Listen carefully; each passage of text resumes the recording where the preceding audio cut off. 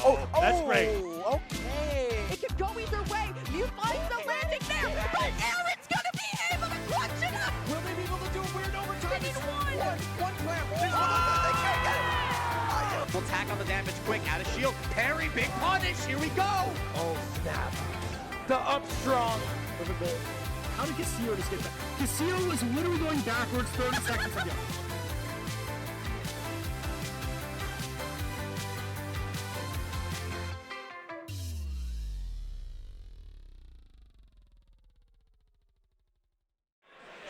Hello guys, gals, and MB pals, and welcome back to Riptide 2024. It is time for the Collegiate Crew Battle event. I am Maximus, joined by the illustrious Zamo. Zamo, how are you feeling today? I'm feeling absolutely incredible, Maximus. I'm so excited to be here to represent my school and just talk about some college crews. Of course, we got 32 schools here from across the great nation competing today and tomorrow. Today we're going to have, obviously, the main bracket coming up first. We have two teams, Carnegie Mellon and The Ohio State University. But when we talk about collegiate crews, people may be thinking, oh, this is like JV. No, these are varsity players. The players that you're going to see on stream today are the same players you might see in top 32 and top 8 tomorrow on the main stream. These are no slouches. Obviously, collegiate esports is on the come up, and for tuning in today, you have your foot on the really on the beat of the future of Smash Brothers. Yeah, for sure.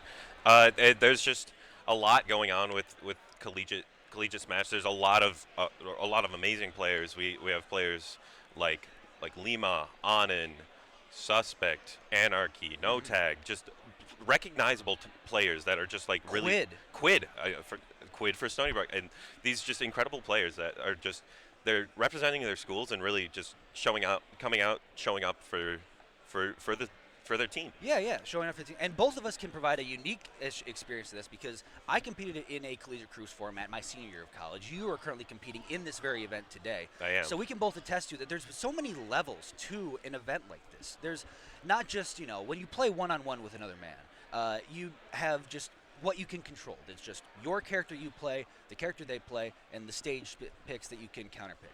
Well, in this format, it goes so much deeper. You can counterpick players as opposed to, and those players in themselves can counterpick other characters. So, how do you,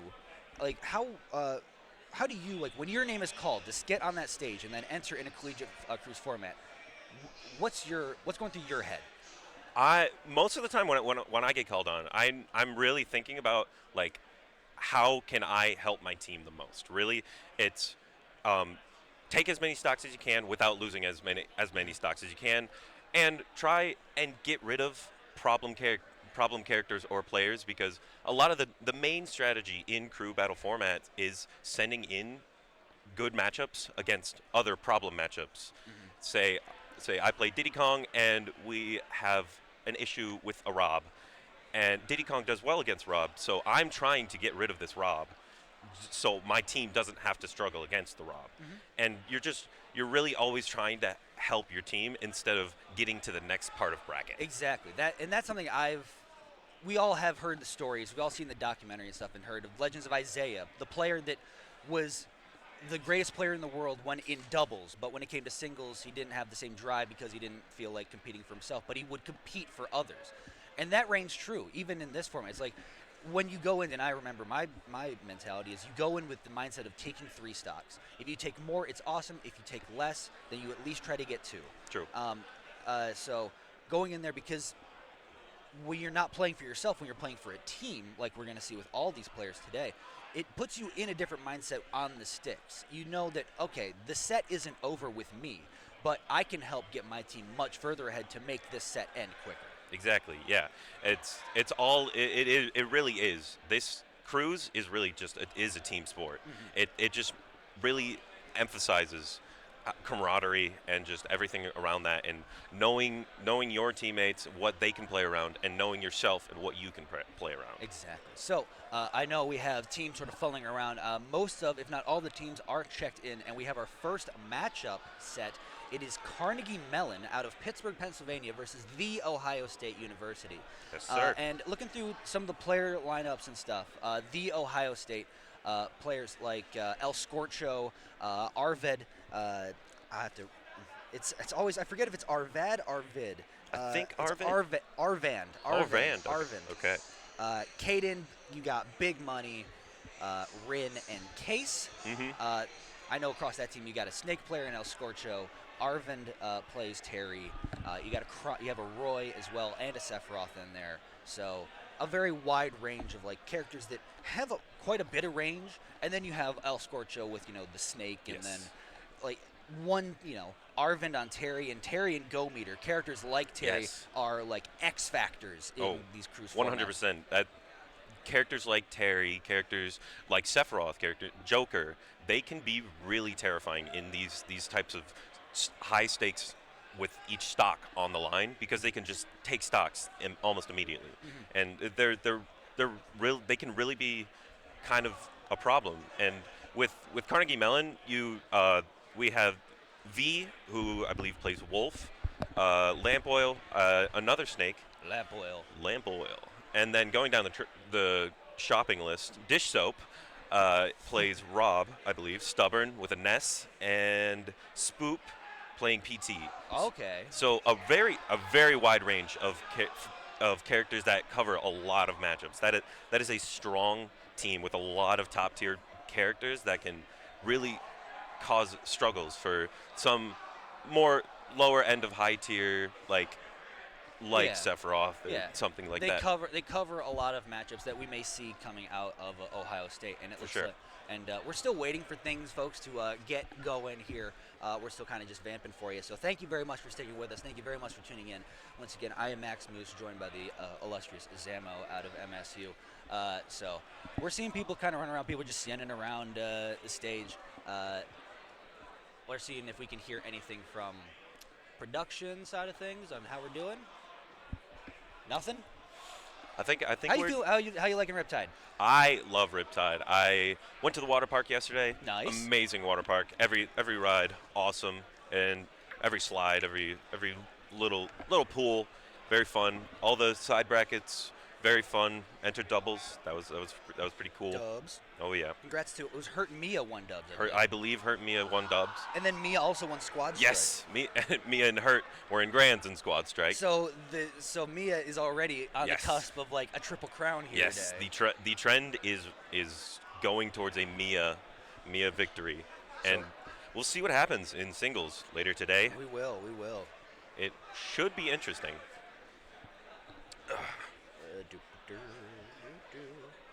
And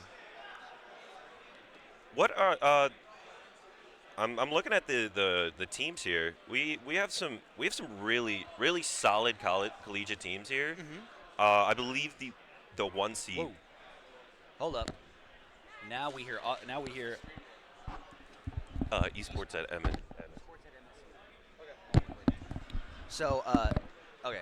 Well, we don't hear a reverb anymore. Okay. That was a bit weird. Yeah. So still kind of ironing out a bit of the kinks here as we're getting going. So thank you very much for bearing with us. Yeah, no. What I was saying earlier, a lot of strong teams coming out. We have, I believe, Winthrop being the 1 seed with a very strong team of Lima, Anarchy, No Tag, Peanut, Justice, and Anarchy. Did you mention Anarchy? I didn't. I think I said them all. Peanut, Justice, No Tag, Lima. Yeah. Yeah. Yeah. That is a solid. That is a very solid. That team. is a team. That's an only killers in the Oh building. Yeah. Oh yeah. That is that. All 5 of those players will definitely do well in everything they do. As commentators, we have to hold ourselves to certain biases and stuff, but I will not hide the fact that I think Anarchy is the greatest Greninja in North America. The greatest Greninja in Canada. JW who? But that is solely my opinion and not the opinion of esports at MSU or the MSU contingency. So I will carry that and stand on that business as well. So if you have a problem with it, I'm here. Anyways, we're getting into nothing yet as the stage is completely clear. You can see Ohio State behind us, and I think they're delegating which characters or which players to send out first. Deliberating. Yes. Indeed, They're having a little powwow, getting a little friendship circle. There was Arvind right behind me. Not using a box controller, even though his manager makes them and sells them. Shout out Reese's Workshop. Shout out. doing wonderful things. Yep, doing amazing things. And Oh now, yeah. Who we got? Okay. You can see, folks, the countless teams. There's more behind me this way. 32 teams from all across the country. We've said it before. We're gonna hear it again as we just wait for things to get going. We're vamping. The Kalahari Resort is a very fun place. Yeah. It's the largest indoor water park in America, and it's the constant venue of Riptide. Wonderful tournament, Yeah. and finally got P tier this year. Yes, finally got P tier. The first P tier in the Midwest since what was it? Frostbite or Big House even? I don't even know if Big House was a P tier Not at last any point. year. Oh, definitely not last year. Might have been, could have been the year before, but Maybe, before that, maybe. Who's to say? So yeah, it's been a minute since we've had this much talent in the Midwest, and we're not wasting it anywhere. Not at all. From top to bottom, from singles to doubles, squad strike, all of it. As we over here, we got something going on. We have a matchup. It looks like Manchester versus. Manchester. I do not. Or is that Penn State versus? I think it's Penn State versus Manchester versus Shawnee. Maybe, That looks yeah. like. Yeah. Manchester. Very, very interesting team composition. My team has played against them. They have scrubbed out the Mii Sword Fighter, one of the best Mii Sword Fighters in the world. Yeah. They have Duck 190, Diddy Kong, Grimbo, the Duck 190 also recently got like top 3 of Yes. Indiana's PR. Yes, Duck 190, very solid player. Grimbo, the Piranha Plant. And Every collegiate event needs that one piranha. oh yeah, of course. The plant has to show up somewhere, and we're just always there. Anyways, Little shenanigans happening behind us. Yeah. If you're gonna mess with the camera, I'm gonna mess with you right back. Yeah. You invite it. If you're gonna, it's like I'm not a professional newscaster. Oh, I can not do at that. all. Oh yeah. If you're gonna be back here doing funny faces and stuff, I'm just gonna hold up my hand and make sure you don't have fun. Disrespecting esports at MSU. Follow esports at MSU. Yes, follow and support the stream.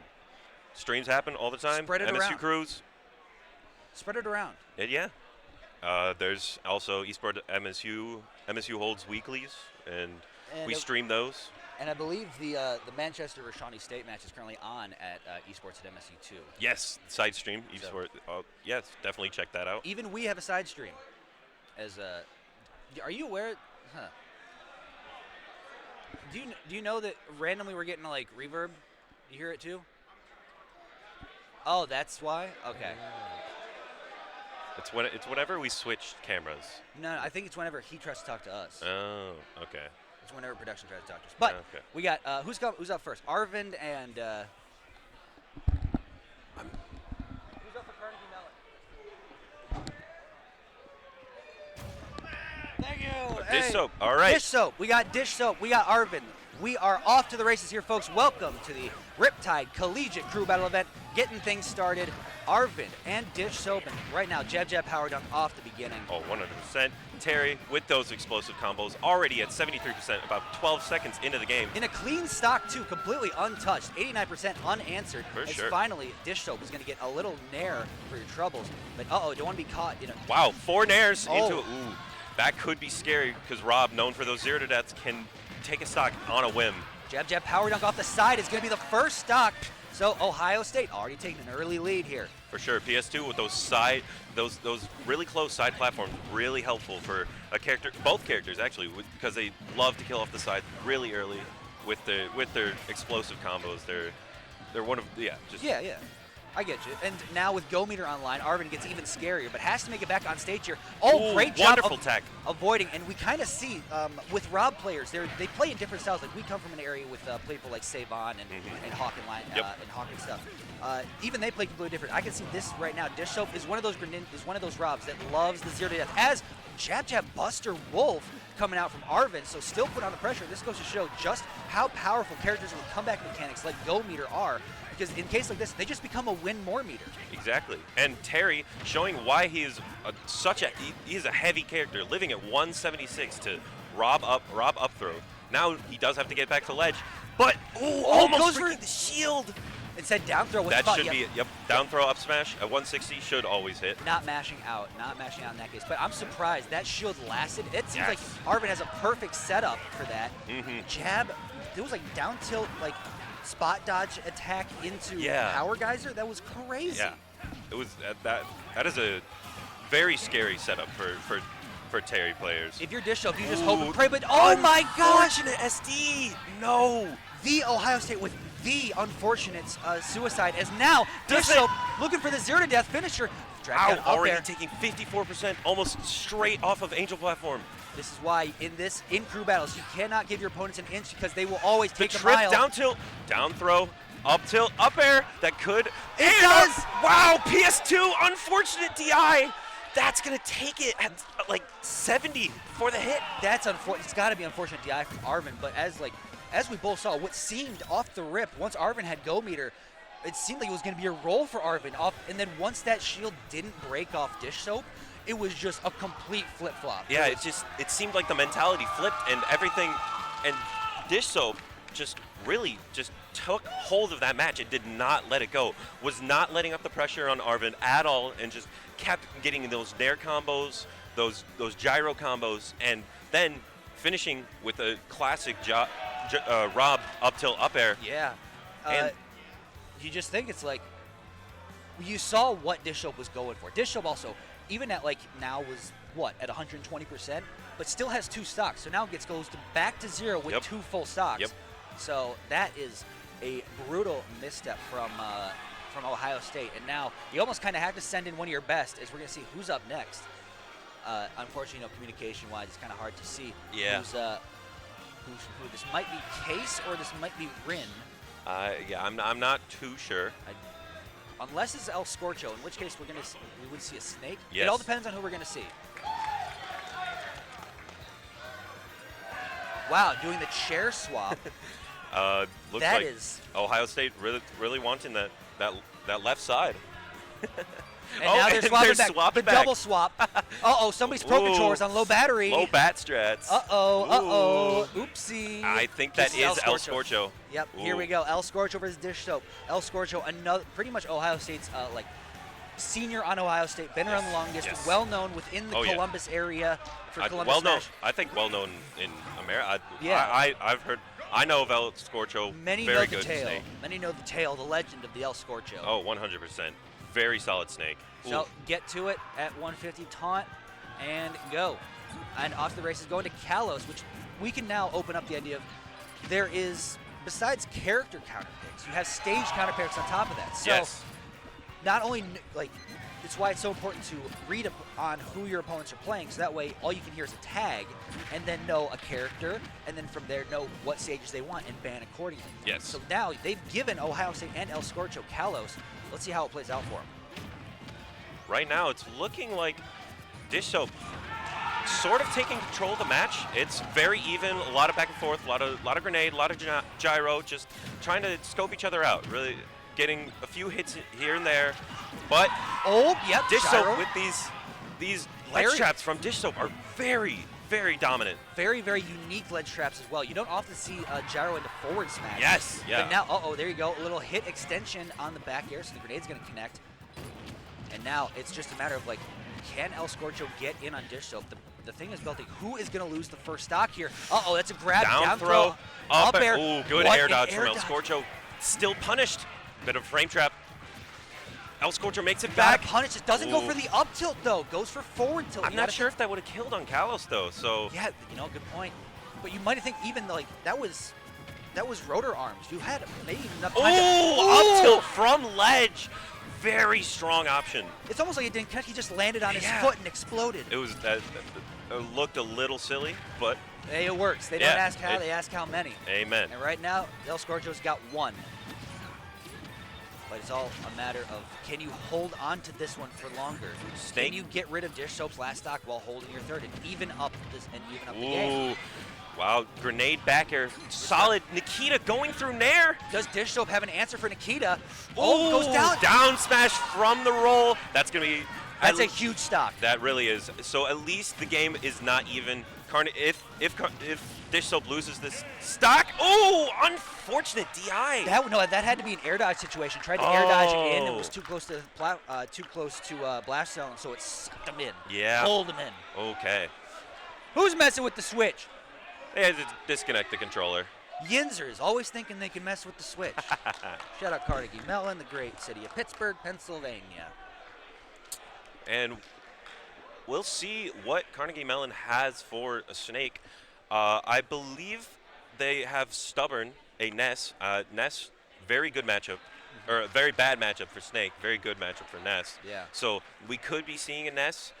There is also, I believe Wolf Snake is a good matchup for Wolf. I'm not sure though. Don't know the two characters very well. I would think in that case you'd almost want to go for the Ness, but how much Ness experience? Because we're in the Midwest. Yes. Nesses just sort of exist everywhere. Everybody has their Ness player. Like, Oh yeah.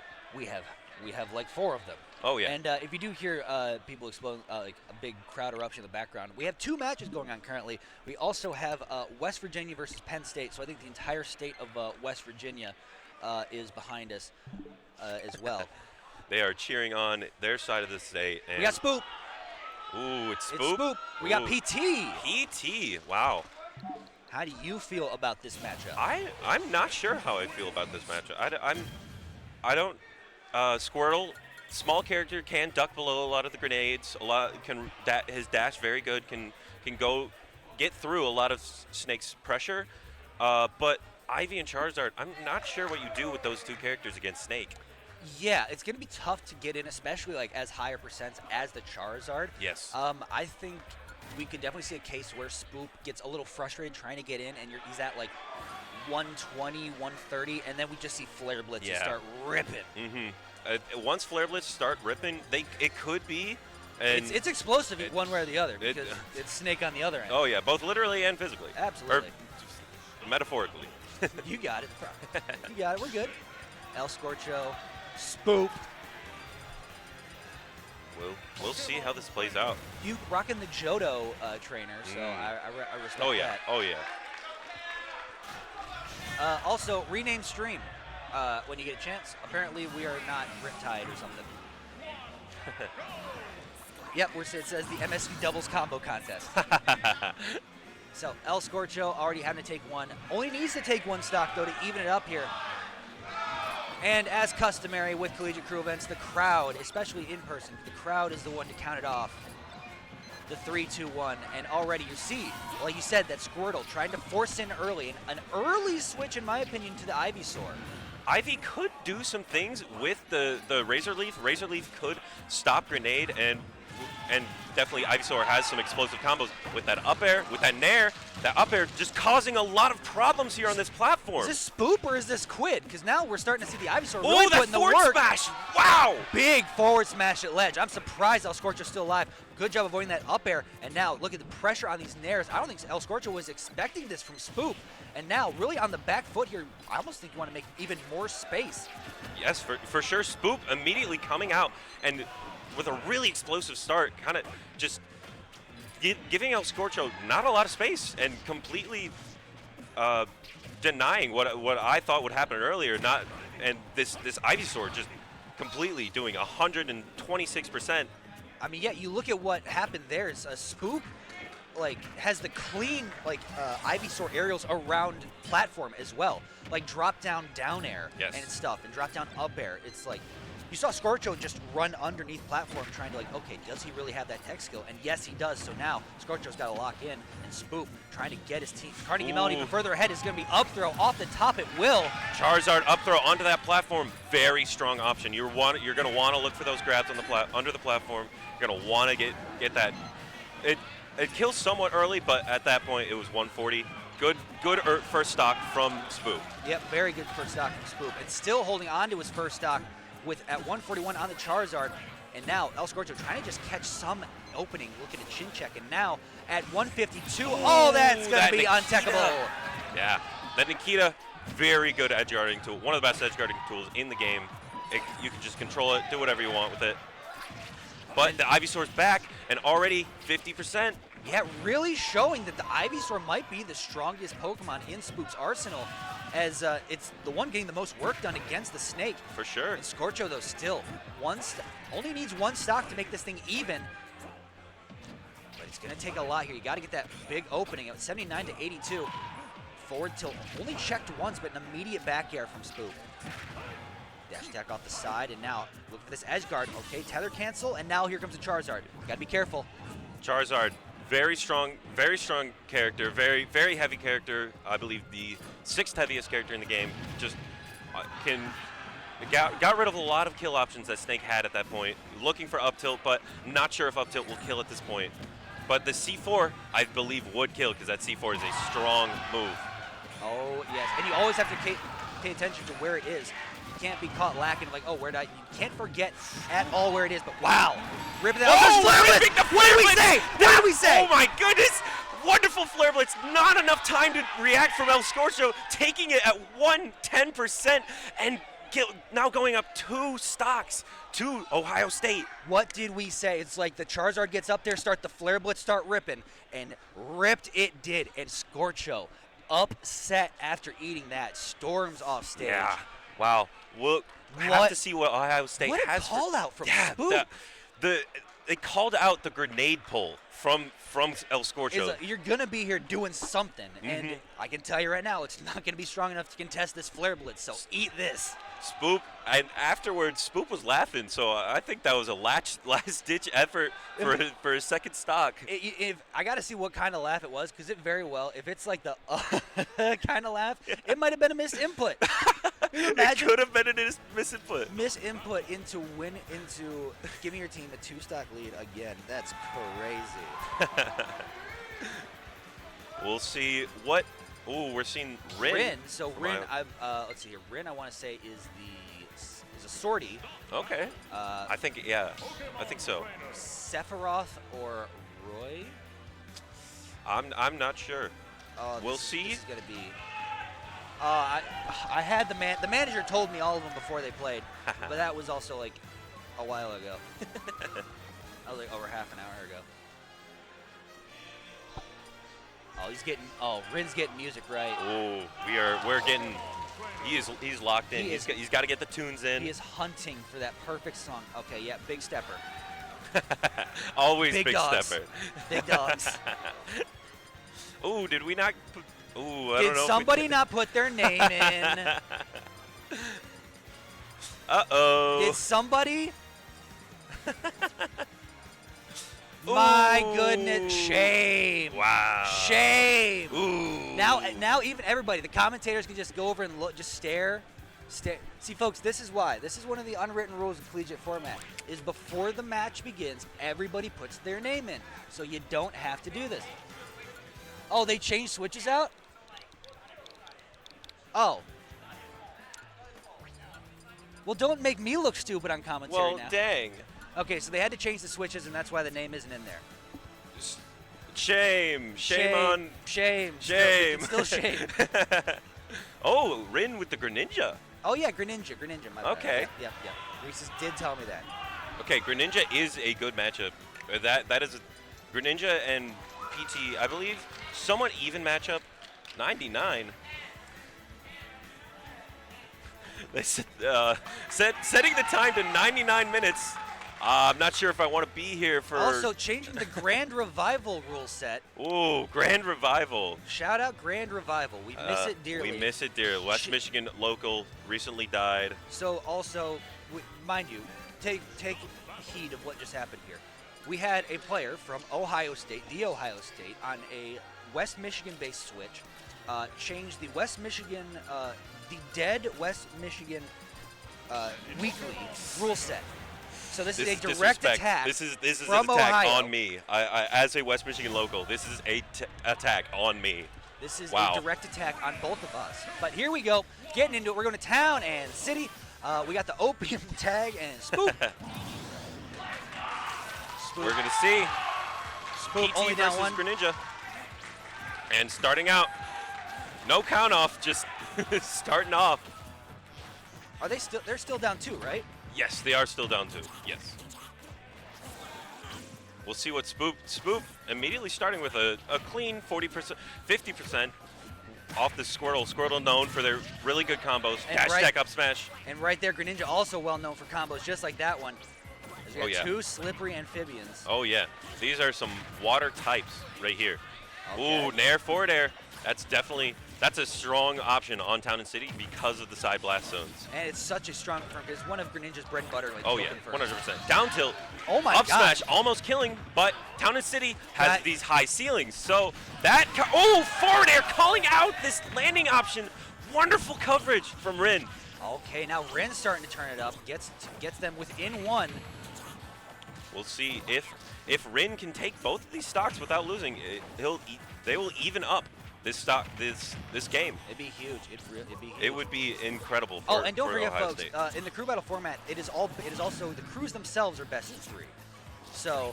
Yes. Oh, Ooh, there you go. missed Stage tech spike. on the back air. That is unfortunate. You're gonna not want to miss those techs because they cost you, as we saw there.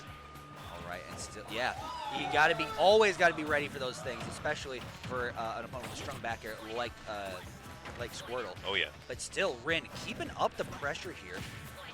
Landing Nair, look at that back air for Spoop. Not afraid of the frog. Ooh, that Greninja pivot grab, incredibly long. It's deceptively long, even, and just a very good option that a lot of Greninjas love going for. Just dash back pivot grab. Ooh, calling out the roll in with a down throw into Vine Whip. Into forward air. Ooh, that Vine Whip almost down air. These offstage shenanigans getting really scary for Rin. Oh, looking really bad. Oh, and looking for that back air. That Here back comes air, Nair. very strong option. And you got to be just as careful like with El Scorcho. The Charizard's out, and you know Spoop is not afraid of throwing the And Flare now- Blitz. Now, Spoop off stage, going to ledge. Recovers low, Ooh. air dodge off stage. But This is still going to be a recover. re-grab. Oh, misses, and the up smash. Wow. Wow. Spoop taking it from Rin. That's what, 5 stocks? I from think that's Spoop? Spoop. Oh my gosh, oh my Mr. gosh. Spike, are you crazy, Spoop? Spoop is going insane right now. Spoop is like, hey, Ohio State, I'm Back gonna make throw. you my dad. I'm Down gonna make you my air again. kids. Oh my goodness. Oh. Spoop is just keeping Rin. Oh, Flare Blitz! Oh, it does not kill. Okay. Spoop. Calm down. Take a deep breath, everybody. Spoop is still going nuts. Flare Blitz almost got off the side. Rin still keeping up the pressure with the forward air. He's looking for his down throw. Down throw, Forward air, back air. back air off the side. Not Not- finding it. Doesn't get the up air either. Can't pull it out. Ooh. Back air. Okay, Armors through it, but it's going to be down smash to is finish. going to take it. Spoop with the most explosive Charizard I have ever seen. Absolutely insane performance from Spoop, taking 5 stocks. I Maybe almost got whiplash twice, and both of them were from the Flare Blitz. my neck went whoa. So talk about, and folks, mind you, this is game 1 of set 1 of the whole event. We're in for a amazing time. This is the 14th seed versus the 19th seed. This is a very, very close matchup. Very, very close matchup. And who is the 14th seed? Who's that? Ohio State, I believe, is the 14th seed, Okay, and yeah. I believe Carnegie Mellon is the 19th. Yes, and Carnegie Mellon kind of showing up and saying, why were we the 19th seed? We Yeah. should have been the 14th seed. And also, we can't forget to mention that this is also the biggest collegiate crew event in the history of Smash Ultimate. 32 colleges are here. 32. In this room somewhere, there are 32 different colleges. Absolutely insane. From as far away as Lubbock, Texas. and to as close as Ohio State? Ohio State, Cleveland State, Yeah. Oakland. Oakland. Oakland in the Rochester, Michigan. I think, is Toledo here? I think so. Yes, Toledo is here. Because I think Toledo actually wins that. Yeah. Toledo is here. I always mix up Toledo and Toronto for some reason. I keep thinking Toledo is I always from mix up Ontario, because there's Ontario, Canada, and Ontario, California. Yeah. We're going to Alrighty. see Stubborn. Stubborn here. Stubborn is coming out from Carnegie Mellon, the Nest player.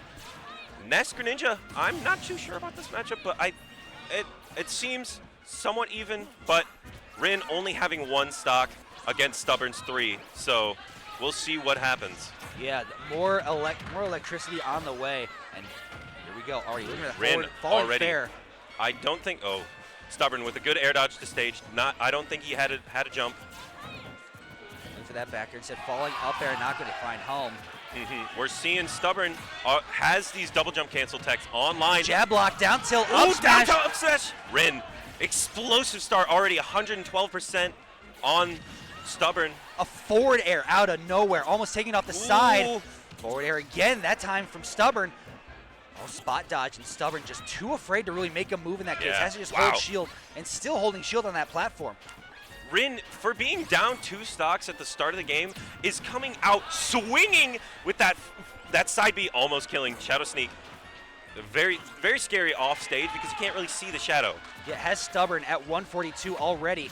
Oh, down smash! Wow, back air down smash. I've never seen that before. That seems a really good kill confirmed. Ooh, yo-yo, out of shield. This has been the name of the game. This has been the story of the match so far, is that Ohio State being down 2 stocks, and they can always bring it back within 1, but they can never even it up. Is Rin going to be the one to do it at 86 to Stubborn's 33? And we're starting to see the Greninja wind up again with some of these more up airs. Another one, looking for that forward air, not going to do it. Instead, back to neutral. Ness being such a floaty character, it really can struggle. If you don't have a jump and you can't get that double jump tech for movement, it can struggle to land against a character like Greninja with such a strong up air. And evening up the percentages, Rin just down tilt and back throw. Forward, and they do it again. Carnegie Mellon does it again. They cannot be. They cannot go even. Yeah, they really can't. Carnegie Mellon has to be up 2 stocks. Ohio State cannot get that second stock to even it up. It just keeps coming back. Like when I saw that down tilt come out from Rin, I was like, oh, that's curtains. I agree. Down tilt grab like up throw, down tilt like short hop forward air. I thought it was over. Instead, it's down tilt into getting reversed on with a back throw. Are you kidding me, Stubborn? Forward air back throw, up air back throw, very solid. Stubborn's like, okay, I got to just pummel twice. He's going to get over 100. He's already at ledge. He's donezo. Oh yeah, that Ness back throw, the strongest back throw in the game besides Incineroar with Max Revenge. Oh, I think that's the only thing that competes with Ness back throw. Very solid kill option from that. Very, very solid. What I used to play Ness, and what I learned is every single move that Ness has either kills or leads into a kill. The kid can just press buttons. Oh, the kid can press buttons, and the buttons will kill you. And it very, very solid character. We saw Stubborn utilize that. Almost Rin with a very strong start, but with just 1 reversal. We saw just killing at 100%. And what we're seeing right now, I believe, is what's their tag? It could be Case. It could be Case. I believe it's Case. It is Case. All right, Sephiroth. Case, the anchor Case. And a little update for folks. Stubborn, she, her pronouns. Oh, I apologize. Good. Thank you very much. Thank you, chat. Thank you, chat, for informing us. Thank you so much. She's been killing it, though. You see that back throw? Oh my goodness, she was. See now we gotta make up for it. 100%. Hey, we're not evil people. We're just stupid. Oh yeah. We just don't know. Ignorance, feigning. Ignorance is not an excuse. But Sephiroth's Ness, very good matchup for Sephiroth's Ness, known to struggle against swordies, and Sephiroth with the biggest sword in the game, with these forward airs, these up airs that can just wall out the tiny magic boy. So, Stubborn, down 1 stock. Ohio State, with 3 stocks remaining for this game number 1. Case, their last player. Oh, and look at Stubborn go. Already off the start with the down throw. Oh yeah, definitely knows Ness combos. But this is sort of how this matchup is going to go. It's a battle of spacing. Sephiroth, Case in particular, is going to be using those long-reaching normals, those long-reaching tilts. Good 2-frame from Case. But it's going to be Stubborn's job. She's got to find a way in. And Case can really has the tools to keep Stubborn out because of that back air, that forward air, that F tilt. All very solid tools. Ooh, that up smash, ambitious. But still gets the down tilt 2-frame in the forward air. Forward air. Ness with such a big head, I think always gets hit by that down tilt. Big head. Oh, goes for the spike. Ow, my gosh, that is scary. PK Fire off stage, very solid option because if they're caught, if they just stuck in that PK fire, they will always lead into down air. She bet the farm and wanted that and more. And Oh, my goodness. I'm surprised she did not lose a stock in that. Wanted her exchange. cake and tried to eat it. Okay, so at 99, doesn't have enough for the back throw at center stage. But here you go, back throw, back air from Case, looking to get rid of Stubborn's last stock.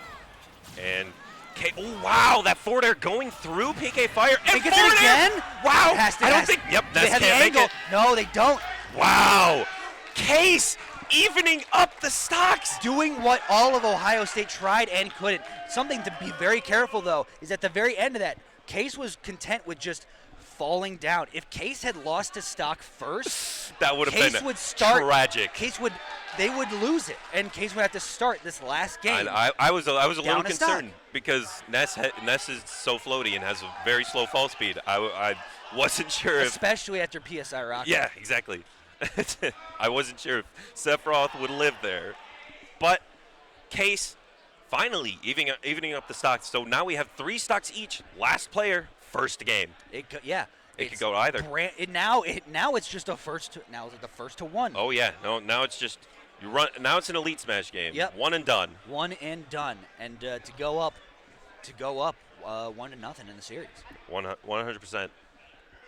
And that leaves on the last side. So that's Case. Who was left on Carnegie Mellon's side? Carnegie Mellon. There's either V, the Wolf player. That's it, yep. V. All right, we have V, the Wolf player. Wolf, very solid character. Consistently throughout the entirety of Smash, or the entirety of this game, has been around top tier, around high tier. One of the most consistent high tiers, one of the consistent top tiers in the game, just from a neutral's perspective, being like sort of this mid-weight, heavier spacey that just can hit. But they're gonna have the same issue that Stubborn did, in that they have to get in on the Sephiroth. Now, they have a bit more range to their normals, as we're seeing so far with the Fair. Ooh, and wow. have a lot better time spacing as well. 68% already on the Sephiroth. A very good start. And you see these short hops coming out. V is off to ready to go. Oh, yeah. Straight Wolf with a very solid fall speed, so just empty hops in neutral, a lot of falling aerials, just very strong pressure. Wow, and good weight from Case, and at 80 already has one wing. Yeah. Wow, back air. That was back air. Oh, those back air. Yeah. I just saw the foot. Yeah, I was like, yeah. Back air, taking it at 90%, but because that's what you got to remember. Sephiroth's still a light that character. down air, scary. Looking for back air. Okay.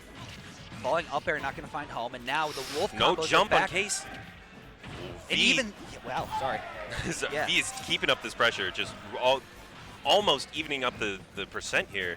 Only 30% between and on also, the second stock. With the combos too, almost knowing when Case is going to throw out a panic option. Yeah. Backing off then and then punishing it too, especially with something like that, the charged up B. Or the up B back to stage. These back airs at ledge. Ooh, that's wow! Scary Neither one hits. I'm surprised that the up B didn't hit from Case. Yeah, I am too. I was like, what? Hold up. I think the little hop from up smash You think he hopped above I it? think the hop made it so Case missed. Oh my! Oh, that F tilt just barely missing with that one wing that would have killed, because I believe that was proper spacing. Case knowing his character. Back throw at ledge. Kill. It does. Sephiroth is so light. I think tied for 4th lightest character in the game, which is very funny. It is. Like, it's the Ridley situation, but it's like it's Sephiroth. If they had made Sephiroth up, imagine if Sephiroth was Kazuya weight.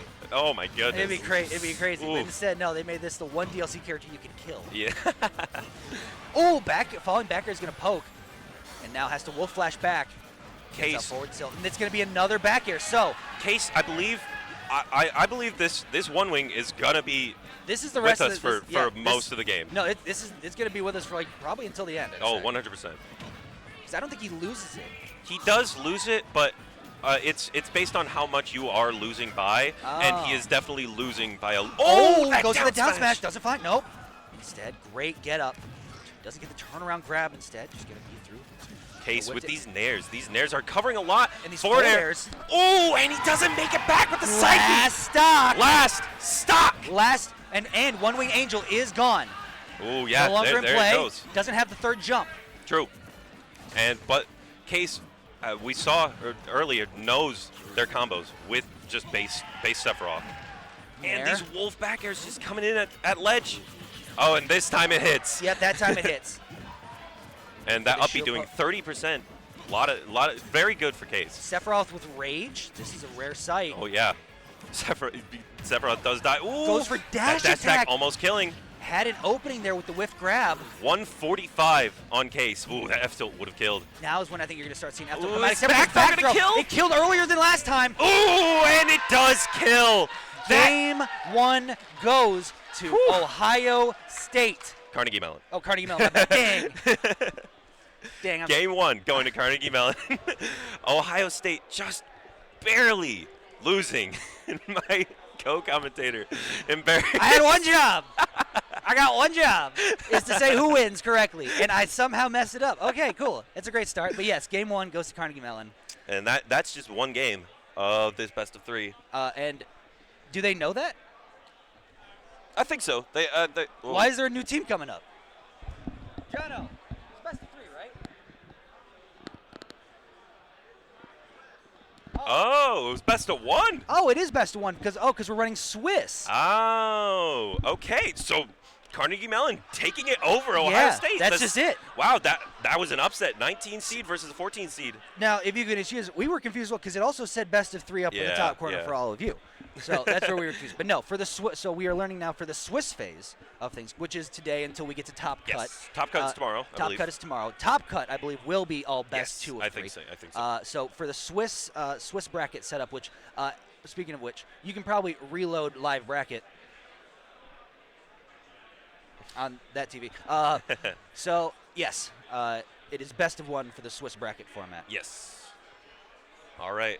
And coming up now, I believe we have.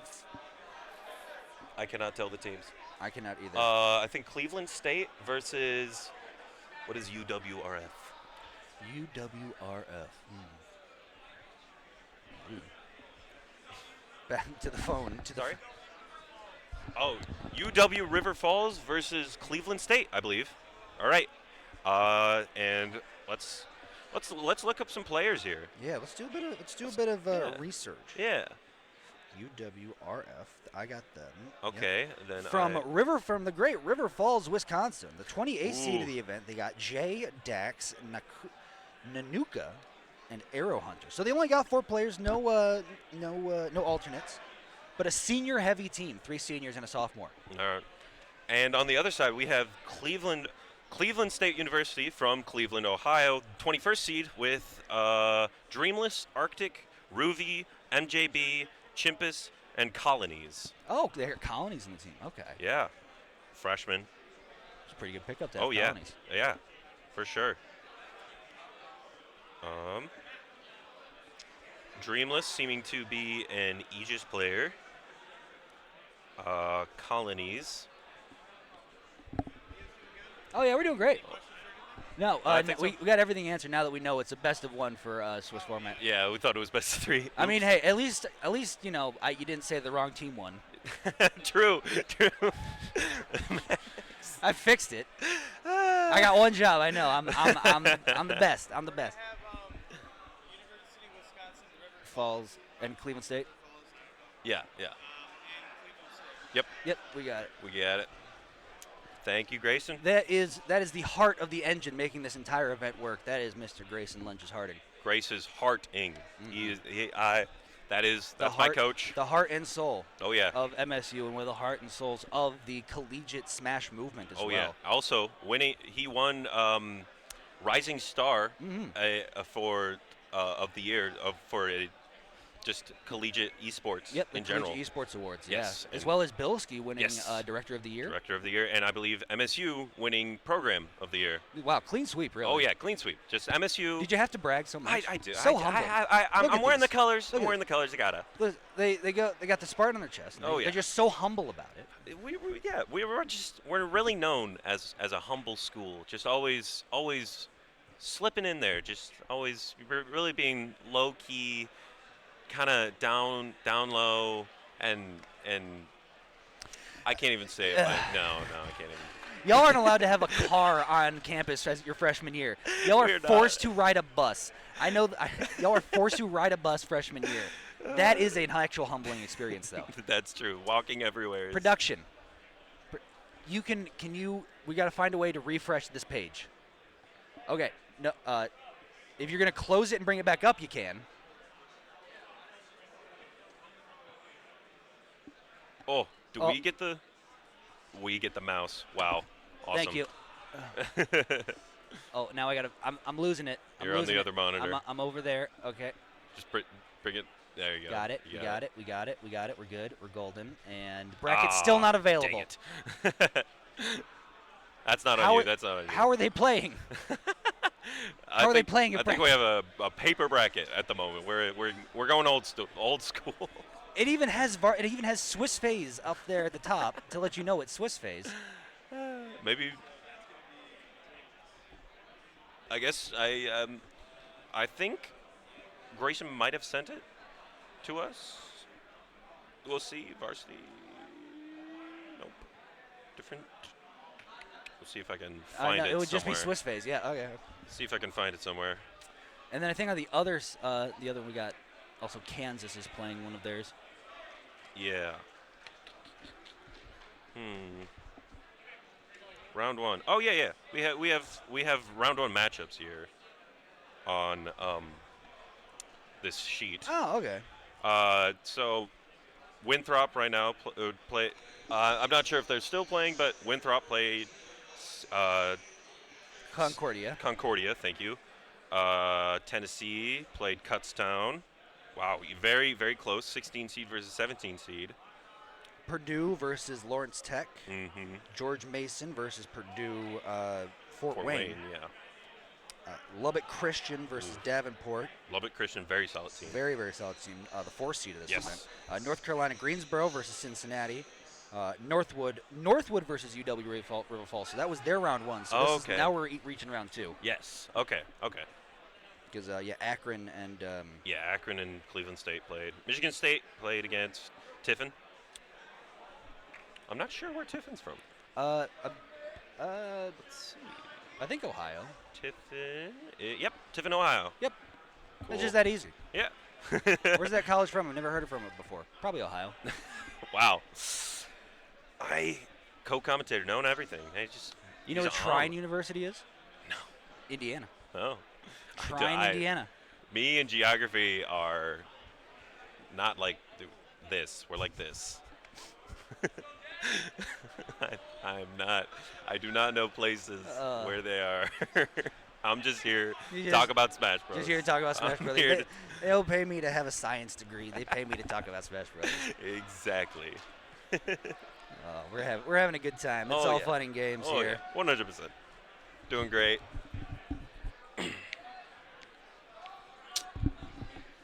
Later. Shout out Coach Bilski in the chat.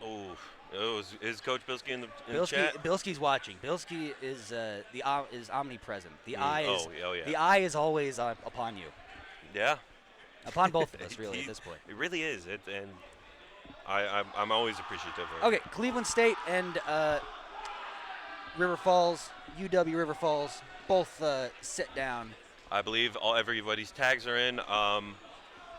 Do we have the okay? Why'd you give a thumbs up? They looked at me to give the thumbs up, so I gave the thumbs up. Okay, well, if somebody stops them now, we can point to you. But here we go. We get Monkey. It's Jave. It's Dreamless. And we're going right into it. Hot start. No 3, 2, 1. We're going right into it. Jay versus Dreamless. DK actually kind of recently been on the up and up because of Chunky Kong. People realizing how good this character is. Really, it's the Donkey Kong evolution. The Donkey Kong Renaissance has reached ultimate now. Yeah, it started really with people with Junebug and Da. Oh yeah. In Melee, and now pivot grab is wow! The ding dong almost killing. Yeah, the pivot grabs like that are just lethal. And now with the recent discovery of like the Cuts giant punch as well. Cut is very, very scary combo.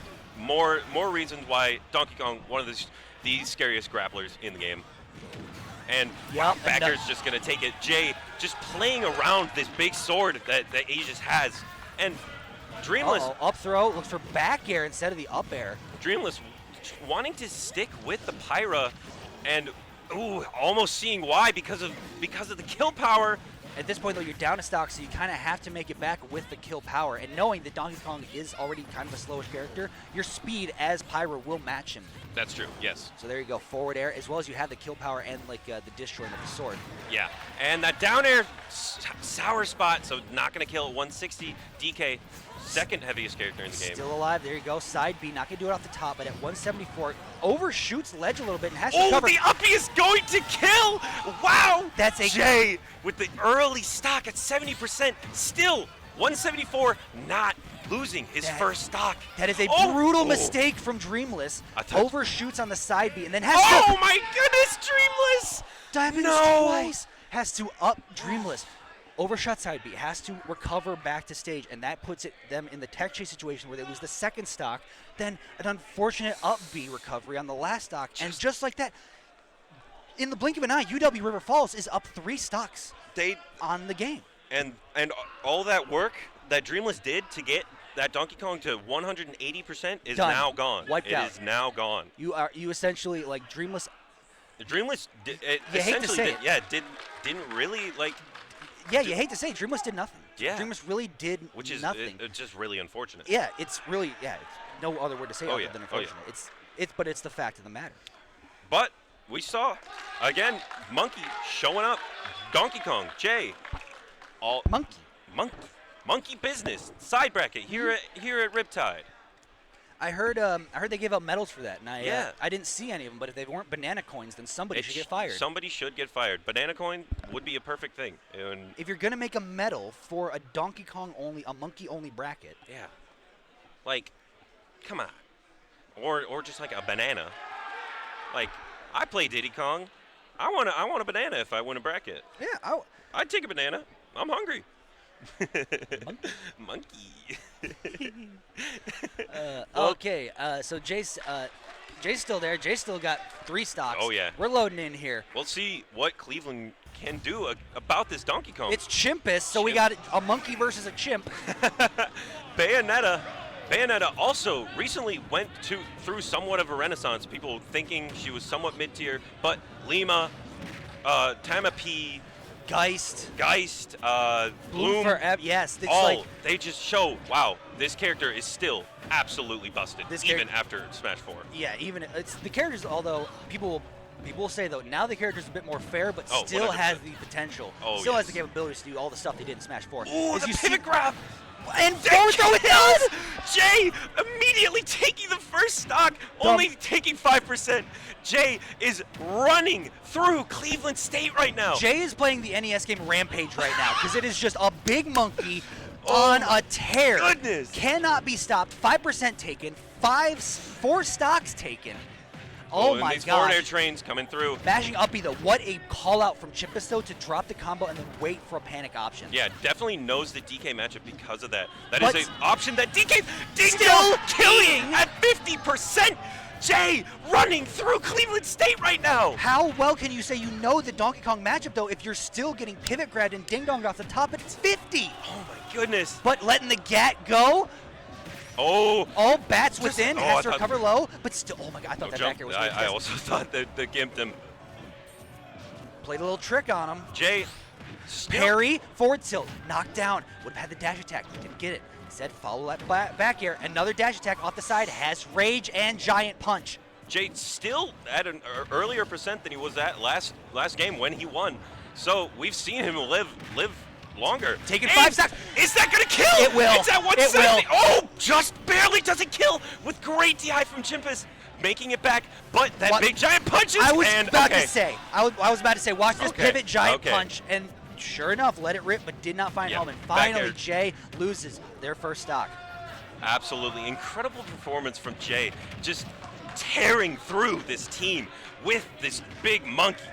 Without a ban, just like I have big moves, I'm gonna keep grabbing you, and if Exactly. you're not gonna spot dodge, I'm gonna keep grabbing you. Yeah, the movement from Jay also has been incredible. Just working. Wow, did you see that call? Looking for a big answer and a Oh, big yeah. move. But here you go, up tilt back air, the Bayonetta classic at ledge, but doesn't get the sweet spot, so it's not gonna really send anywhere. But now, Chimp is playing really well around this Donkey Kong now.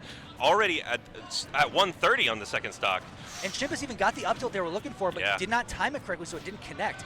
that had landed, it certainly would have been confirmed. But no, Oh my gosh, kills at 100!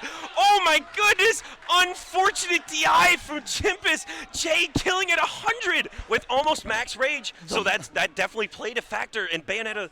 Very, very light character. So absolutely incredible performance from Jay. Already taking 6 stocks and losing 1.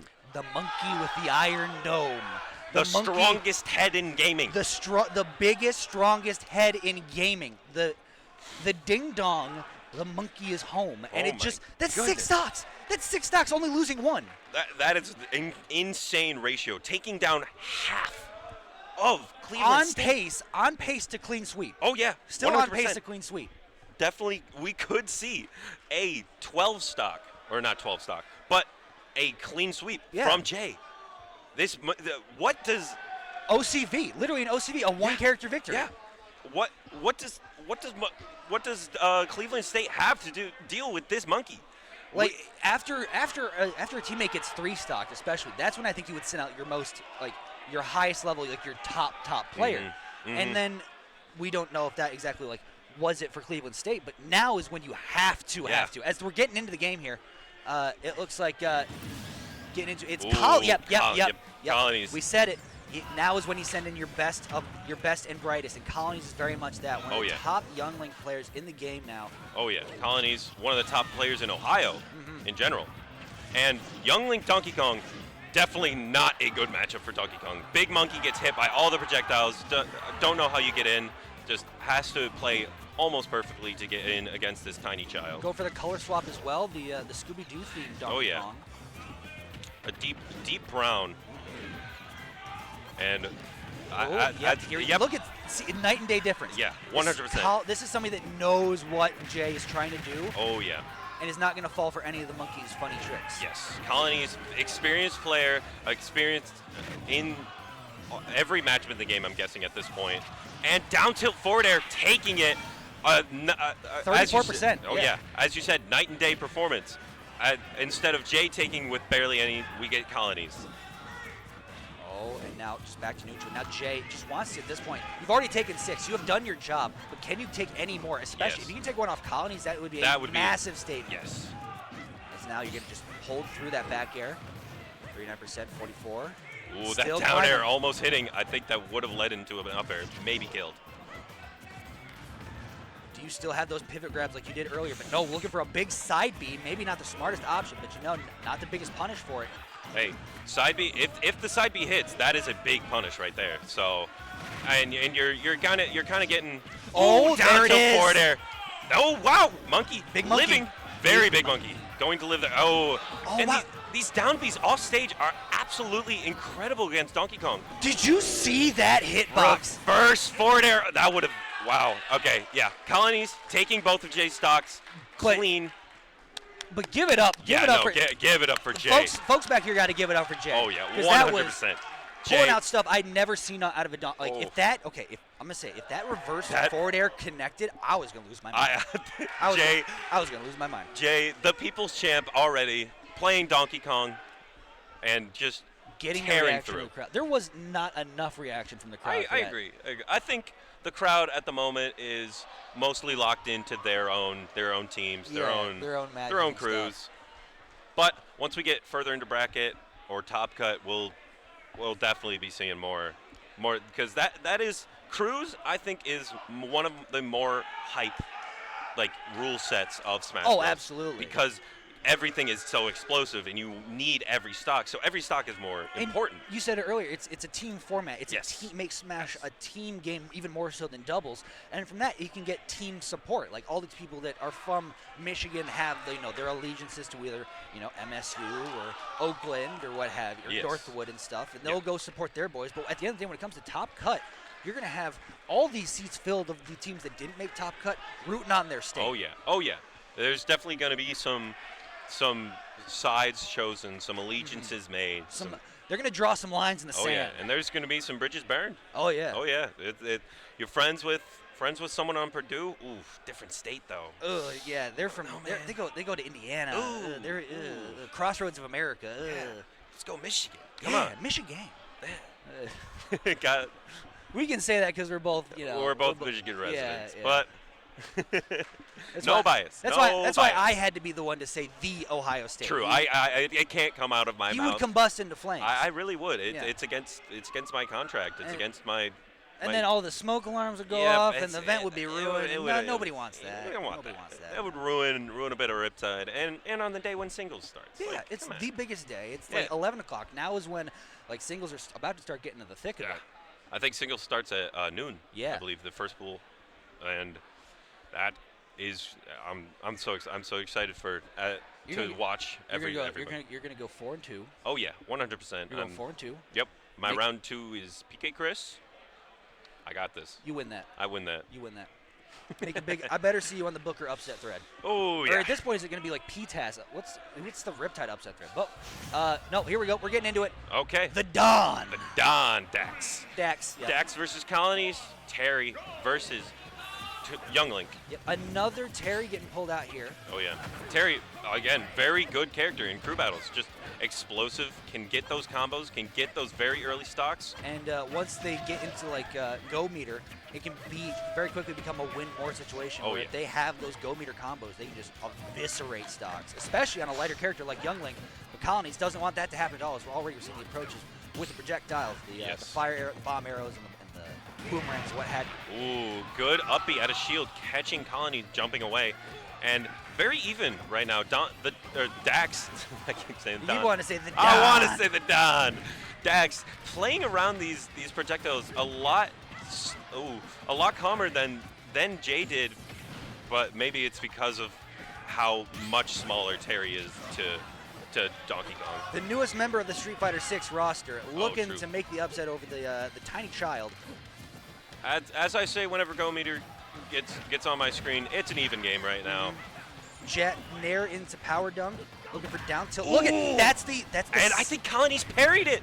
That's- It looked like Colony's parried it. and then gets the Nair finish off the side too. Yeah. So what we thought was also like the original like shield break setup from Terry at the corner, both times has failed Oh yeah. in dramatic fashion. Oh yeah. And Dax still keeping it somewhat close, trying to get that. Ooh, and Chin the spot checked him? dodge attack, and into side B. Wow, that very Burn good. Very knuckle. Good. Burn knuckle. Yeah, I we both forgot the forget- name. yeah, we did. I was I trying was- to think of the name. We were both about to call it crack shoot. I Don't worry. almost called it catch. Yep. Oh, and the boomerang on the comeback. What that's why it's called the boomerang. Oh yeah. And Colonies really, as we saw both of these games, very solid at keeping these players off stage and on the ledge. These bombs just rolling off the stage, catching both Donkey Kong and Terry's recoveries. Is that down tilt jab one power dunk? Oh Yeah. my gosh. Oh, up smash. Chin checked again. Wow. But not enough to take it off the top. Yeah, Dax really playing Wow. playing aggressive. Risky here. Oh side my B. gosh, and dash attack, Wow. shoulder tackle. Yep. Uppy, very little landing lag. I believe only 2 frames of landing lag on that uppy. I've been privy to that punish as well. Very hard to punish if they land. You know, So- time for go, but that was a risky flame knuckle. Not what you wanted to put yourself in a disadvantage against Colonies, because now uppy is going to be enough to. Nope. Ooh. Uppy. Youngling Uppy does not kill nearly as early as the other 2 links. And Still has go, but he's yeah. stuck at ledge, and that's another okay, uppy. that is That going one. to take it. PS2, pretty close sides, and at 180.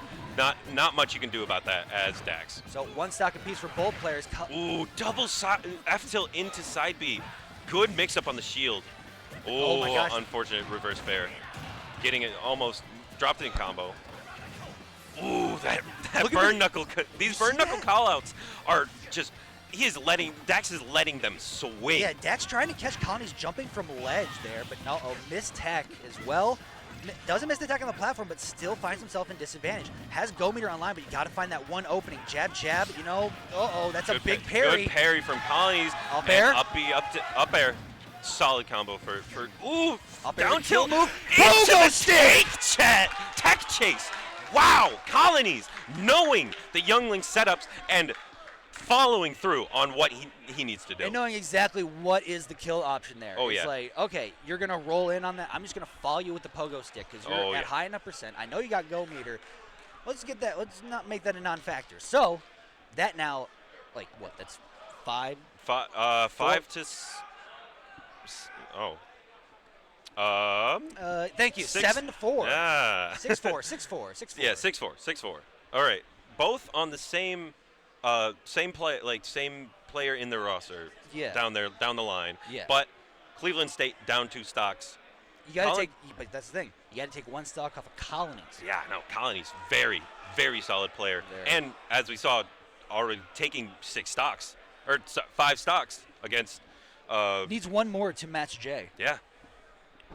And I think we could see here because Colony is just always ready for what is Ready in for store. everything. Yeah. Ready for everything. Oh, Always yeah. down. Yeah. Young Link, very solid character. But recently, people have been saying one of the either the worst Link or the second worst Link. Which Really? is, I know. Well, okay. People did not anticipate Toon Link stocks I to know, rise yeah. the way they did, but But- they just have. Yeah, level 1. My goodness, I love watching level 1 play. A very good Toon Link. I just love Toon Link in general. He's a funny little guy, and he just swings his little sword and it kills you. Yeah, and then you got like normal Link. Yeah. Is just like it's just big Link. Oh yeah. You have remote bomb setups. You have like stuff like Zare Train. Yes. You have very solid kill set. I've been hit by Z drop bomb into Bear 1 down air to kill at 18%. It's one of those cases where it's almost like a nest situation where the character always starts off very good in like a meta just because of their frame data and the buttons they can push and their simple kill confirms. But as the meta develops and people's hands get more used to the game and more used to the game, then your more like technical characters like your normal Links or your Toon Links start to rise in popularity. Another character like that is Bayonetta. UW River Falls, University of Wisconsin, and River Falls also having a Bayonetta. We saw Chimpus from Cleveland State earlier, but Arrow Hunter for River Falls.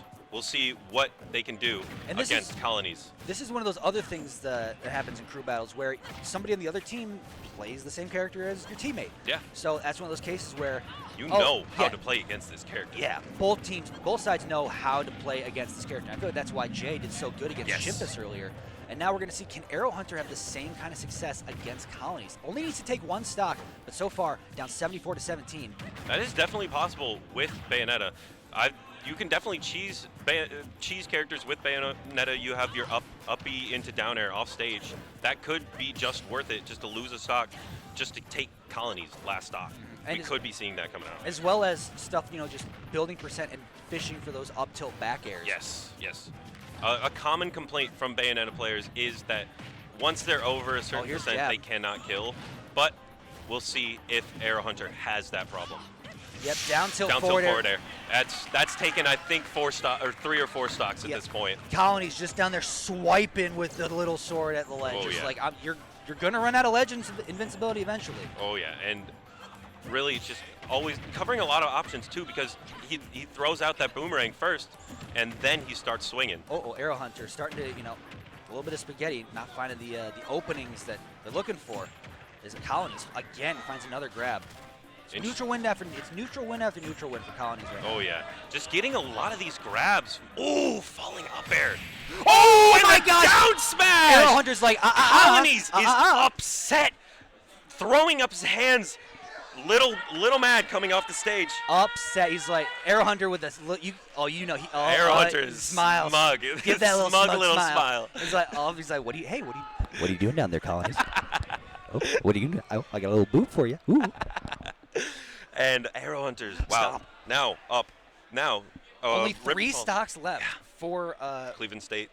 It is 5-3 for Ohio or University of Wisconsin River Falls. Yes, River Falls got 3 stocks left to take. It's up. Are you up? Are you the last player? Go up there.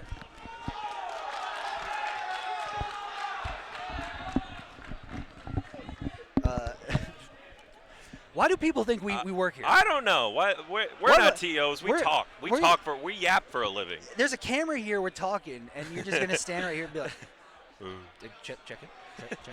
Like, we're just talkers. We're not doing anything technical. We're certified technical. yappers here. Yeah. We're not logistics. No. No, We're not logistical people. I can't handle all that. I'd shut down. I can't. I'm working on it. That's why I'm trying to be. I'm working on my logistical skills so I can be a better esports coach myself. That's it. Yeah. I, as an esports player, don't have to worry about that as much. You should try and keep things organized. Yeah, no, I definitely try to keep things organized, like with my college schedule and everything. Are they getting into it? They're loading up the characters. So. Yeah. See who the last player for Cleveland State is. We have Bayonetta and looks like Snake coming in over there, and Snake and Bayonetta. Ryuvi. How do you? Oh, this is another one of those matchups that can get very out of hand very quickly. Oh yeah, 100%. Bayonetta really wanting to get in with a lot of those rising side Bs, those side Bs on the ground, up Bs, and getting hit with this grenade. If you just pull grenade, turn around and shield, you can do a lot against Bayonetta. And eating a C4 as well. That Rapid Jab has such a long end lag at the end of it. Eating another, almost dying. Almost 70% from C4 up air. That was so close for Arrow Hunter. Ooh, okay, good parry. Parry up smash, but yes. blew himself up with the C4. Ooh, and these C4s are coming out in spades. Ruby just wanting to press that button. And it's working out. Here. Oh, and these grenades going They're up everywhere! Oh my goodness, he's just pulling grenades into these up Bs. Just indiscriminate grenade pull, grenade pull. It's like, you can't keep doing it when you're that close to the blast zone. You're going to blow yourself up there, Ryuvi. And now, Cleveland State down to 2 stocks. UW River Falls still has another player in the back pocket, their anchor, but you would like it if Arrow Hunter could maybe get another, but at 103, it's starting to look really, really tough, and especially if you're going to be that aggressive going in on a C4. These C4s just coming out. Witch twist into a nair. There's still grenade. Oh, didn't go up through it. Didn't go up there. Downward ABK. Oh, and a run up tilt going to take it. Very quick game with Ruby just pulling out these grenades left and right, and Arrow Hunter running into all of them. Not working out every time for Ruby. But Arrow Hunter did not get off the stage with a frown. Yeah, got off the stage 100%. with a big smug smile. Like, hey, we got that colony stock. yeah. We got 2 stocks left to take.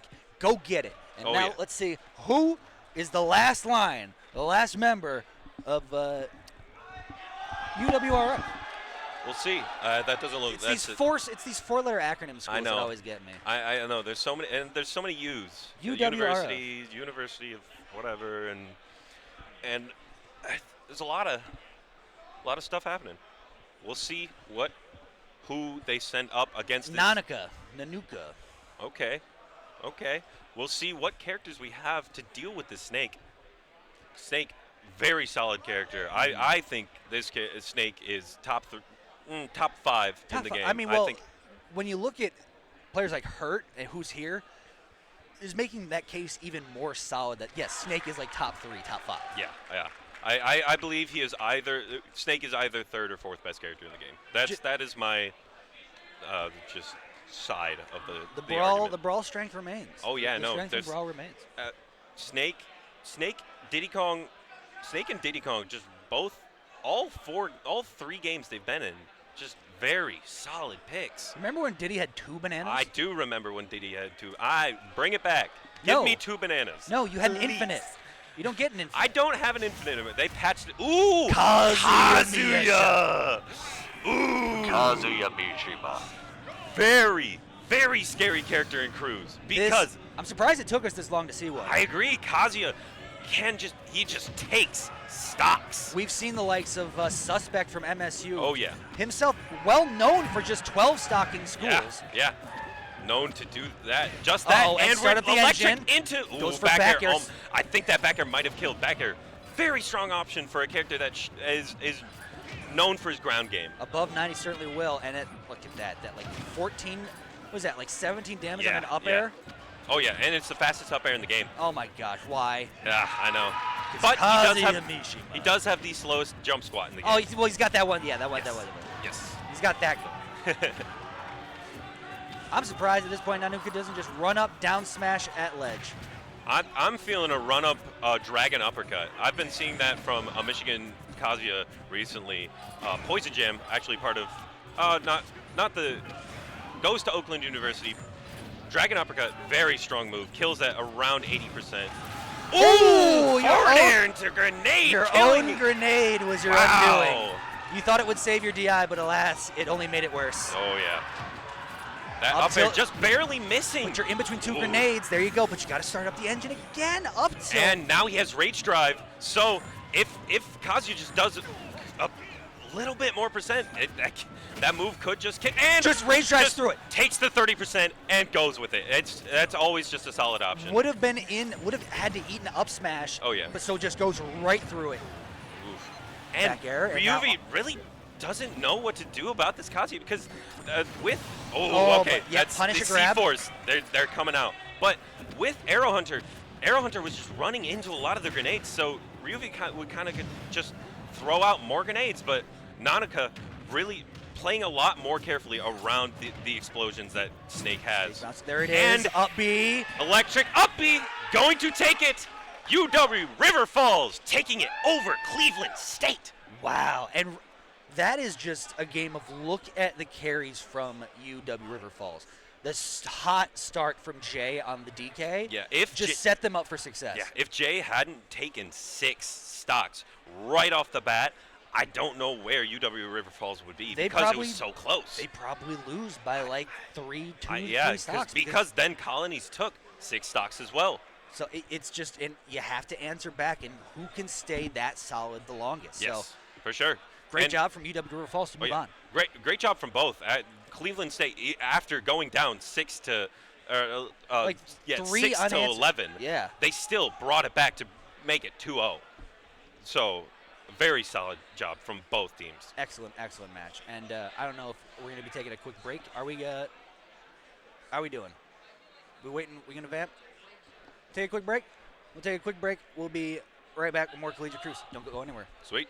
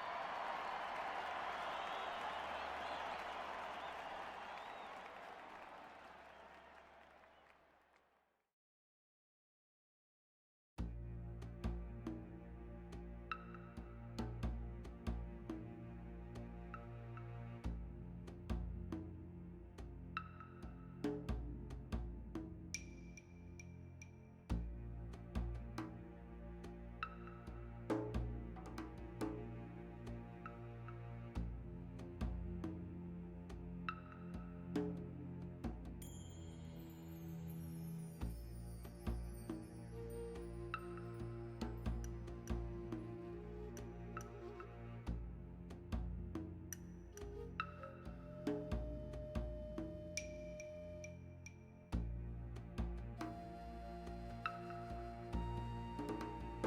he gonna play the video again?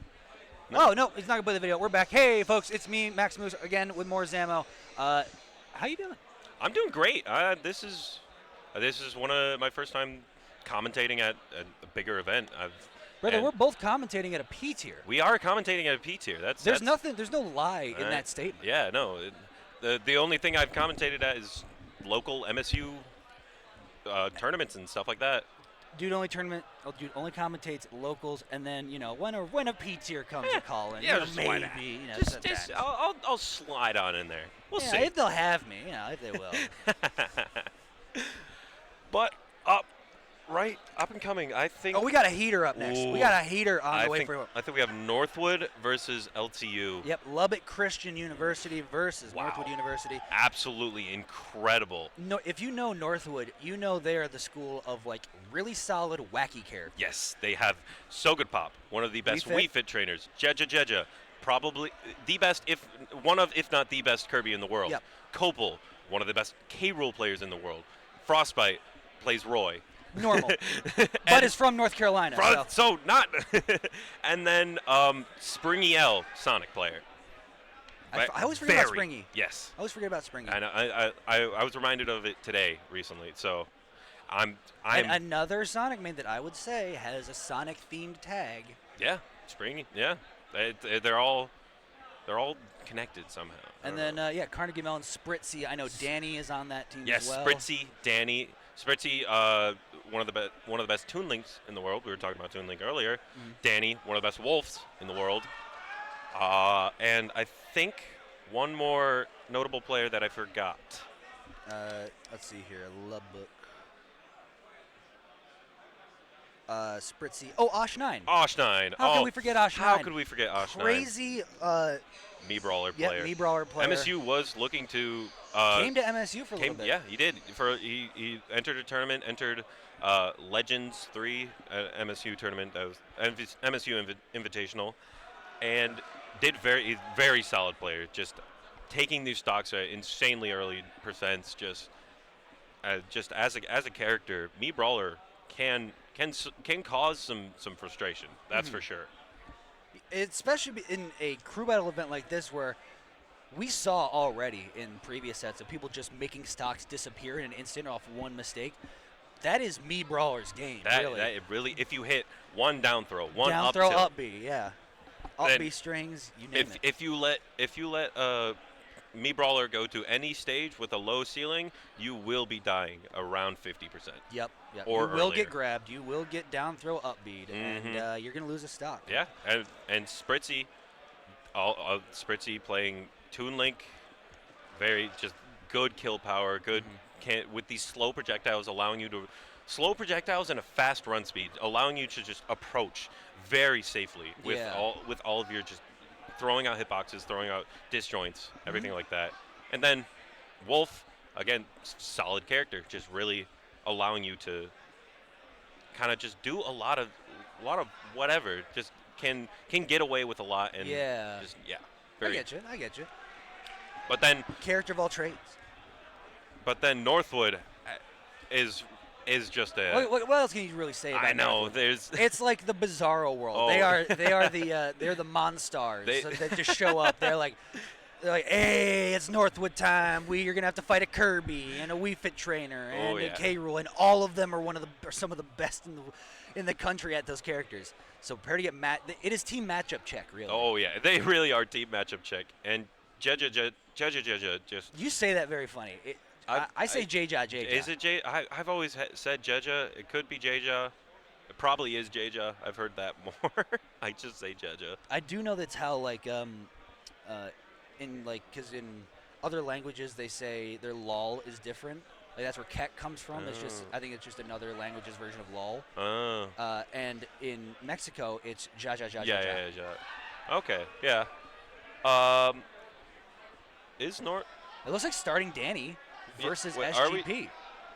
Is Northwood on stream or is Northwood on the other setup? Hold up. Yeah, we don't know. We're not actually sure. We've kind of just been talking about them. Yeah, we kind of just assumed. Hopefully. They are. That would be embarrassing. They are if the we've only just been- two teams near the stage, though, yeah. so it would lead us to believe. That would be pretty funny if we've just been talking about two teams not playing whatsoever. Well, we do know for a fact Lubbock Christian is playing. Yes, we That- do know that is yeah, solidified. Danny is sat down at the at So Good Pop is not sat down at the same setup. So I do not think Northwood. No. Oh, he's moving. He's no. moving. Okay. Are you kidding me, brother? Are we playing or not? Dylan. So Good Pop. So Good. I love So Good Pop so much. So Good Pop. There are two setups on. I think you he know thought- what team you're playing. I think he thought it was a dual setup. Oh, he thought he got his own TV. Oh, he thinks he's big time now, does he? Oh, he thinks since he's going to the gym, gets built, gets super Wow. strong. Oh, he thinks he gets his own TV, does he? No. This guy's starting to look like his character and Oh my gosh, yeah. starts acting all high and mighty. Let's stretch our arms. Let's move those legs. Salute the sun. But it looks like they got characters picked. Yep, Danny gonna be on the Wolf. So Good Pop gonna be on the We Fit Trainer. And we got another best of one.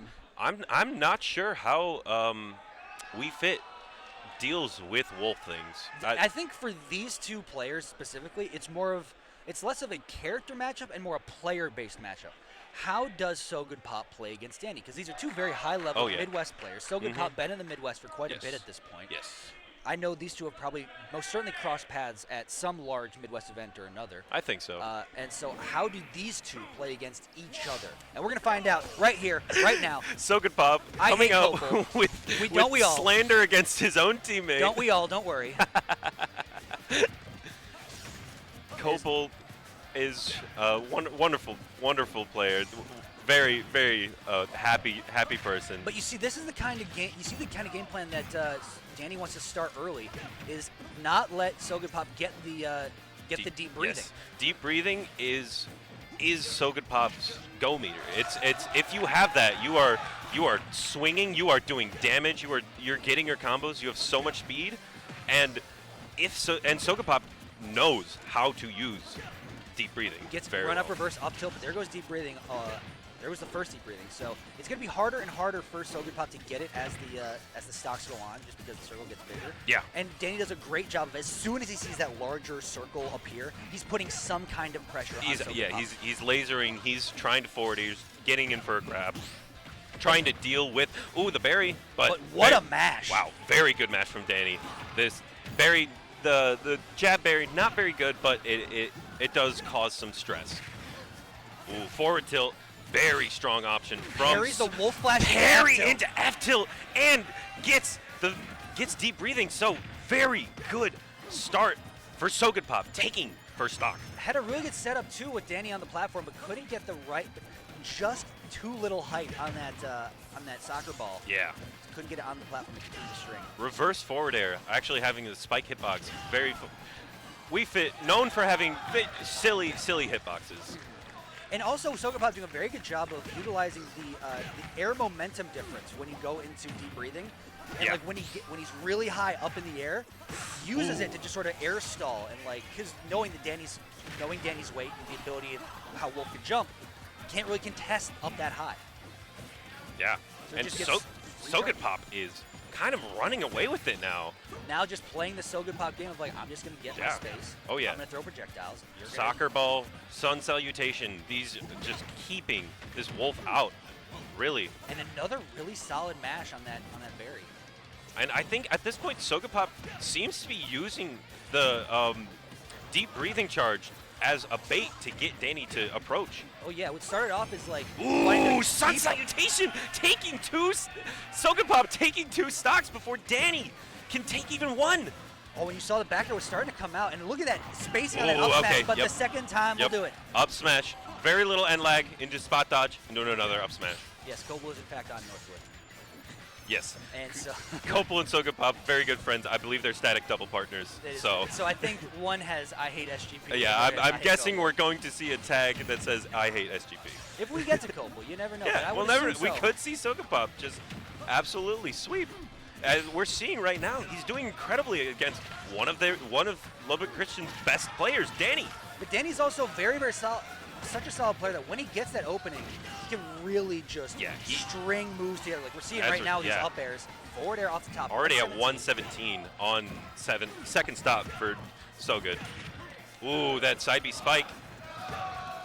For another side B. These soccer balls just coming out. Just, I believe Wii Fit's best move. It's so good. It leads into a lot of setups. It can have some really funny interactions. Because for F tilt knows that the up smash knocked him out of space. Ooh, What a good duck! tackle. But Wow, there's the back great air. back air from Danny, and it's very possible for Danny to do something here. As we saw, he kind of just brought it back, or that second stock, and the momentum is in Danny's favor right now. So 105 we'll to, see. 120. Deep breathing. Sun salutation fully loaded. Oh yeah, we could see another Sun Salutation stock. Goes for jab 1. And looking for a, that's a big deep breathing. Actually not a good Yeah, got it out, and you see him 150. run from one side to the other like, pick up those Ooh, knees! and that forward air with a massive hitbox. I remember I played against So Good Pop one time. I remember being so confused how forward air hit, but that little hand has a massive circle around it as a hitbox. Not just a massive hitbox there, but just a bunch of wacky hitboxes around the entire move. Like there's the spike hitbox in the back, there's like all this other stuff in the body. Yeah. And but you gotta be careful of that forearm, that hand out there, that two toes. That yoga does that yoga does a lot Yoga for hurts. Wii Yoga Fit. hurts. Those balance boards, they will. They'll get you buff. They will. They will help you be much more flexible and have a better center of balance. And now it looks like Spritzy coming to check in, so we'll get some Spritzy up next against So Good Pop, trying to take So Good Pop's 2 stocks. Two somewhat niche characters, not seen a lot in competitive play, but solid characters nonetheless. And we'll see how two savants of these characters can really do with what they have, with the tools that they know how to use. Oh yeah. Like we're how far into this game, and I imagine like these two have been static mains pretty much this whole time. I don't know if Spritzy's changed characters at some point, but I'm not sure.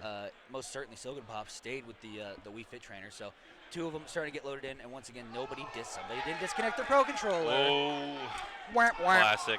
Classic Pro Controller user. Wimp womp. I use Pro Controller. I do this all the time. I'm so sorry. It happens. I just forget. You just gotta keep yelling at yourself until it doesn't happen anymore. The problem is I used to use a wired Pro Controller, so I would just disconnect it and I would be fine. But now I use an actual Pro Controller. And so now you gotta get used to it. Okay. Yeah. But we'll see. Getting into the game, Spritzy, very, very good Toon Link versus So Good Pops. Oh, whoa. He forgot the foot. So Good Pop. Sits down at the wrong chair. And now they just have to do a full reset. Yep. Have to reset it. Messing up. Shame. Shame. Taking the time.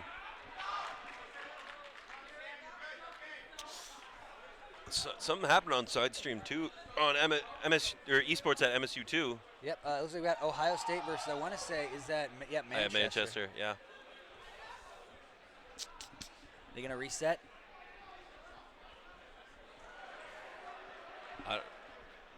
Is there a problem? Is there an issue?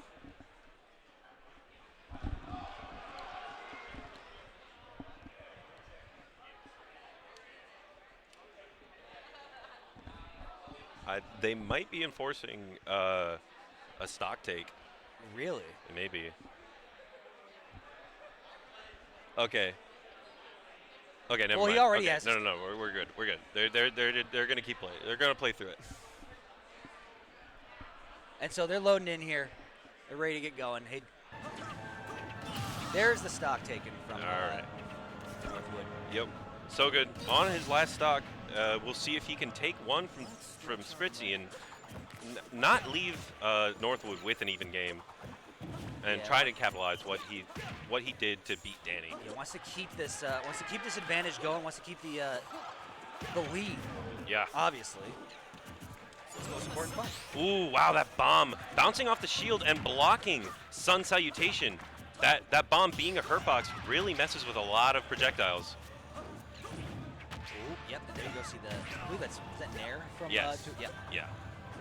Such a Toon Link there is a very good move. Comes out very fast, both hits, solid combo tool. kind of like a Marth Nair. Yeah, yeah, a quicker Marth Nair. And then you see the real strength of the character being these aerials, like that forward air does it off the Wow. side. Down B, down throw bomb into drop off forward air. Very solid combo from Spritzy. I've seen Spritzy do some messed up things with Toon Link. He knows this character like the back of his hand, Oh and my goodness. he can use every little hitbox that the child has. Hitbox, every single move, even up tilt. Oh yeah, even up tilt's a good move. Well, I'll be darned. Good heavens, he really does know everything. This kid's got it all. He's got it all and a bag of chips.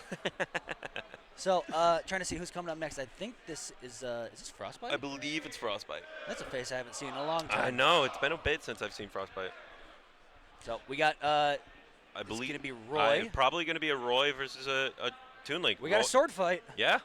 Roy, known as being swordy, who does very well against zoners. So we'll see if Frostbite can really use that to get in against Spritzy and get those super early stocks that And Roy's known for. As well as Frostbite, coming from the great state of North Carolina, has to then play a lot of these sort of, the North Carolina greats. Yeah. When you look at North Carolina, they have a bunch of zoners in their top. They really do. With Peanut, Yep. they have Justice Yep. there as well.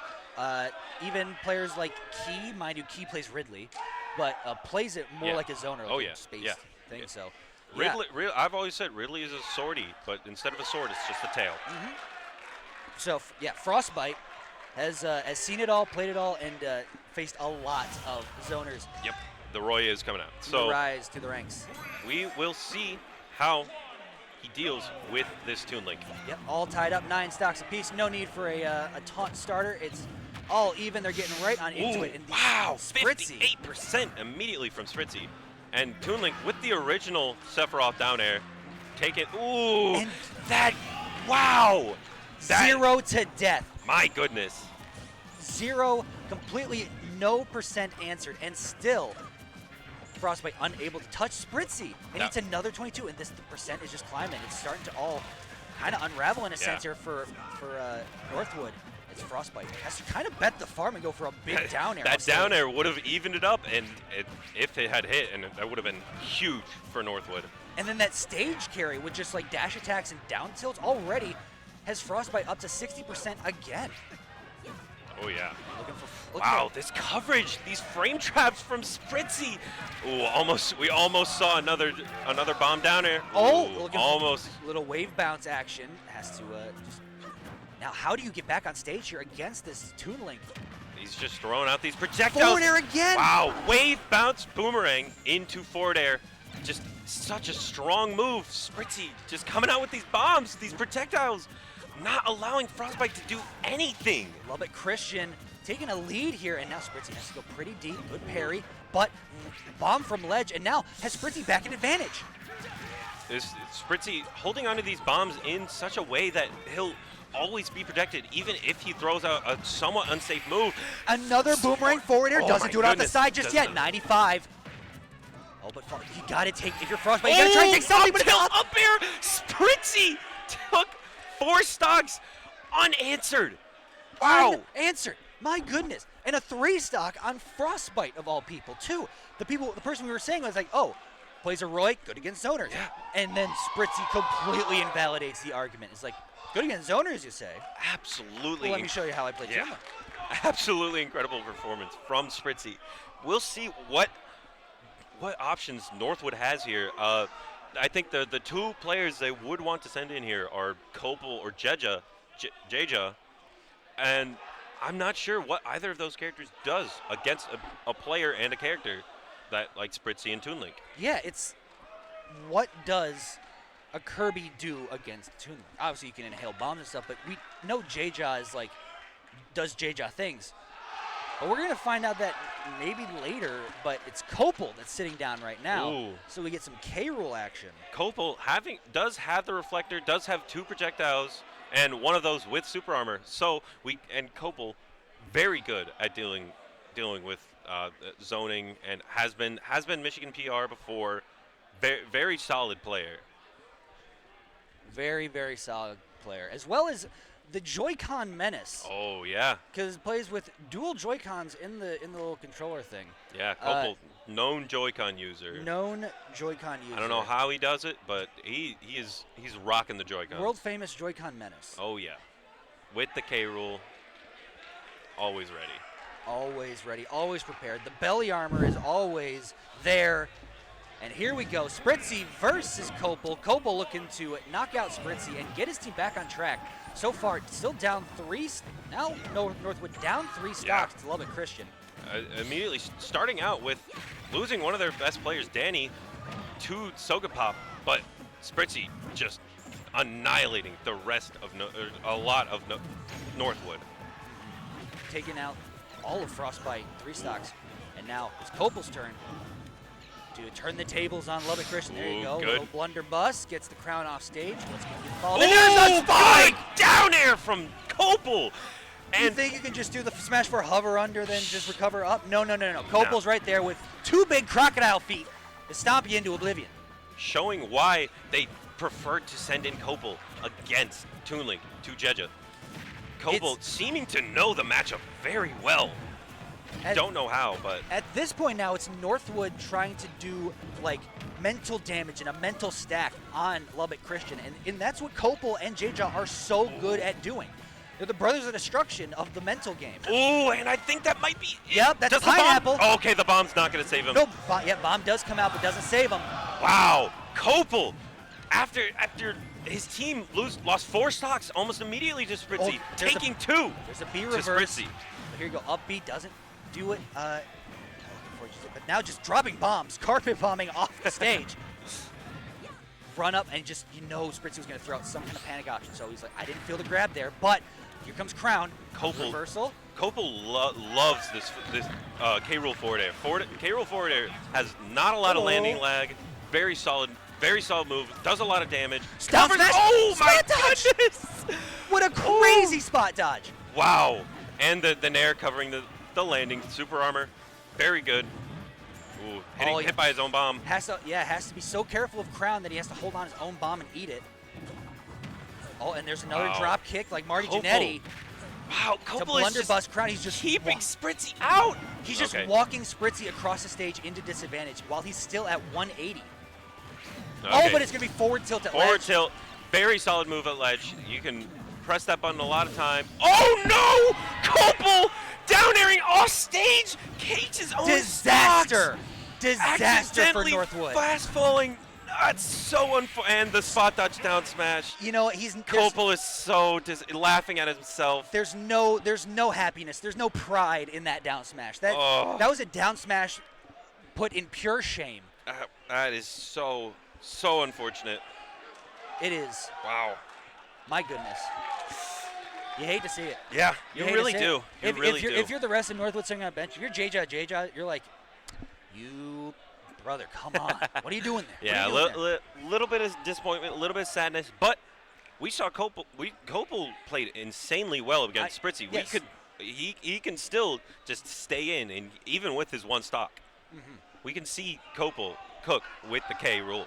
And so now, looks like we got, is that Nationwide? I think so.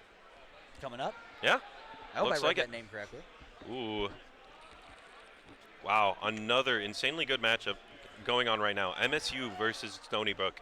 MSU has lost to Stony Brook, I think 2 times now, last season. And is that what's coming up next? Or is no, that's currently? That's currently happening off stream right now. All right. Wow, that's a great. Yes. Very, very good matchup happening right now. We'll see. We'll see how each of these go. Nationwide coming out. Is he on my side? We'll see.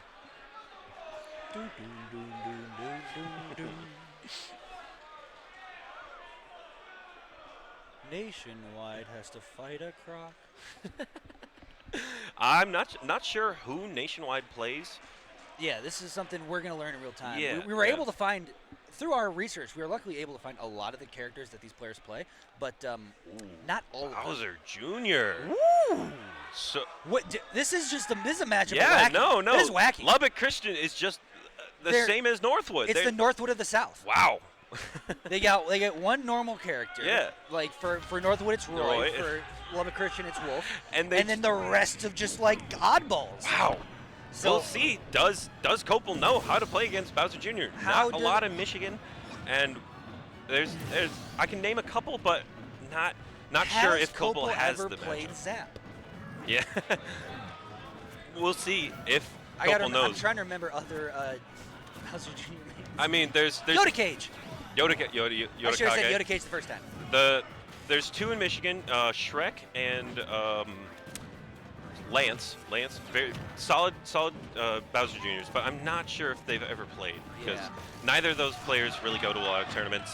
Okay. But so we'll up see. air strings, look for this back air. So Bowser Jr. Wow, not that lacking, grab hit. definitely not lacking in tools. And you're seeing these aerial strings, and then the big finish when he does that up B with the hammer, and wow, belly armor just like just completely nullifies Clown Car. Oh, double up air, taking it at I think before the first up air he was around 50%, and K-Roll, massive kill power. Massive kill power, and now at 97%. Ooh, now that the Clown Car. 111, you're starting to get to the point where you get some rage, but now you got to be extra careful because things like that F smash. Yeah, F smash at ledge, very solid option. Not a lot of end lag. Oh no! Lubbock Christian does it Lubbock right Christian back. does the same thing that Copel does. And unfortunate. Nationwide. Unfortunate with the. Oh, and now he's goes off way too stage. deep. Copel, Yep. can Copel get this He's- edge guard? Oh, he's starting to smile. Oh at no, player this cams. up He's air, licking his another up lips. air. Copel He with smells so blood. much momentum right now. The croc smells blood in the water. Is this spells disaster for Lubbock Christian? Copel gets the blunderbuss off stage. Watch the cannonball. Has to recover low. Oh, it and hits the does it- ground, oh, okay. But had blunderbuss out, so he couldn't rip the up smash. They're both at kill percent for both of these characters. If they can just find that one move. Oh, he's looking for back air, but there's a misgrab. Spaghetti, mamma mia. There it comes. Oh, Clown Card, just back off. Reset neutral. Deep breath. Deep breath. Wow. Surprised that Crown did not destroy Mecha Koopa. Ooh, up here, just barely missing the Down throw, up tilt. Oh, Super up that smash. doesn't match What up. a whiff. Oh my goodness. Copel. This is so So- is intense. You This- pay for the whole seat, but you only need the edge. I'm standing up. I don't care. Copel. That Mecha Koopa does not get destroyed by Crown again. Mega And Leaders the are back air air. call out! Nationwide taking Copel, but after an unfortunate SD and a great showing from Copel.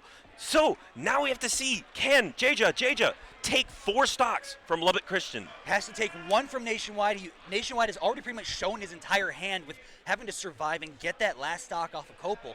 Jaja, I imagine, watching intently, gets plenty of knowledge against the Bowser Jr., and it's just a matter of who is the last player that Lubbock Christian sends in, No. and can Jaja work against that? And Jaja being Northwood's star player definitely has won regionals, has beaten incredible players. Like, I believe either 1 or 2 on Michigan PR recently. Recently, I think he was set. Oh, because he went home, so Yeah, he wasn't yeah. active. Most recent Michigan PR placing, though, I think was second place. Yes. Yes.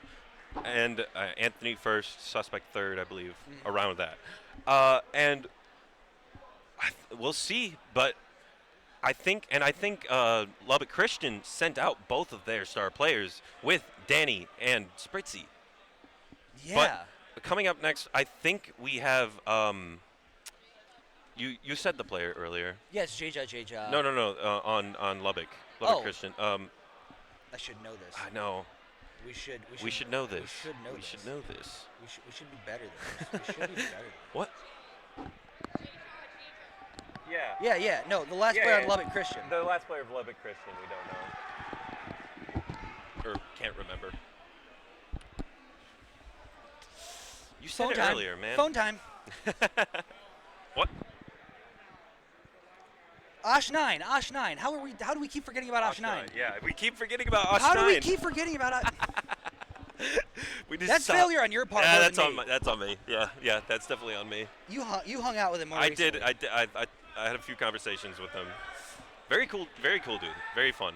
So that leads to the question: is a light character against a me brawler in the last of it, but we all know how much JJ loves pancaking. Yeah, and I don't know if there's a single character in the game that can hit Kirby while crouched.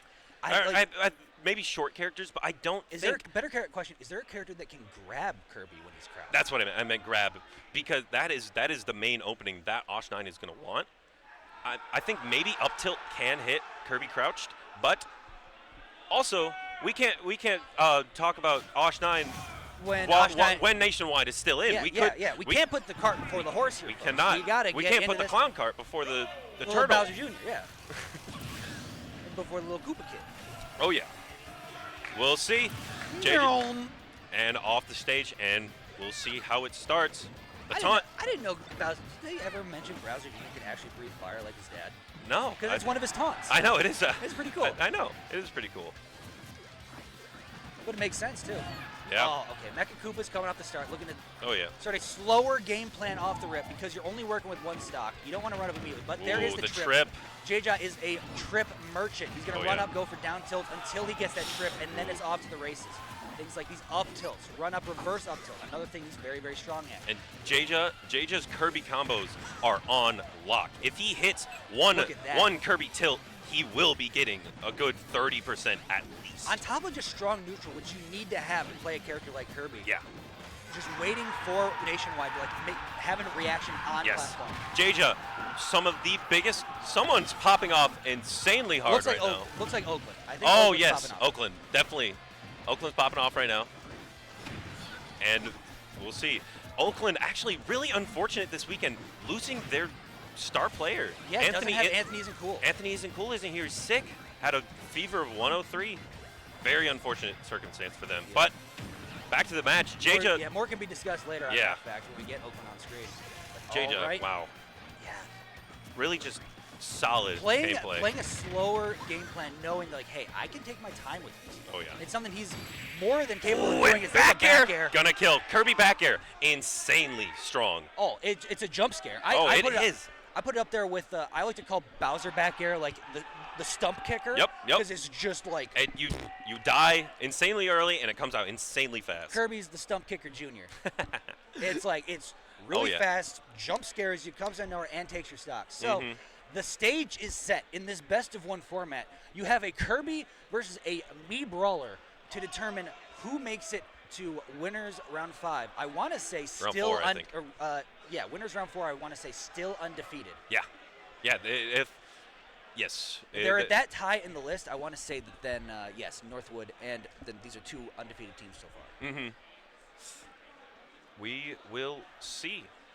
As we said earlier, not sure if Mii Brawler can grab Kirby while crouched, and We're gonna JJ, learn. yeah, and JJ known to crouch camp. Very, very one of the most patient players I've ever seen, and with Kirby, no less. Like you'd think with a zoner you would get more of a campy play style, but no, we get campy Kirby. Oh yeah, when JJ, all Kirby mains kind of get that chewed at in them. A little bit of just like dancing in their chair, pancaking, doing little dances, just goading you towards the edge. Like, hey, I'm over here, I'm Kirby. You got nothing. And then it's just like, okay, look, your stock's gone. Yes, and JJ also known to taunt in real life. Yes, taunt in real life in the chair. Oh yeah, if you camp JJ back, he will start singing. He'll start dancing. It is very funny to watch. Mm-hmm. It's also very frustrating to play against. So, that's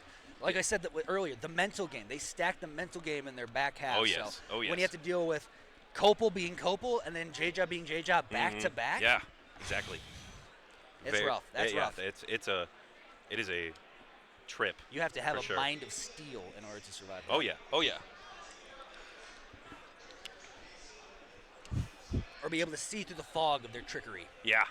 I am trying to see how MSU is doing against Stony Brook, but don't see anyone around that could tell me.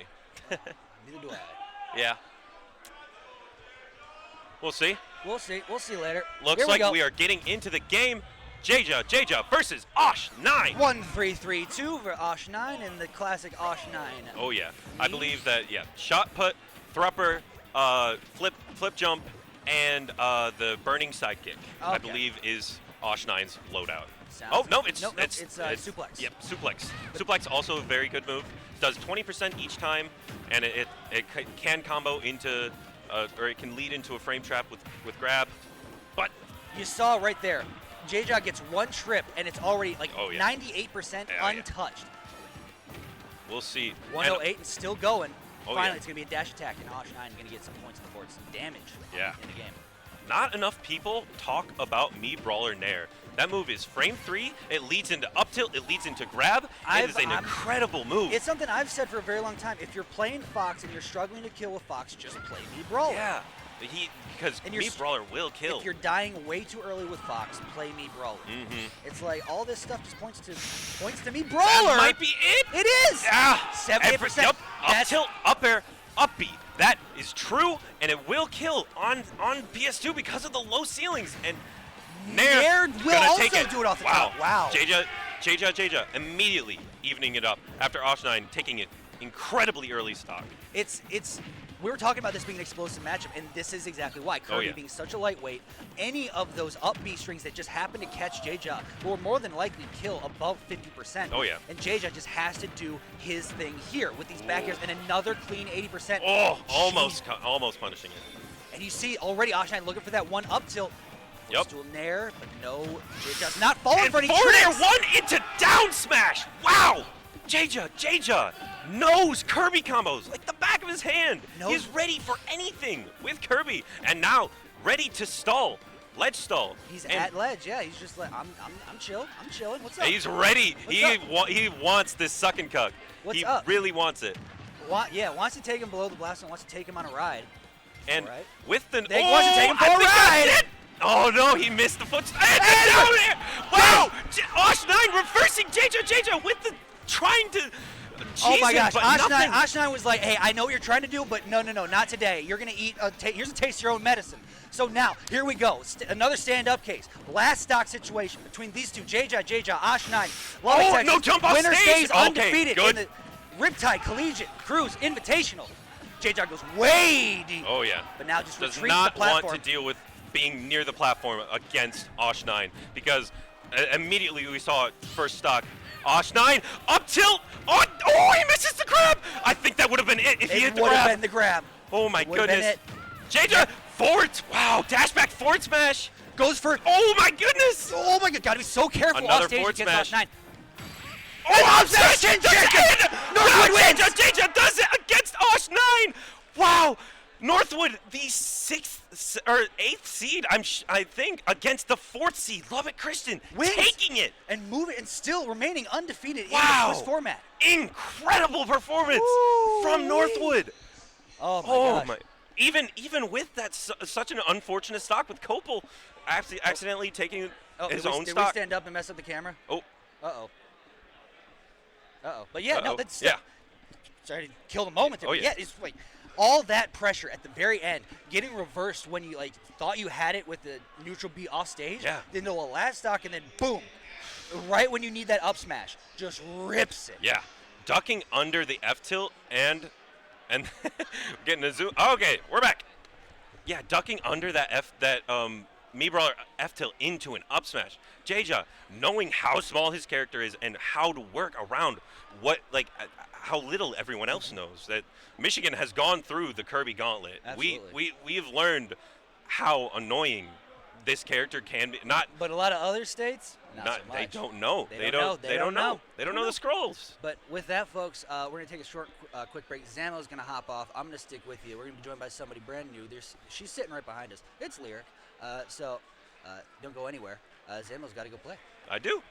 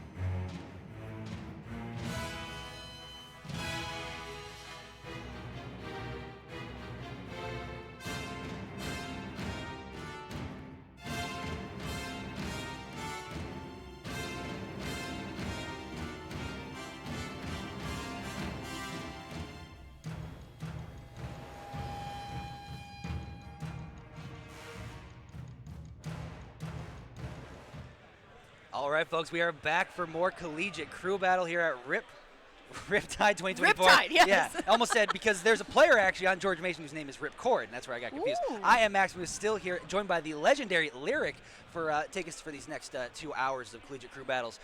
It's going to be a good one. We're getting into the later stages of Swiss bracket, so this is where you're going to see, everybody's going to have similar or the same records. That's how Swiss works. So we're going to see right now. It looks like George Mason versus Cincinnati. Yes, absolutely. Couple higher ranked schools here. I want to say Cincinnati is. Since we're not getting. Oh wow, they didn't even put a seed for Cincinnati. I guess. Don't matter. They good. They're good. That's They're it. good. They're doing good. Most of the teams in here are really good. I've had a long history of casting Collegiate Smash, and when the offer was brought to us saying like, "Yo, who wants to cast Collegiate?" I was like, "I'll do it." Like, I love Collegiate Smash, and honestly, we were talking a little bit before the block. You said that this is the largest collegiate crew battle event ever, and you could totally tell. Honestly, I walked in. There have been like 4 people who have been popping off like hungry box, literally all throughout the room. It's loud in here, and honestly, the vibes in here are amazing. I was telling this to TK yesterday that I think it's really special now that you can essentially get help to go to school just from playing Smash Brothers. And you have the woman on the street, Tiny Sid herself, that does these. I wanted to ask her, like, could you get the Japanese players' opinions? What did Japanese players think of collegiate esports and being able to go to school to play, like, using your ability in video games in order to go to school? Because I imagine they would have a very, very unique perspective on something like that. Absolutely. So there's so much knowledge and so much incredible things happening in the collegiate esports scene, and it's only getting bigger as the years pass. So, and this is just proof of it. 32 schools all across the nation, 2 from Texas, like 8 or something from Ohio, all across the Midwest, the Northeast. It's a national event here in the crew battles alone. Yeah, absolutely. And like we were talking about, this is one section of the Riptide like convention center, if you will, at the Kalahari. Technically the smaller room. Yeah, this is the smaller room, and it's filled, if you will. There's tons of schools from all over. Like Maximus said, I'm super excited to be here. Once again, I love just the concept of collegiate crew battles, right? Because 1, you're going to school, you're getting help to do it. 2, you're on a team at the end of the day, so you get that camaraderie. And then that's just consistent practice. And I think for a lot of people, they realize that when you play Smash, if you have consistent practice, people that you constantly play with, we're in good to go. Yeah, it's the whole iron sharpens iron. When you look at a team like MSU, at the top of that, you got Dice, Suspect, as well as Echo Fire, Anand himself, and Anand themselves, and it's like that is like a think tank of like Michigan Smash in a whole that's just getting better and better with each day, and you see it across all schools. Like Stony Brook with Quid, getting to play against Quid consistently is an insane blessing for the other players that go to Stony Brook, and it just makes everybody better, as well as. The very format of collegiate crews is something that it's my personal favorite Draft format. crews. Yeah, it's so good. There's so much more depth than the average like 1v1, where you're not only counterpicking, stages, but also entire players, entire characters to get the right matchups that give you the best success. And I think now we're finally locking in. Yeah, we're locking in. We're getting there. Don't worry. Yeah. There's only so much fill we could do. Yeah, there's a whole situation of hurry up and wait as we're going through the day. So it gives us plenty of time to, vamp and let people know how things are going and what's going on. The only thing we actually can't really update you on is how the single bracket's going over in the other room. I don't even know. I know pools have started, and that's about it. Pools have started. I'm sure there's been an upset or two. Why don't you take us through both of our crews that we're going to be talking about? So over at George Mason, coming out of Fairfax, Virginia, you're going to have Trial and Error. That's 1 player. Yes. Ripcord, Drew 2, Ribstick, Crab Woman, and Alternatus. Alternatives. Or Alternus. Yeah, my bad, Alternus. yes. My goodness. All right, that's going to be Little Mac Terry combo there. Oh, my good. Yeah, and honestly, I've seen a lot of good Little Mac over the past 2 days.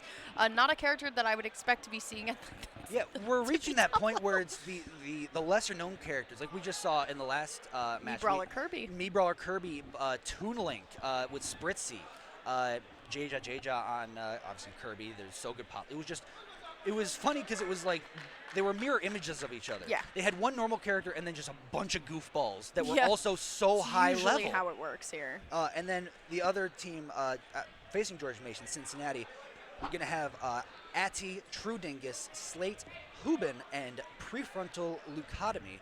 I imagine Prefrontal Love it. Leucotomy will be the sub in that case. I just assume whoever's last on the list is kind of the sub. Something the like sub that. Yeah, I think what has always been like my saying about Collegiate Smash is it really is like a box of chocolates. You never know who you're going to get on a team. Like, I mean, I think it's Fisher College that has like every top player under the sun.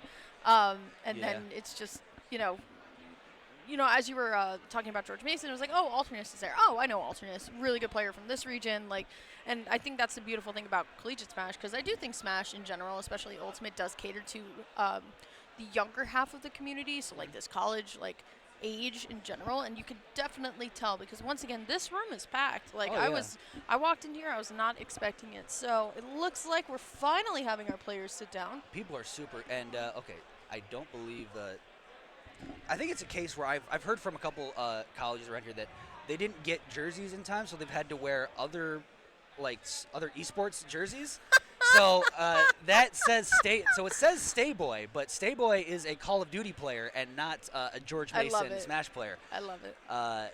You know, these things happen. Yeah, they happen. You still got to rep your school no matter what. Yeah, you know what? The camera's pointed at the front, not the back. Exactly. So you're fine. Like we're good here. Getting loaded in though. So I think our format is 5 players, 3 stocks each. Correct? No, 4 players, 3 stocks. 4 So players, 3 stocks we're going, each. Yeah, we're 12 going 12 stocks. That's really not that bad. Honestly. And we're getting into it. Here oh, we it's go. Loud, baby. It's loud in here. People are waking up. Alrighty, Trial and Error starting us off versus True Dingus, the Bayonetta, and the Ryu. Lesser seen character with the Ryu, obviously often known as the more defensive of all Shotos. Players like Ashimo just make the character shine brightest. And we're going to see what True Dingus can do on the Bayonetta, another very popular Collegiate Cruise character that has really progressed in the meta as of recently. Yeah, absolutely. Trial and Error, another name that I'm actually pretty familiar with from that MDVA region like we're talking about. And Maximus, to your point, I definitely agree with you. Definitely a lesser seen character these days, but that doesn't necessarily mean that the character has lost any of its spark, right? Especially with Bayonetta, but the problem is Bayonetta's a bully, especially off stage, and the FGC characters can be a little bit linear. So I want to see Trial and Error do exactly what they're doing right now, which is stay underneath that platform, throw out your Shakunetsu, and then just be like, I'm good. Like, let me just back up. Let me not give you too much, but the problem is you stay jumping, Bayonetta keeps catching. Yeah. So sort of get your little house going and see like how you can keep it, keep the pressure up and stuff. But right now you're eating that early back air and then not enough horizontal drift on that up B. So the first stock is going to go in Cincinnati's favor as Trial and Error falls down. Already, True Dingus looking to start it up again. That's what Bayonetta does really well, right? Stacks the most amount of damage while playing a little bit tricky and sly. And the moment that she really is kind of finished with her advantage state, she could just kind of reset with a Witch Twist, kind of going out here. But here we go, okay. That's within. Most likely saving a stock. That's the 599 move that, she has. She has a couple 599 moves, but that's definitely one of them. But still, once again, beautiful mastery of this character, right? Sometimes she can kind of go a little too fast for, like, the buttons, but if you know how to just kind of control yourself, you're able to get this consistent damage and keep stacking it. Yeah, I think Bayonetta players often refer to it like as a Lima moment, where you get too lost. You get too lost in the Witch Twist sauce, and next thing you know, you're out of resources off stage, and like, oopsie. No, you're still good though. I mean, right? You just have so many. Yeah, you just kind of like hang out off stage a little bit, and that's always scary. But the problem is Ryu has that insane punish factor, especially with a little bit of rage here. But Bayonetta a little bit lighter, going all the way for it. I would have liked to see a little bit more of this damage here, but you got to think about it, Maximus. Like getting a little close here, we could be in danger. Yeah, it's still stocks are even up at this point, 2 stocks apiece. Now just following up, you see the I told you. Yep. I told you can't play with your food like that for too long. 146 Ryu, I ain't messing with that. No, and we all know the Bayonetta can struggle to kill once certain characters reach high enough percentage, where up tilt back air is connecting. But things like down air like that will put them away. And now we get last stock between these two. George Mason still holding a 1-stock lead. Yeah, absolutely. It's very, very scary to be either of these players, right? Because, I mean, Trudingus, you got to watch out for the rage again, and then trial and error, you know, you're still getting kind of like thrown around, so it's still all about staying on the ground. No tech, get up attack good here, but the reset of neutral is what I'd like to see. We'll see what trial and error can do with a little bit of advantage stay here, but beautiful grab from Trudingus. I like that. That was an aggressive air dodge from trial and error down the ground. Got punished with a big grab from Trudingus. Now off stage, trying to keep the pressure. Just beneath. Oh, gets the. Yeah. Looking for the crumple, not finding it. Instead, more wish twist. It just keeps eating. He's 1, 2, 3 off the side. Yes, it will. And now, my goodness, with that, Trudingus evens it up. Yeah, Or absolutely. takes a lead, sorry. Yeah, I was about to say, Cincinnati taking the lead there. Definitely a good showing from both teams starting out, right? Like, that was only your first player. It was stock for stock the entire time. I like the character picks as well. And now we have a little bit of a chance to counter pick. And this is the big thing when it comes to Collegiate Crews. You always want to be making sure that you're counter picking not only the player, but like you said, the character too, especially Bayonetta. So I want to see who George Mason is going to be sending out here. Yeah. It's like too far over my shoulder to like look. And They check in over here, so we always could check if we know oh, names. perfect. We could just stare at them. Yeah, if we know faces. Who are you? Yeah. Well, we're gonna get another character from, and this is like you said, where you counter pick. Yeah. And there's levels, so many levels with that. Obviously, you can be like a standard baseball manager, be like, oh, it's the 9th inning, the closer will pitch, kind of thing. Yes, oh, it's absolutely. it's a zoner. You know, we want to put the character that's best against zoners, kind of thing. Or you could take it from a skill perspective, like which player is going to thrive best in this situation, even if in some cases it may be a bad matchup on paper. Sure. Absolutely. Yeah, it's very interesting of where you put your anchor, as I like to say, right? So, like, do you put your best player in the back, in the front, in the middle, or are you saving it for kind of like the basketball strategy of like man-to-man, right? Like, oh, they're sending in their best player. We want to send in our best player. Yeah. Like, there's a lot of different ways you can go about Collegiate Crew battles, and that's kind of like what's really fun about it. Except I just know some people are like, oh, downtime. I hate downtime. Let's just keep going. Yeah, but just keep playing the game. Let's go. Move. It's like, no. Slow down for a second. There's strategy here. It's deeper than that. It's cerebral at this point. yes, cerebral. I like that word. It's very very fun and getting very interesting now. Is the two more players sitting down. Looks like George Mason player centering their cheese, Love that. aligning their chakras. Oh my God, goodness. That's how you do it. Remember the oh my God, the forced adrenaline rush technique? All of like the You breathing. just like freak yourself out. You just start screaming. That always scared me. I always did the shakeout, like of just shake. I have really long everything. hair, so whenever I would lose a stock, I would just like grab onto my like ponytail just a little bit and like let it go. Everybody has their thing. Yeah. Most commonly known, the glasses push, which is fine, right? The hat adjustment. Yeah, the hat adjustment. Regardless, though. We're into it. We're into it. We're into it. yeah, we here we get. go. We get DDD. Okay. Hongo. Maybe not my favorite matchup. What do you think? What? Okay. This is. I'm gonna say the next heavy on the come up. People are The saying next. What about Ridley? Ridley's lighter than Samus. Can we really even say it's Crab Woman? They them. It's I don't know what this didn't really make any sense at the moment. But DDD. Love the DDD. My college is sort of run by a DDD main, so I know a lot about this character. Demon at the ledge. Whereas Bayonetta wants to get you off stage. Oh, I thought that was their tag. No, it's I was like, quite that's quite a great literally. tag. Quite literally a demon at the ledge. Shout out Ivan, my brother.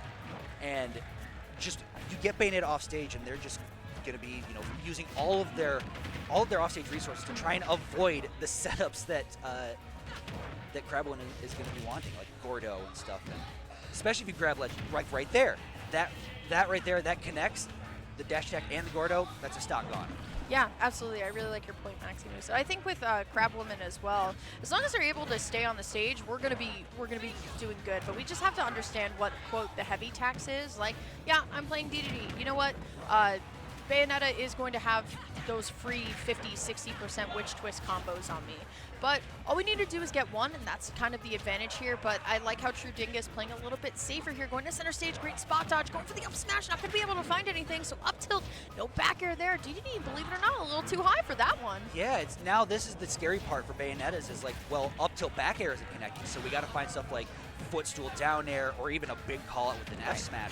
Your options are starting to get a bit more limited, but when you realize that you can reflect Gordo, yeah, things get a bit more interesting and a bit more in your favor. As forward throw is going to do it off the side, so Trudingus Oh, now nah. just down there, just chilling. That's what we like to call the around the world, if you will, like yo-yo trick. You just go around the stage. Bayonetta can do that? How many characters can do? Oh, there it is. Finds Forward the air off forward stage. air, though. Good for them. Going to be able to minimize the damage loss. Crab Woman getting definitely hyped up in the chair too. This was another thing that I was like trying to like allude to a little bit earlier when it comes to setting in matchups. I would not feel comfortable sending in a heavy versus Bayonetta, especially just because of, once again, that combo potential. She is a little bit lighter, though. Crab Woman taking a stock loss there, but not too much. I'm sure they'll be good to go. Sometimes you just need that one to just lock in, get a little bit more comfortable. Yeah, you got to get used to the environment first, and then once you're settled, then it's like, oh, you're just back at home playing games. Yep, absolutely. Crab Woman, they got their stock, and now they just patiently await the next opponent from Cincinnati. Bring them forward. Yo, the room is so loud. I cannot get over how loud the room is. Oh, Like, people go crazy for Cruz. Oh, yeah, I'm seeing back there just crowd over there. yeah, one crowd over there, like a conglomerate. A lot of people watching too, as you can see behind us, which is always really nice to see too. So shout outs to everybody who's like supporting Collegiate Smash, even if you're not on the team, right? You're just here hanging out for the weekend. Not a bad place to hang out, dare I say, at the Kalahari. Not much else outside of it, but you know what? You got. Once you're here, you got pretty much everything you need here, right? You got the water park, you got some restaurants. Yeah, if you got a car, you know, it's like an 8-minute drive to a grocery store. Drove 8 hours here for a reason, so love having my car here at the Kalahari. Regardless, so thank you so much for watching and supporting Collegiate Smash. I'm Lyric. This is Maxi Moose here. We are here hanging out, doing some crew battles as we're loading up into our next player. Riptide has been a fantastic weekend so far. There are tons of things that you can do aside from just play Smash. You got Ultimate Melee, Rivals, Mario Kart, and the largest Splatoon LAN ever that I figured out yesterday. But it's enough about Splatoon. Let's get back into it. We got Crab Woman. They are going to be down to 2 stocks going up against, I'm going to go Addy. I'm going to go Addy too, yeah. Addy. Addy. Sometimes I would say ATI, but that definitely looks like Addy. Like if it was all caps with like pure. Like but that takes so long to put in.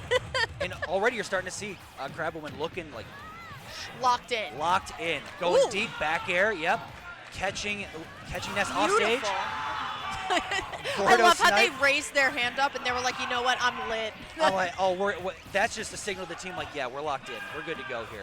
Yeah, and honestly, I feel like all weekend I've been filling out my apology forms for so many of these characters of like, yeah, matchup-wise, like this definitely doesn't look too well, and then the player comes out and is just like, you know what, I'm lit. Like, I'm really good at this game. I got this. It's I just got a little this. boy. And meanwhile, Adzi just in the middle of that pulled out a crazy spike and still gets the PSI rocket. And then turns around to the crew as well. So, you know, a little bit of BM from both sides. I love to see it. Y'all see that? Check that out. And still trying to keep the pressure. And that's it. Too much pressure off stage. And Crab Woman, they don't have the recovery necessary. And just like that, Adzi takes it and puts Cincinnati. The jersey-less teams. Jersey-less teams. Jersey-less teams. We don't need a jersey. We just need our swag. We saw the same thing earlier from Carnegie Mellon. It's like, I think teams that don't have jerseys, I think, are undefeated in the 2 matchups they've had. So at the end of the whole thing, we're gonna have a crew battle between jerseys and no jerseys and see who wins. We'll see. Winthrop, Northwood, MSU, Oakland, all of them are still, I think, undefeated. And I know for a fact every single one of those teams has all their players in more than just jerseys, but jerseys with their actual names on the back. So they got the good ones. Probably the swag, probably a full ride scholarship or something like that. All the 9s. They got they have like a the 9s. stitched backpack with their tag on it. You know those teams be wilding in their esports programs. I've seen their esports hoodie. It's clean. It's clean. I will never, ever, ever doubt a college's money and where they can throw it to. And then I've done a lot of collegiate crew battles. I forget which school this was, but we called in to like do an interview post-win. And I was like, hey, we're at our training area here on campus. We have high-speed internet. Everybody has their own Switch. And I'm like, huh? Like, oh my goodness. Must be nice. And that's a real. That's real. That's real. And it's real. it's such a tone shift as well, because I know a school here that is competing in this event.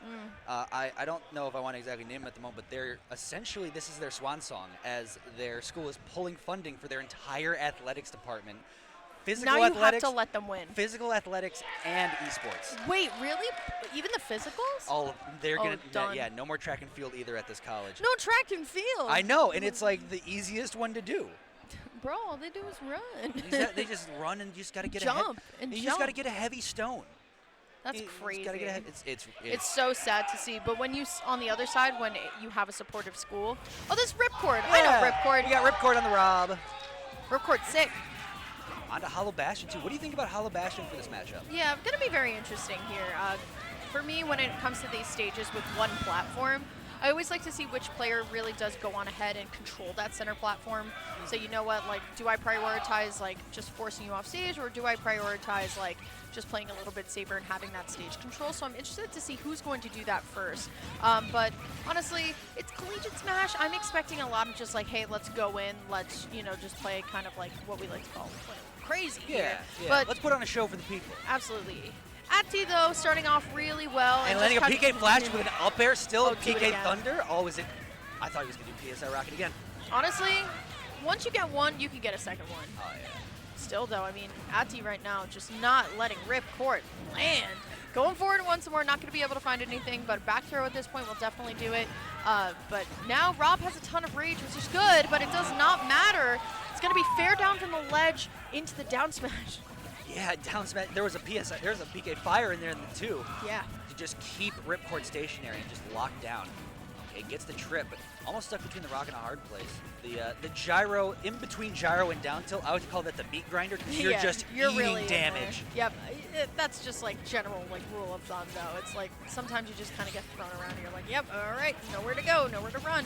Still though, Ati playing very safe, and another thing about Rob counterplay is like you should always know your character's gyro combos on Rob, right? Tossing it back, like how ideal is it to go pick it up? But still, I mean, Ripcord just can't really find like the airplane that we really need, some airs into up tilts. Like it's really just Ripcord kind of swinging first, and then Ati just being there for the finishing blow, or just even a combo to start something off. But we gotta find something, Maximus. Yeah, still kind of unable to land or get any real stage control here, and just throwing out, not really even charging gyro, but throwing it out to like, go my son, hold down the neutral.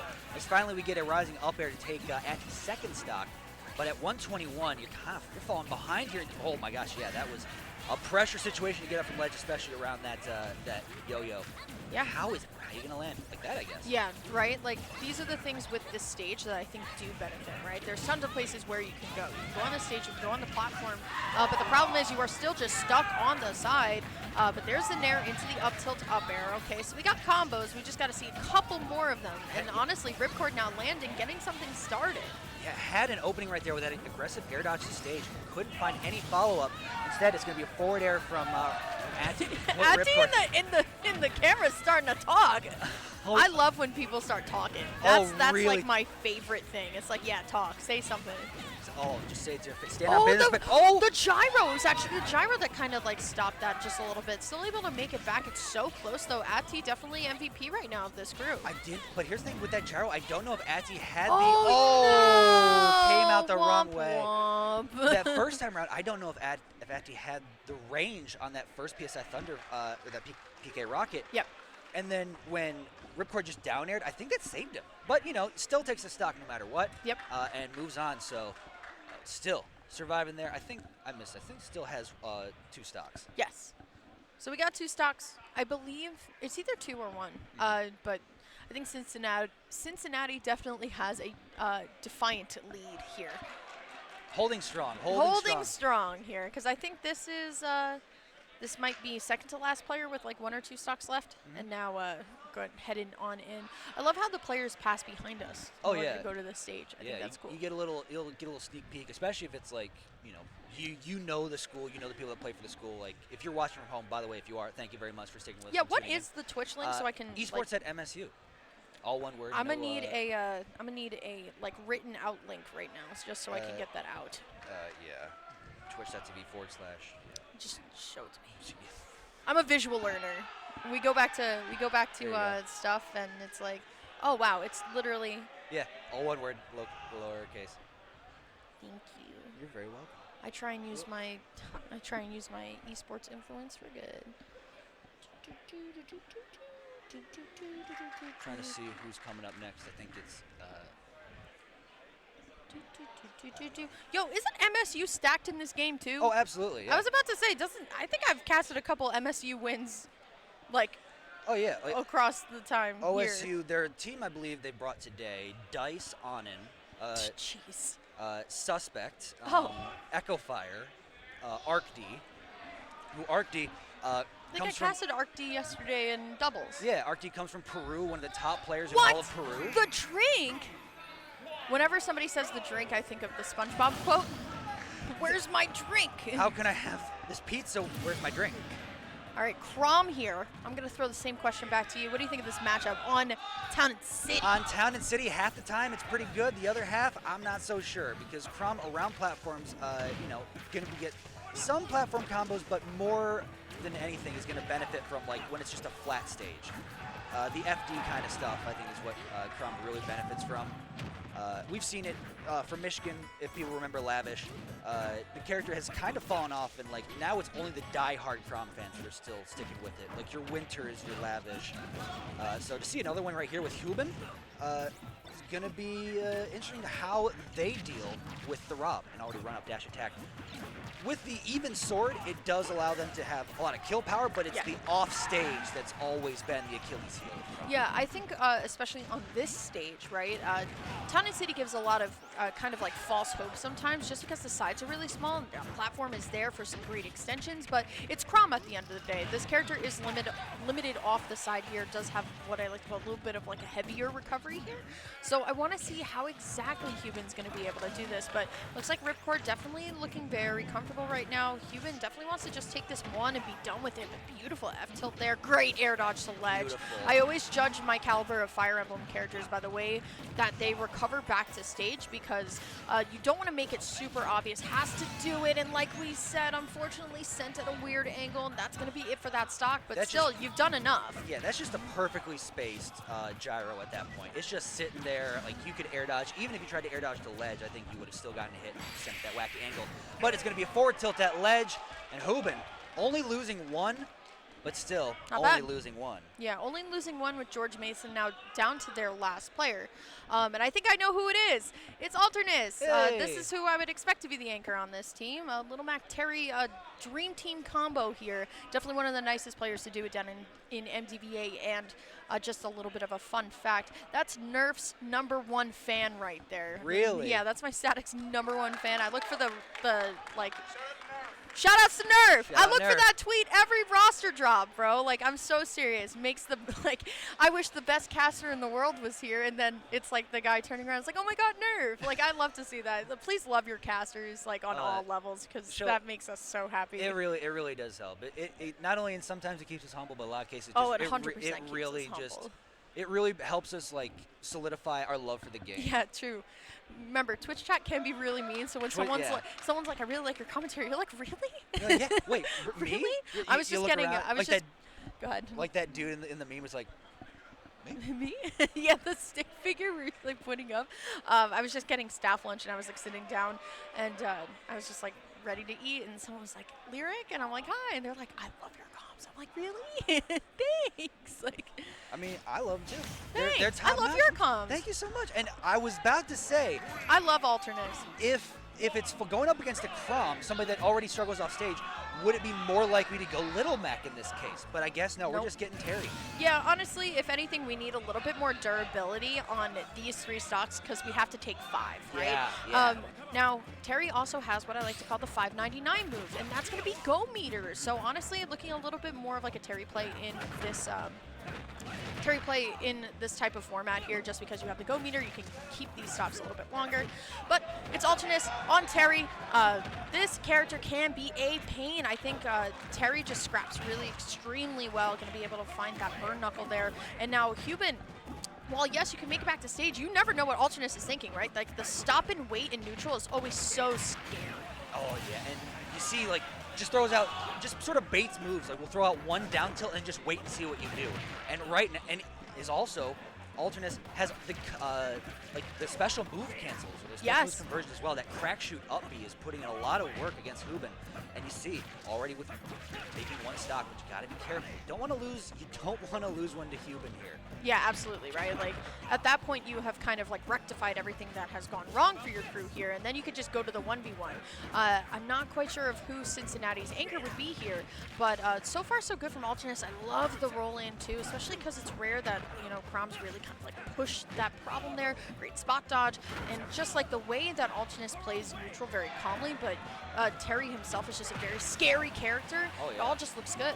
And you see it's just burn it, flame knuckle, and I can imagine Oh, you're Alternus gone. has been playing a lot of Terry recently with the recent announcements for Street Fighter Street Fighter, 6. yes, sir. It's just, the character's been everywhere. It's true, right? Like, you gotta. It's so good, but the rising tackle has to be punished very crazily here, but unable to find all the hits of the Nair right now.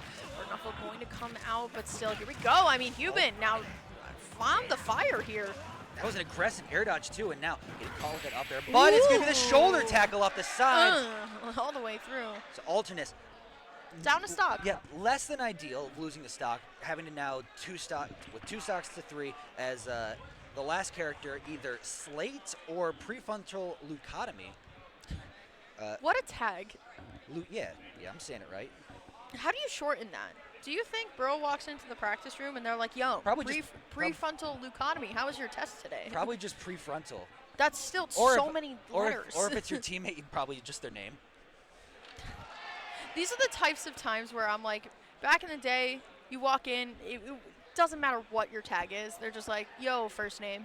Yeah. And that's it. Because it's like, we ain't doing all that. I had that. I had one of those old man like outside of the scene moments where I Oh, was just no. walking by a group of people and they were just saying words like "yo," they were just saying each other's tags.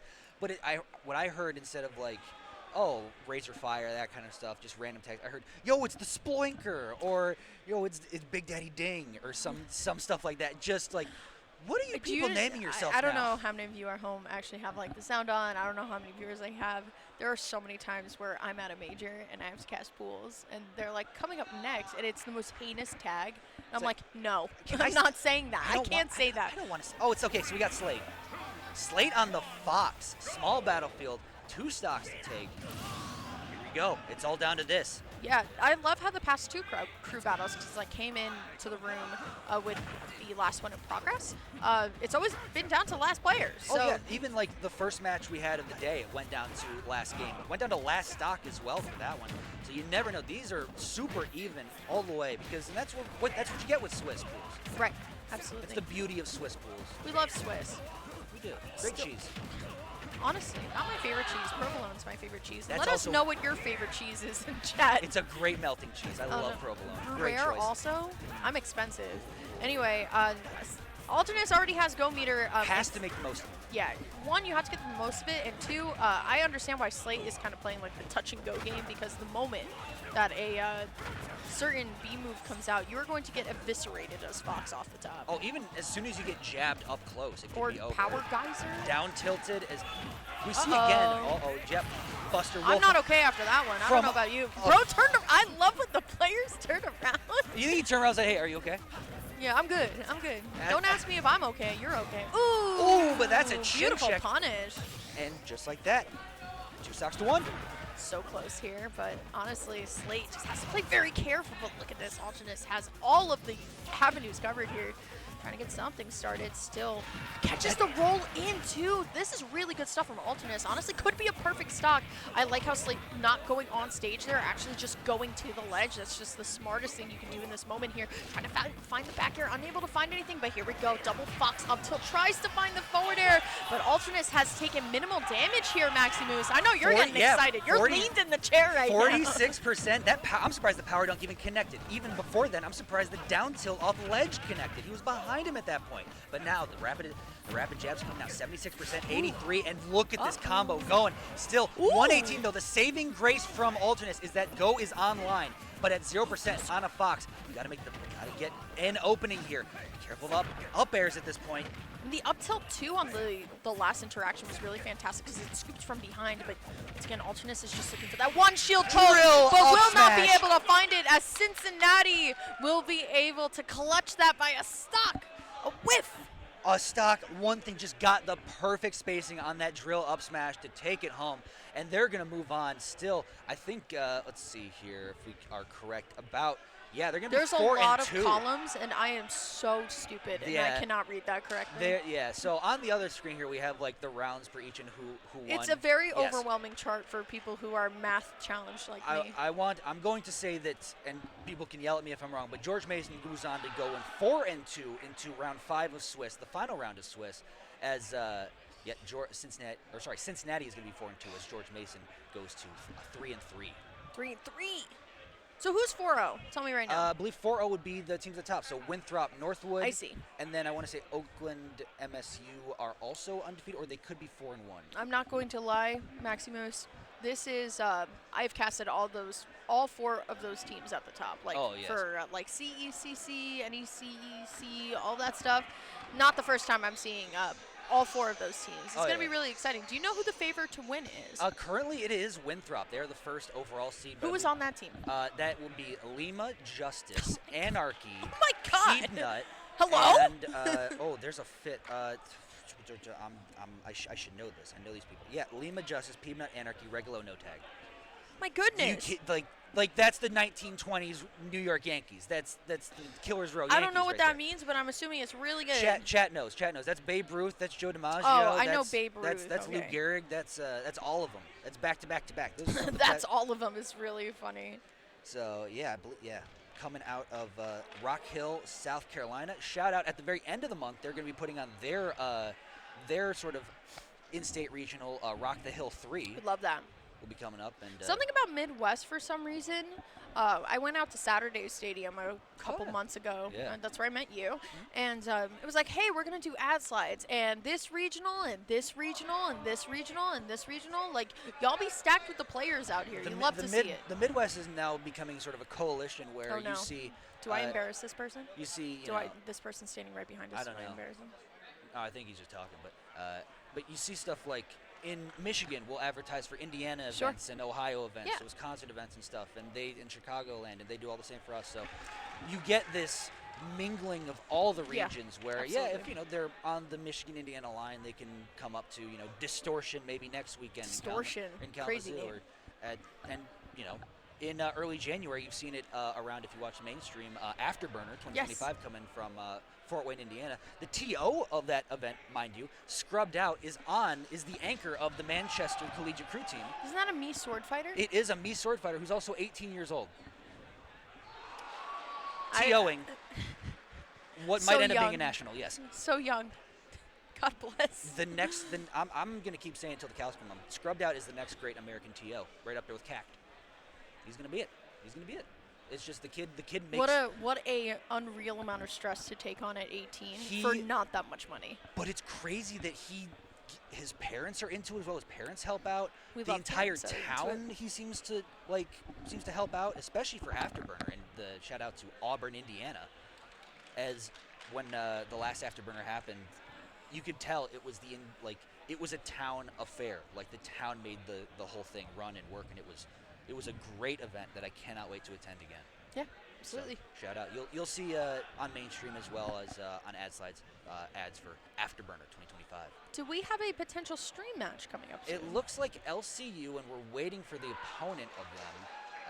I would assume it is either going to be. Oh, are you hovering over who it would be? Oh, all right, it's a guessing game. Yeah, it's going to be. I'm going to say either MSU or Oakland. Ooh. Because one of those teams is going to go up and face probably the winner of Northwood and Winthrop, and then your guess is as good as mine at this point. We'll figure it out. Yeah, we'll see. Doesn't matter. There's Collegiate Smash. Make sure you guys are following the Twitch stream here at Esports at MSU. As well as Esports at MSU 2, which is running side stream. Holy over moly. Here. Yeah, it's streamed up in here. Even Collegiate Cruise has a side stream. You got a Twitch chat up? Let's see who we can say hi to in Twitch chat. Yeah. Just because we have no idea. So I know Bilski's around. The director of MSU Esports. Congratulations on the kid, Bilski. Oh, congrats. New father. We love that. First Riptide? Second, actually. What's your favorite part about Riptide? Definitely Give me the PG answer. seeing everybody. That's the Seeing PG answer if I've ever heard one. Seeing absolutely everybody, because I can go 2 feet and I can just run into H-Box, Cody, and another 2 feet. It's like the homies from the weekly. It's a mingling of everybody that you've watched on streams and that you've just seen down the road at your local events. It's perfect. It's quite literally perfect. Love that. And it's kind of funny for me because my first Riptide was also a event that's very hard to top because it was the Riptide 2022. Panda was still around. I got interviewed by Coney. I was in a couple videos. I know. We say that word and then recoil. You a Cody fan or something? Well, I don't know what gave it away really. I don't. I have the other one in my bag for tomorrow, by the way. The one with the cowboy. We love the Yeah. dedicated Yeah. Cody and, fans here. and then this is a Yard shirt. Love that for you. We got Yard merch, so yeah, I am a consumer. But yeah, I interviewed by Coney, and then the first time I got to see H-Box in person. He big timed me twice, and it was very funny. But now it's going here, and it's crazy. It is. Oh, we got a 10-minute break? Okay. 10-minute break. They're going to give us a little break here. See you in a bit.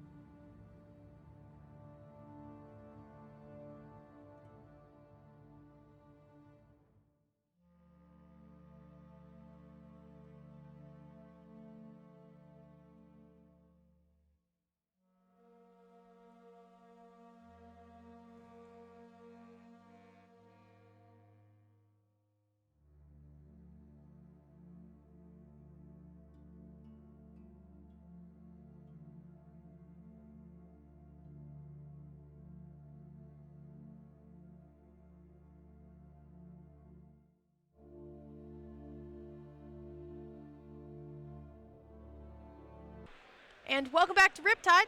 We're here. Still still- here. I'm still Lyric. This is still Maximus. We got a brand new crew. We're setting up. They're already set up. That's why we came back from break so early. We got LCU versus Stony Brook. This one's going to be good because I finally get to be biased. Yeah. Seawolf for The how long? Seawolves, baby. Seawolves. And for how long? It's not One important. semester. Hey, once a Seawolf, always a Seawolf. Well, listen, I used to hang out, so long story. So a long time ago, collegiate crew battles in Melee existed called the Melee Games. Basically what it was kind of like this, where you went around to different majors, and on that Friday, you were going to be playing the Swiss and figuring it out, and the finale was always at Genesis. So what we would do is I'd be back in my city school, but I'd still go down to the Smash house because all the Smashers lived together. Yes, it was not clean. And everyone would just play Melee every Friday night. And it was such a good time.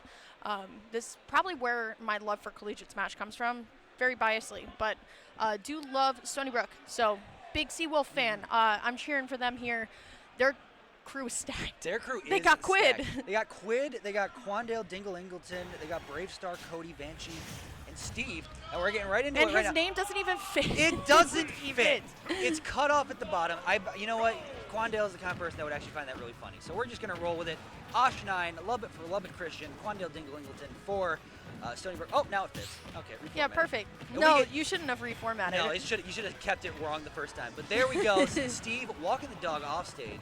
Oh, I like that term. I'm stealing that. Do you mind? Oh, yeah. Can I steal that from main bracket? It's Walking lasted, the dog? It's lasted for so long because of that video that Anand keeps reposting of the Steve versus the Fox. I don't usually follow the top players on Twitter. Oh, I'm not gonna lie. it's not even Anand's video. It's just a legendary video in Michigan Smash. But yes, the Steve jab, just walking opponent from one side to the other. Yeah, you just walk the dog. Well, this is Osh, who we saw a little bit earlier. I did come in at the ending of the last time that we saw LCU. And that's what you need to know about Osh, right Well, there. that's me brawler in general, right? Like, It's- hey, if we're able to find a conversion with that up special, right at the end, bet. You know what I mean? Oh, yeah. It's gonna look good. But so far, so good from Osh. And I think I was talking to D-Dog earlier. D-Dog was like, how do I fit this character? And I'm like, are you able to play Steve? And he's like, yep. Like, you'll be fine. Yeah, that's Just how- like that. And that's how you fight the character. Because you know that with Osh getting in, he's a sniper with that upbeat. It's like if you're just in the wrong place At the wrong time. Yeah, exactly. It's gonna be like You're done. do not be above Osh9 at too high of a percent, or else you will eat that upbeat. Yeah, no, honestly, I like the way that we're starting Osh early, right? Because we want to get as far ahead as possible before Big Bad Quid comes in, right? Oh, yeah. You cannot deny Quid's accolades with being, the LBM champ. It's still just always very solid. I noticed though that Osh really getting a lot of mileage out of these out of shield attacks. Oh yeah, and even then you see that reverse upbeat too, just coming out of nowhere. Osh is putting on the damage on Quandale Dingle Ingleton, just doing a great job. Or should we just say D-Dog? I say D-Dog. He know. I've told him this 100 times in person. Like, bro, I love your tag. And too many words. I'll Too be many honest, syllables. I thought Osh was dead there from that anvil. I don't know why. No, not at 105. Let's be real here. It was a kill spark, but he just sent on the other side. It was Here like we an go. oopsie spark, if you Yeah. will. D-Dog, though, definitely adapting at this point, right? Like, we're seeing a little bit more shield and, not just, dropping it instantly, just giving a little bit more respect to the Mii Brawler. But we haven't seen Diamond yet, and that's kind of what I'm worried about going into the final stock for Osh here. Yeah. And, like I said, there's that Diamond, so now Osh needs to just, turn on the jets quite literally and get it going. Yeah, and can't really give D-Dog any space or any major space to get that diamond online. Right now, you got to you got to find that up tilt, but just short hop narrow shield. But here you go, up tilt strings, but can't land on the block. A rare combo misstep from D-Dog. Yeah, absolutely. The thing is also, Osh did a good job of SDIing out.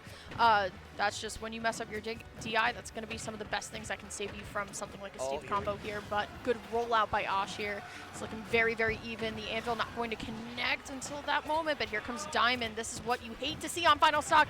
The dash attack through the back air almost actually does it. But look at this. Osh has to just get down. Not like yeah, that. yeah, don't get down like that. Don't do that. That's not what I meant. I'm sorry. D-Dog was like, okay. I'm sorry, man. That okay. is not what I meant by get down. Uh, Get down aired, but not exactly what you wanted to see if you're an LCU fan. But honestly, it's close. Yeah, it's close. Got only because getting diamond that late in the game is really what cemented So it for scary. D-Dog. And really, when you say get down, it's you got Get down down. too fast that you Get bounced down. off the ground. Oops. That's not what you're looking for. So, coming up, love it, Chris. Next up is Spritzy. Toon Link, right? Yep, Toon Link. Oh my god, I am so good. I know this. Feels good to actually like know the players here. Setting up projectile versus projectile is definitely a good strategy going in. In fact, I love it. What do you think about Toon Link, Steve? Well, it's Stop right there. Yeah, Oh, it's well. hard. It's hard to talk about because it's so. Unless you know, it's seen a lot in Japan with, Yes, it with is. level 1, and then obviously with Akala as well, and all the crazy steeds they have over there. So it's not an unheard matchup, but it's something that we, the likes of us, North Americans, rarely see. So. But Spritzy, one of the top Toon Links in the game. Yeah, period, right? Yeah. Like Spritzy, definitely a name I knew. And fun thing about this character is that Toon Link is very versatile in the air, right? Like, you definitely, sometimes I like to classify characters as what type of benders they would be. Toon Link is definitely an air bender, where the way that Toon Link kind of like flies through the sky, just the moment that you get into that motion, right? Like a lot of those back airs, the forward airs, like they're very fluid, and that's the thing. Once you get into motion, it's great, but the problem is Steve is also like an earth bender, and the thing is Steve just ruins a lot of your opportunities as Toon Link to really get kind of like things going with the amount of blocks that D-Dog can just kind of go on ahead and plays. Yeah, as well as the jump scare options he has to really just kind of get out of jail free in a lot of instances. They can make it for a character like Spritzy to continue their, make it very difficult for them to continue their combo game. Yeah. As right now we're just sort of seeing space out, throw your Oh, bomb, but nah. oh nah, really? Nah, I'm good, bro. Command grab into TNT is D-Dog. that's a brutal thing to eat, and almost getting up right into it. Ooh, okay, Wow. explosion there. Actually going to save both D-Dog and Spritzy. Honestly, if I'm D-Dog, I just want this one, and then I'm going to go. Like, all right, I've done my work. I've got like 4 stocks. I bet I'm good. Good roll through, though. I like how D-Dog giving a lot of respect, staying in shield very long with a back air, and not even a bomb can save you there. Oh. D-Dog going to be up, at least, and Stony Brook going to be up just 2 stocks right now. Even at 125, it's still a Steve with Diamond, so you got to give it that respect. Yes, And now it's a Diamond. It's now a Steve with Rage with Diamond, so Oh, even yeah. more respect. Nothing has to could be go given. wrong. No, nothing at all. It's No, I'm not panicking if I'm Spritzy here. Yeah. All I have to do is just find one, right? Hey, there yeah, it like was. right there, boomerang. into I have forward called air. that twice. Like, it's just natural. That's why you're a professional. That's really why. That's why. Am you're a I? professional. I never view myself as a professional. Anyway, you know who is a professional, though? Spritzy. Yeah. Doing it big for the Toon Links. My guy's got hops back there. You saw that? And, like, that was crazy. I'm looking at you as somebody's jumping. to Somebody the moon. was jumping to joy back Who there. came to Riptide in moon shoes? Did you ever have moon shoes? I did. I tried them once and I fell completely. Oh, on did my you roll your face. ankle? Yeah. Yep, that's what happens. Yeah, and You I see, fell on my face on concrete. After this block, I recommend you look up the original moon shoes because they are somehow even more dangerous looking. Because they are metal springs instead of elastic bands that are just directly under your feet. What? So they're actual spring shoes. That And should be a new side event. They look like Play Smash while doing that. play arms. First player injured. Play arms. Oh. Play arms on moon shoes. Come on. Arms on moon shoes would be nuts. If Summit was still around, that's the play. That's my summit event. That's my Summit the event. Ankle Destroyer The Invitational. best event we've ever had at Summit, though, was Can Smashers do math and Can Smashers land a plane? Oh my gosh, the Ken Smasher's Land a Plane goes down So- in infamy. Infamy. It was a great one. It's so good. My idea was for helping out with MSU and stuff is to get the MSU Smash team, just bring them in a room like Taskmaster, and they just see a pyramid of Play-Doh. And then as soon as they open the thing, a timer starts. They have 5 minutes. Create their main using Play-Doh. And then just Who would benefit from that the most? Any Kirby player, I guess. well, yeah, it's like J-Jaw could do it easily. Yeah, just like just like ball, roll up, Ball, bang, time. good. All right, who we got? Spritzy. We got Cody. Do you know who Cody is? I know who Cody is. Cody. I've heard names. I've heard of the Cody. Best Peach on Long Island here, Cody. Actually got to represent Long Island in what we had was the Tri-State Showdown. Ooh. Tri-State Mid Invitational that we had. Cody did represent Long Island. Definitely one of the best Peaches in Tri-State alongside of player 4 as well. So Cody's a good name to have here. Definitely a great Peach. I got to commentate him a little bit yesterday too. Yeah, so I'm with excited. doubles. Yes. God, it's just all these repeating players for me. I saw that set. That was a crazy double set. It was a Cody good one. really puts in work. And I see exactly what you mean. Top Peach in Long Island. We're going to see how the Peach does against the Toon Link. And we talking about like rare matchups. This is and we got Saturn. That's how you know. I've always said, like, you can always tell who actually is a Peach main by the type of, like, projectiles they pull. Like, when I play Peach, I'm never pulling anything more than a dot eye. Oh, like, I'm- if that. Ooh, Yeah, okay, I'm drop right there down with you. 2. Oh. Saturn into the grab. I know he Cute. made a honk. I know he made the honk noise. Oh, My yeah, we favorite can't honk hear, noise. but you know what? So sad. Still, though, I mean, it's just this consistent string of damage. Cody recognizes that Peach can and has suffered against sword characters for a long time, especially ones with a lot of projectiles. So this kind of just naturally happens. But Spritzy going to be able to, you know, take over the ledge here. Cody going to have to get a little creative. I like the drop down. Just keeping Mr. Saturn on the stage. He can watch. That's totally okay. But, you know, we still are moving around. Yeah, every good fight needs an audience, and there's already so many people in Got the one stadium. here. Oh, but yeah, right there. Look at that. Just sent below stage. Did not have the recovery options. Didn't even have bomb, I think, for full recovery. As a dot eyes comes out right against the shield. Ooh. And Cody trying to get things started again. There's got the down tilt, but the bomb saving Spritzy from any further damage. Yeah, absolutely. At this point, right, if we're Spritzy, we got to play a little bit more aggressive, and we have to just, like, find that one, right? We have to find that one area, but the problem is Cody's really good at parrying, so back throw is going to be the pick, and it is going to be able to get the stock here. You know, a big old hoof off the stage. The hoof. And, yep. Peach has a, turnip in hand. Peach always scary with turnip in hand. Just like Toon Link is scary with bomb in hand, is they're going to give a couple forward airs and 57% to 28. The Stony Brook still looking to keep their lead and make it grow even further.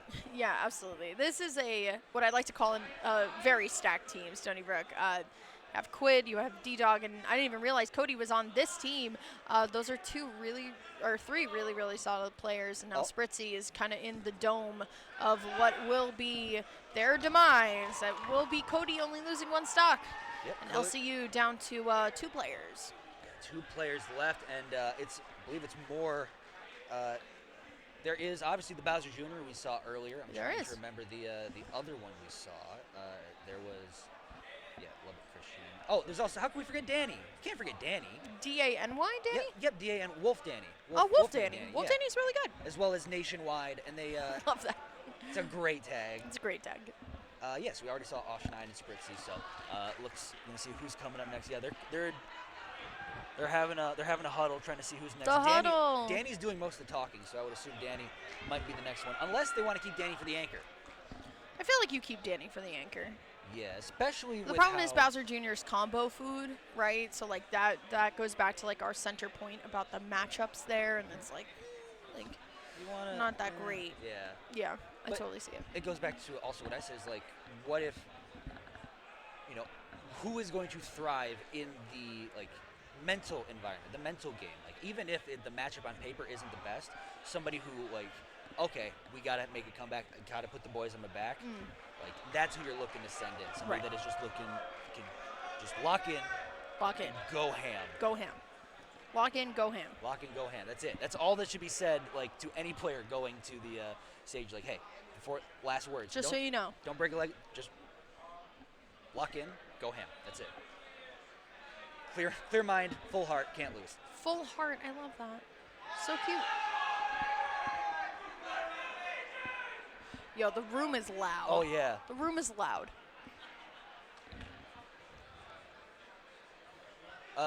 So we got Shigura coming up next. Shigura, I casted them yesterday. Ooh, another one. What are we in what's on the docket? Can you remember? Was it swords? I think it was swords. I'm like 98% sure it was swords. Swords. Which is what you would expect, right? Like we said, Smash Fundamentals down to Melee was always Peach loses to Marth. Marth can lose. Marth doesn't lose, apparently. Some people think Marth doesn't have a losing matchup in Melee anymore. Yeah. I'm like, come on.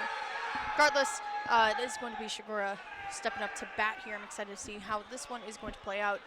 Stony Brook up a whole player. But we've seen other teams in this very similar situation with it was Cleveland State versus University of Wisconsin. River Falls. It's very long thing. But they were down a player and a half, and then Cleveland State sent in Colonies and evened it right back up. So just because you're down a full player, you're never out of it until you're out of stocks. Absolutely. The game ain't over until that last stock goes away. Yeah. Now, Very true. the 2 players, we're looking to see what stage the counter pick is on top of it. Looking like we're going to PS2. Shocking. Or nope, I'm wrong. Small battlefield. I'm also shocked. They caught me. They got me with the They mix. got you. How do you mix up the commentator? But they did it. They always do. We got pop-offs in all directions again. Literally. Feels good. Feels good. The energy in the room, amazing. Shout out to Northwood when they inputted their tags. So Good Pop input his tag is I hate Copel, and then Copel was I hate SGP. Oh, they're teammates. That's Yeah, fine. yeah. Yeah. They were. They teamed a couple times, I think. Oh yeah. They're great friends. They've been the two. They're like the heart. Copel's the heart. SGP's the soul of Northwood Smash. But ooh. Yep. Swords. Swords. Hey, I was right. I wasn't specifying of which swords, but it did narrow down about like 60 characters on the cast. Yeah, another Crom. Crom's a popular character in the Collegiate. Crom is wild. We love Crom. Yeah, Crom and Cruz is a. I guess it would sort of mitigate the whole he's got 3 stocks, so you can go ham, and it's not like the set's gonna be over. Oh my! I told Everybody you. What did I immediately say? scared. I literally said Peach players always just find it. Fight or flight activated. Still though, just gonna throw it up and away. But here we go. Shigura gonna be able to find that opener here. Has a beautiful string, doesn't take it all the way, but the side special onto stage is going to get caught up, but here comes Cody, right? Landing forward air, gets the grab as well. We want to see a couple of those nair planes that we've been talking about, but great shield and the grab from Shigura here. There's the F-tilt. Yeah, goes for forward throw, and looks for that dash attack, now finding it. Cody trying to recover, gets ledge, but eats the jab, but no follow-up from Shigura. Doesn't get the chair. Instead, back to center stage, back to neutral. Who's gonna get opened up next? Once again, looks like Cody. Still though, there's the nair, right? Yep. Like usually when the Peach player can find the one nair, that's when they're kind of locked and loaded in here. Good bait out with the turnip, catch the spot dodge. Speaking of catch, good catch on the turnip here. Yeah, and it's always so scary to try and You're done. like when you take your physical body off stage to contest Crom, it can be very scary. It's like, is he gonna Crom aside? Is he gonna try Crom and aside. is he even it up and stuff? Who's to say? But still, when you have an option like turnip, you don't have to. Yeah. You can just sit back just chuck turnips. Okay. Still though, Cody's still stuck on the side here, taking the scenic route out, as I like to say. Here we go though, double back into the dash. Things are looking good. The down air not going to be enough just yet, but another one of those could probably do it. But this is Peach with a lot of rage here, and Cody now having stage advantage. Going to actually throw the turnip up, gets the hit into the back air. Doesn't get the exact throw there, but the air dodge, unfortunately for Shigura, that one's gonna hurt. A lesson in physics: what goes up must come down, and Shigura still gets Feel my Cody. feet right off the ground. Oh yeah. Gets Cody to last stock. It's still Crom Peach. There's the parry down tilt, off to the races, double down tilt, a nair, more down airs that ledge, trying to interrupt everything. I'm Look hurt. at Let this. him live, dude. Like, Let let him him play. breathe. Let him play. Still though, beautiful landing up here coming out from Shigura. Definitely not over just yet, right? If we just get this stock. Oh, I love just the discipline on the side special there. Just, you know what? I'm not gonna go and commit all the way through, but Cody's got the DI of gods. Beautiful landing forward air though. And now Shigura starting to finally snuff out some of these approaches from Cody. Doing a great job, that big sword, the disjoints. Cody recovering low. What's going to be option from ledge, dash back, looking for jab. Now just short hop float. The two are just dancing around each other. Here we go. Forward throw from Cody. Gets to ledge. Short hop forward air. Here comes turnip. Hits. Great air dodge to still make it back. And now back to neutral. Ooh, okay.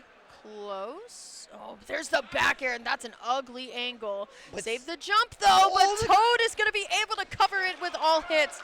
Cody staying alive by a stock, and now LCU down to their last player. The last player, and you got to think it's going to be Danny. Has to be Danny. It has to be Danny in the anchor spot.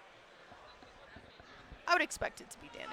Yeah, and just no hesitation, no. Bro just hopped up. Yep, no. Bro was like, you know who I am. I don't need to come over here and tell you. Not leaving any It's questions. Danny, 1N, next. The Wolf, you know what you're getting. You're getting a solid Wolf game. Yep, absolutely. Here we go, though. Final player coming out for LCU. And Stony Brook might not even need Quid. Yeah, it goes to show the strength of their lineup, even the depth of their lineup beyond Quid. 'Cause everybody talks about Quid like the raid boss he is, especially in a crew battles format, who's just like gone ham and obviously winning. Let's make moves, or let's make big moves. it's when you can just keep Quid on the bench. Yep. It just adds that more fear of like everybody focuses Quid. But you got to remember, there's still 3 other players to contest with. 3 very high-level players as we're seeing here. Right, absolutely. See, though, how it's going to be Cody. MVP so far. People, the chat's screaming Cody's name. Like, go Cody, go Cody, go. As we go to Hollow Bastion. It's good, Pate. This is a good stage for Wolf. I think this is a great stage for Wolf. Cody has to drop 2 stocks here. So really, all we need is a grab dash attack. That's it. It's and a in dream. The blender, yeah. Put the peach in the blender. Make yourself a smoothie. Very tame opener, though, coming out from both players here. Just, that single hit laser of just, come and go here. But Dan, obviously, if you're Danny, the last thing you want is to be opened up by a massive peach combo. Like even this? They're eating 44% off the stage is already less than ideal. You want to get the big opening against Cody, against Peach, to really just carry from one side of the stage to the other and start getting the ledge pressure. Yeah, absolutely. Beautiful, though. Great stuff coming out from both players. Like, the spacing is really on point. No tech, but had the right idea. Yeah, just held it for a little bit more, and who knows, Danny might have still rolled in. Cody's pulled everything. What wins first? It will be the Peach. Minimal damage taken from Danny here. So now, 3 stocks to 6. You still got to take 6 stocks. And I think Quid just comes in here and he cleans. This is where I think it's just in case of emergency, break glass and call in Quid. Good on Danny. You know what I mean? That trade could have gone either way. Oh yeah. Didn't lose a stock. Held strong. Who we got? Any movers? Any big movers? Nope. They're really thinking about this one. I think you send in Quid. I'm just like, yeah, you know what? It's PT Wolf. Pretty standard matchup. Send out the Squirtle. Send out the Ivysaur. Finish off with the Zard. But you can see them over my left shoulder. Having a talk right now. Yo, Coach is dressed in those pants. You see those red pants? That's how you know that's Coach there. Oh yeah. That's Coach. Has the pullover with the Stony Brook pullover. Forget it. That's Coach. That's dripped. That's Coach who's still got homework due on Monday. That's the funny part is that's a majority of the coaches at this event. Every coach is still a student. I love that. Oh, they're in their master's programs and they're Love to see that. Really good stuff. Advancing education. Of course. Does that go on a resume? I think it does. I definitely think it does. Esports coach. For like collegiate esports coach, like even the Quid. shows no, it's not Quid. Managerial, like ability to manage people and keep people on task, and be a leader. It shows you're also a leader. Oh my goodness. Stony Brook. It ain't Quid. It's likely either Brave Star or Steve or Vanchi. Maybe. I don't know. We didn't really get their tag. They didn't walk over here, so. No, they're not in a jersey either, so we wouldn't be able to tell. No jersey, jerseyless. Although the name Vanchi is familiar, and so I'm gonna. Vanchi sounds familiar to me too. Yeah. The crowd is so funny. Oh, that's hilarious. College players get rowdy. Oh yeah, yeah they do. As it looks, I'm seeing an Ike. Ike versus Wolf. I'm seeing Ike versus Wolf. My goodness. As they're getting into it here. Yeah, but Steve on Ike. Okay, interesting. Going back to the same stage, so comfortable here, and honestly, I can get why, right? Like, Ike loves the center platform to just hit those nair combos. Danny, though, no tag. That's huge. Down air doesn't connect right away, Maximus, but things are looking very precarious right now for Danny. I have strong opinions about this character, Ike, as a Game & Watch man, but I can tell you exactly what the game plan is. Full hop nair, and then try and take Danny off the top at an early-ish percent here. Yeah. Already at 65, so it's going to kill off the top a lot earlier than a lot of people would expect because of the dimensions of Hollow Bastion. Already looking to get that quick draw, and it's all about getting that first full hop nair, but Danny doesn't want that to happen, knows the game plan of the Ike. Getting that laser off stage, has to recover. Still can recover here, too, even though the laser hits. Yep. Where are we going? Back to ledge, air dodge in, still eating a back air. 119 to 76, has to quick draw, makes it all the way back to stage. And just like that, we're saying nair, back air. And already Danny, 2 moves, Danny's back at disadvantage. Yeah, absolutely. But Danny gonna hold on. Danny, a very, very good player. But the the armor from the up special actually going to soak right there. And now it is going to be Steve who can make it back, but Danny covering the up tilt with that, or covering the jump with the up tilt, excuse me. Things are looking real good for Danny right now. Definitely locking back in. Oh, yeah. Danny is in the driver's seat, has to try and keep hold of these stocks, especially this stock, for as long as possible. The back air still surviving, 125-32. And now the opening looking for down tilt. Go through, gets the laser. But is Steve a grab-heavy Ike, something we haven't seen much of yet? Especially like, Ike up throw, up air? Maybe. Right now. Right now, though. Yeah, he's killing it. Danny, through sheer might and willpower alone, is getting Lubbock Christian back into this match. Only a 2-stock deficit now. Yeah, things are looking so close, Oh, but still, 1-stock every deficit. single time that Steve goes just for like that decisive back air, it's just a wolf aerial comes out first. The down air, though, will just absolutely murk Danny's stock there, unfortunately for him. Even through the platform. Yeah, but he's still up, but here we go. You've given Ike a little bit of rage to work with here. So now Danny, all he really needs to do is find another one of those landing nairs, get something started here, but there's the up tilt. Beautiful follow up from Steve here. But great wolf flash there. The mix-up, the get-up attack not going to be caught out, but look at Danny still pressing the offensive with a little bit of this forward air here, but finds the up air, and now we just need to land for Steve. Having an excellent job of just outspacing the aerials from Steve, and just right before he throws them out, it's like there's a fair that's just a bit quicker. There's an up air that's just a bit faster. Just always that half millisecond ahead is Danny over Steve. We're gonna see at 109, 113 back throw. Yep, here comes laser. Oh, great air dodge up though from Steve here. Problem is, like, I feel like every single jump has been caught out here, like that one, and now it's all about just getting back on stage. But there it is, beautiful F tilt. Not going to be enough just yet, but the laser is going to connect. And that's no gonna do jump it. saved, and that's going to be it for Steve, as Danny going to go on to fight Stony Brook's last player, who we can probably assume is Quid. Yeah, at this point, beyond reasonable doubt can be made. The Quid. Hold on, they're singing. Oh. Wait, sing again. Wait, We weren't do it paying again. attention. What were you doing? We couldn't tell. No. No. Also, All right, regardless. I think that's a rivalry, by the way, an actual like collegiate rivalry between. That's sick. I think that it's George Mason. I thought that was Cleveland State. My bad. All right, so that's Quid, Q-U-I-D-D, LMBM winner, one of the best PTs in the world.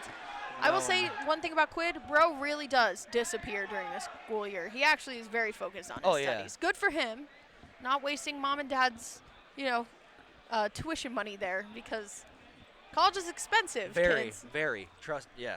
From experience, trust me, I know. When you get those student loans, ew.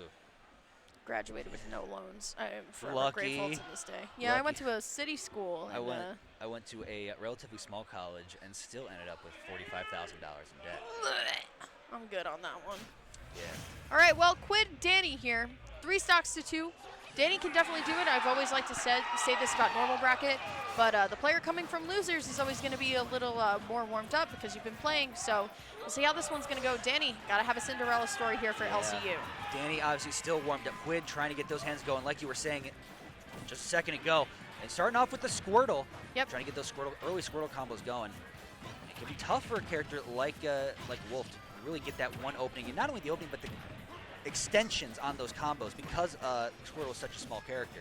Yeah, the thing is also about Quid is that this is a Squirtle's Paradise type of character, right? A fast faller who sometimes can trip and then boom all the way. And look at this. Now we haven't even swapped on over to the Quid Ivy Sword that he's known for yet. He's still positive that he can get a trip and just into a simple F smash water gun, going to send off the Nair, not going to do it just yet, but here comes Danny. I mean, this, like I said, this is Cinderella here. And definitely fighting back. Beautiful double up air string. Doesn't get to call out the switch. It is a little bit too late, but Quid gonna be able to find the up air. And immediately switches right back to the Squirtle afterwards too. So not even spending that much time on the Ivysaur, knowing that low percent means Squirtle time, and that means Squirtle combos just like this. Gets the regrab, one into a Nair, another Nair, 45%. The side B as well, 62, forcing an up B.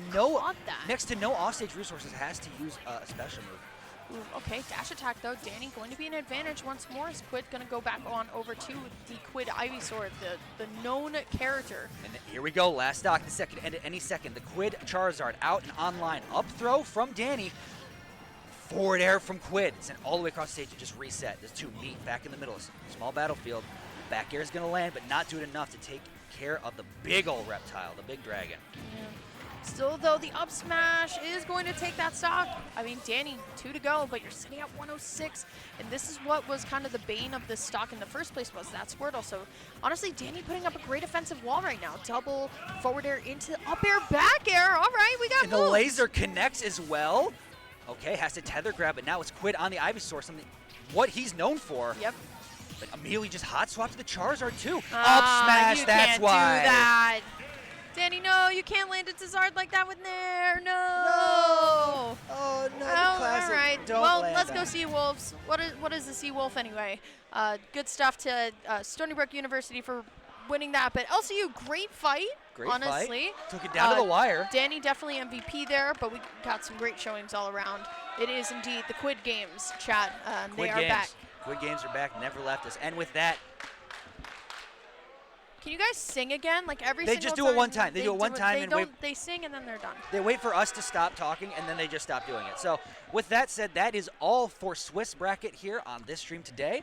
I have been Max Moose, joined by the legendary Lyric. Stop that. Thank you thanks for joining us here for more Collegiate Cruise, and we will be back on mainstream, I believe, tomorrow around 2 o'clock for. Oh wait, Top this Cut. is it for the stream. That's it. Jono could correct me, but I'm pretty sure That's it.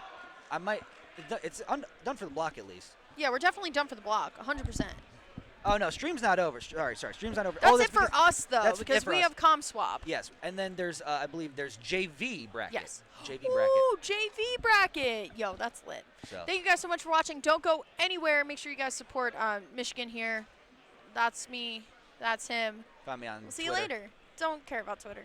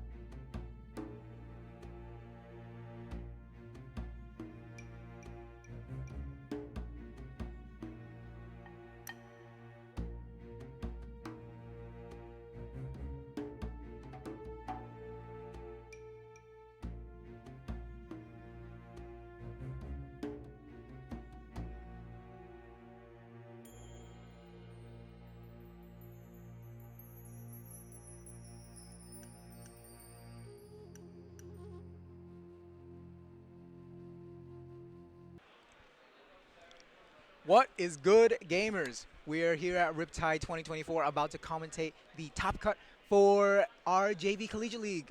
I am Moksor, and this here, I am Joy-Con Jesus. How's it going, everyone? we are excited for some incredible matches here today. And we have a very special somebody with us. Oh, we've got a special somebody. We got the Joy-Con. Yes, sir. Absolutely mega prepared for this. Very excited Absolutely. to watch some good Smash Bros with the Joy-Con, of course. Oh, yeah. With all these colleges, you know, Smash Brothers is just such a popular esport. So lots of colleges, they have room for extra teams, and I can't wait to see what they're able to bring with all their talents. Yeah, I was watching all these JV talents, especially all the up-and-comers and the rising stars, especially like the JV League. And pretty sure this is bracket, so we're going to be seeing some hot sets soon. Once they put their names in, then we will get started. But for right now, as stated previously, it is very cool that all these colleges are able to come out like offline at a major. Like I have never seen the likes of this personally, like firsthand, or at another major. So Yeah, if you're not familiar with the collegiate competitive Smash scene, of course, since there's colleges all across the country, we're used to playing these crew battles online, and it's straight up a different game online for some. So the opportunity to have the biggest in-person LAN for Smash Brothers on the collegiate level, it's really insane. yeah, it is honestly impressive, and this will determine the seeding for the following NACE League once. Oh, does it? Yeah, this determines the seeding for the rest of the semester. So I did not know that. yeah, at least it did for the varsity league. I don't know how it is for JV, but I'm pretty sure it will. So there's some stakes, especially for the future. Although there isn't like a crazy amount of money on the line, even if there is, it's still, it could determine like what happens later on. So Oh yeah. It's been a bloodbath, at least for the varsity side. Chat, if you weren't here watching varsity, there's some upsets. yeah, Some upsets. Winthrop being a huge one, getting upset I think by Michigan. So Oh, okay. Yeah. MSU, you mean? U of MSU M is not here. Yeah, MSU. Okay, got it. I just saw Purdue University beat Oakland University. I knew Purdue was seed 8. I forgot what Oakland was, but I think that was an upset. I think they were Oakland was above. That was like last stock. That was insane to watch.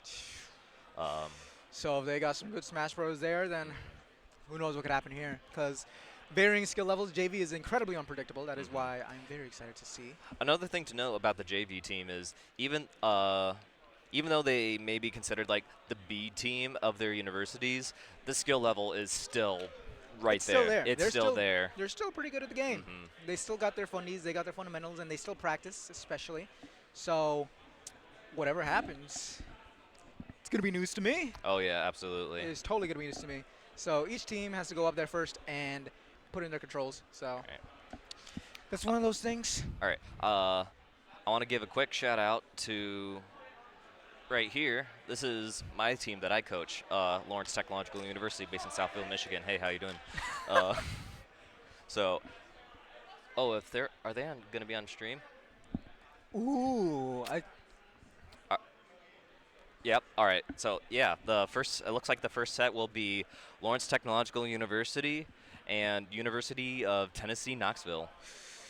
I'm going to have to cheer for Tennessee here if you're going to be cheering for your boys. So to avoid bias, of course. Yeah. Oh, Miami, Ohio. Miami, Ohio.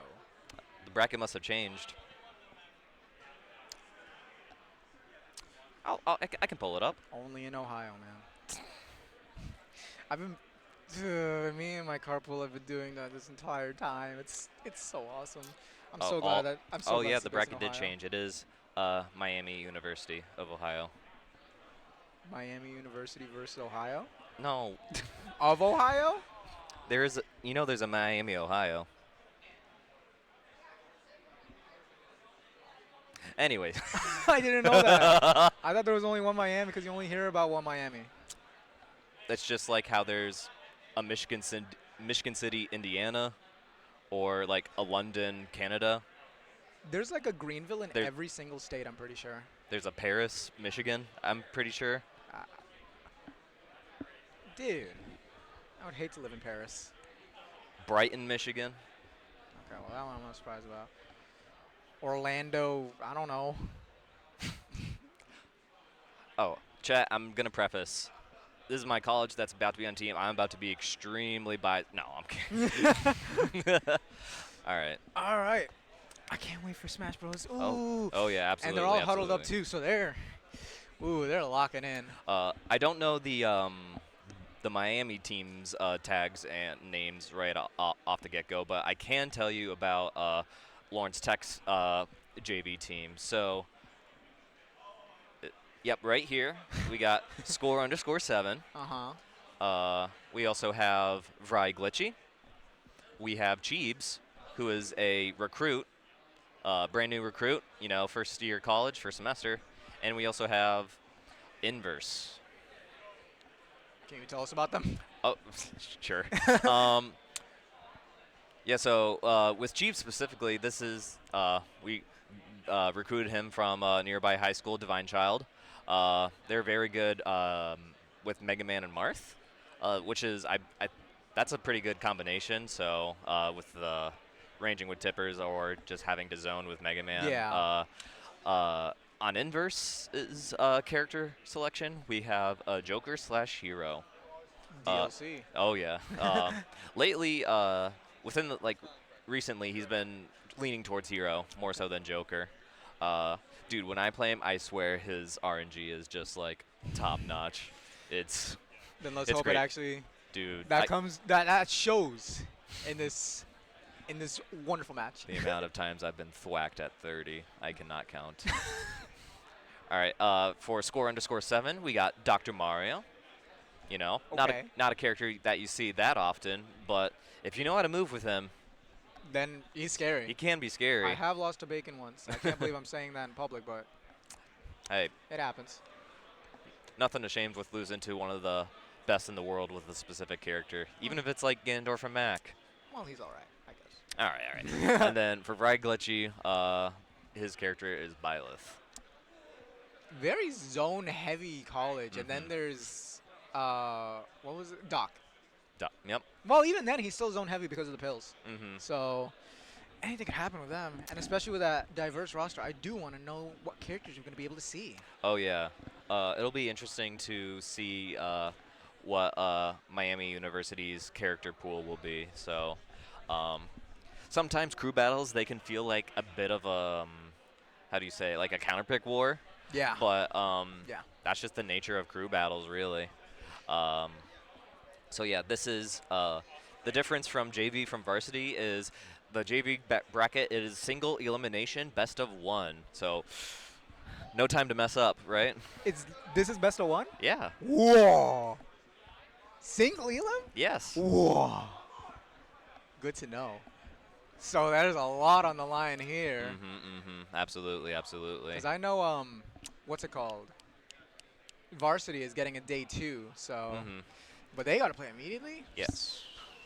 All of varsity will be moving on to day 2. It just depends on the what tiered bracket you move on to. Who's that? Who's waving? It's hell to you. Hell to you.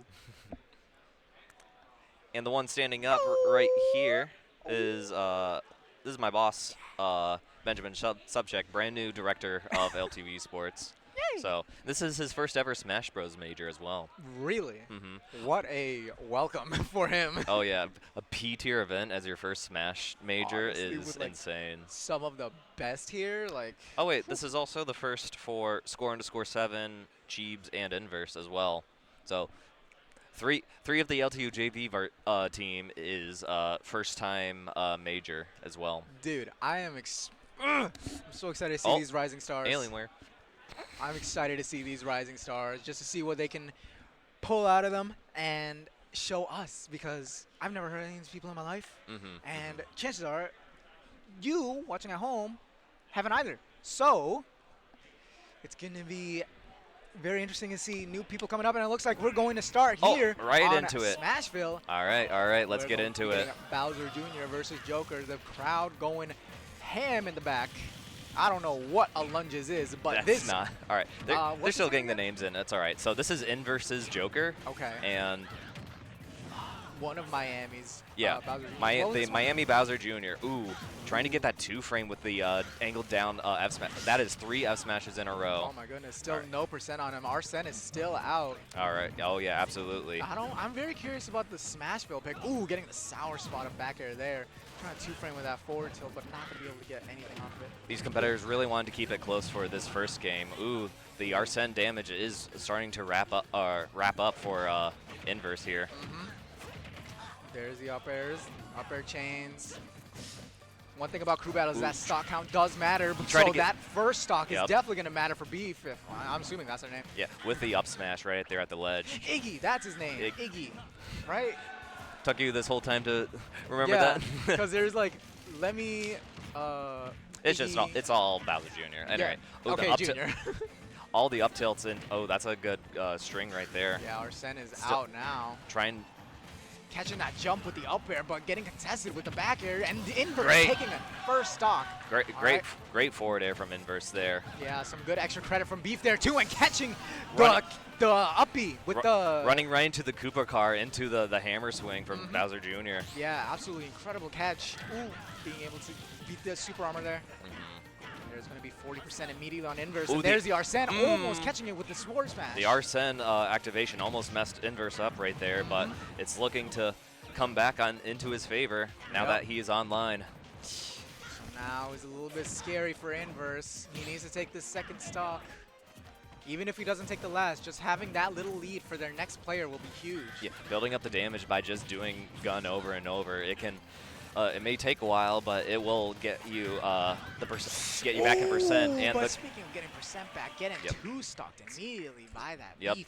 the side B up B for the Bowser Jr. player, and Miami takes the lead in this first game. They are now up by 2 whole stocks and a player. So I wonder what was it? What's the name again? That was Inverse from No, LTU. no, no. The LTU. I wonder who LTU is going to bring out next for this wondrous Iggy. Yes, Iggy, like Joker.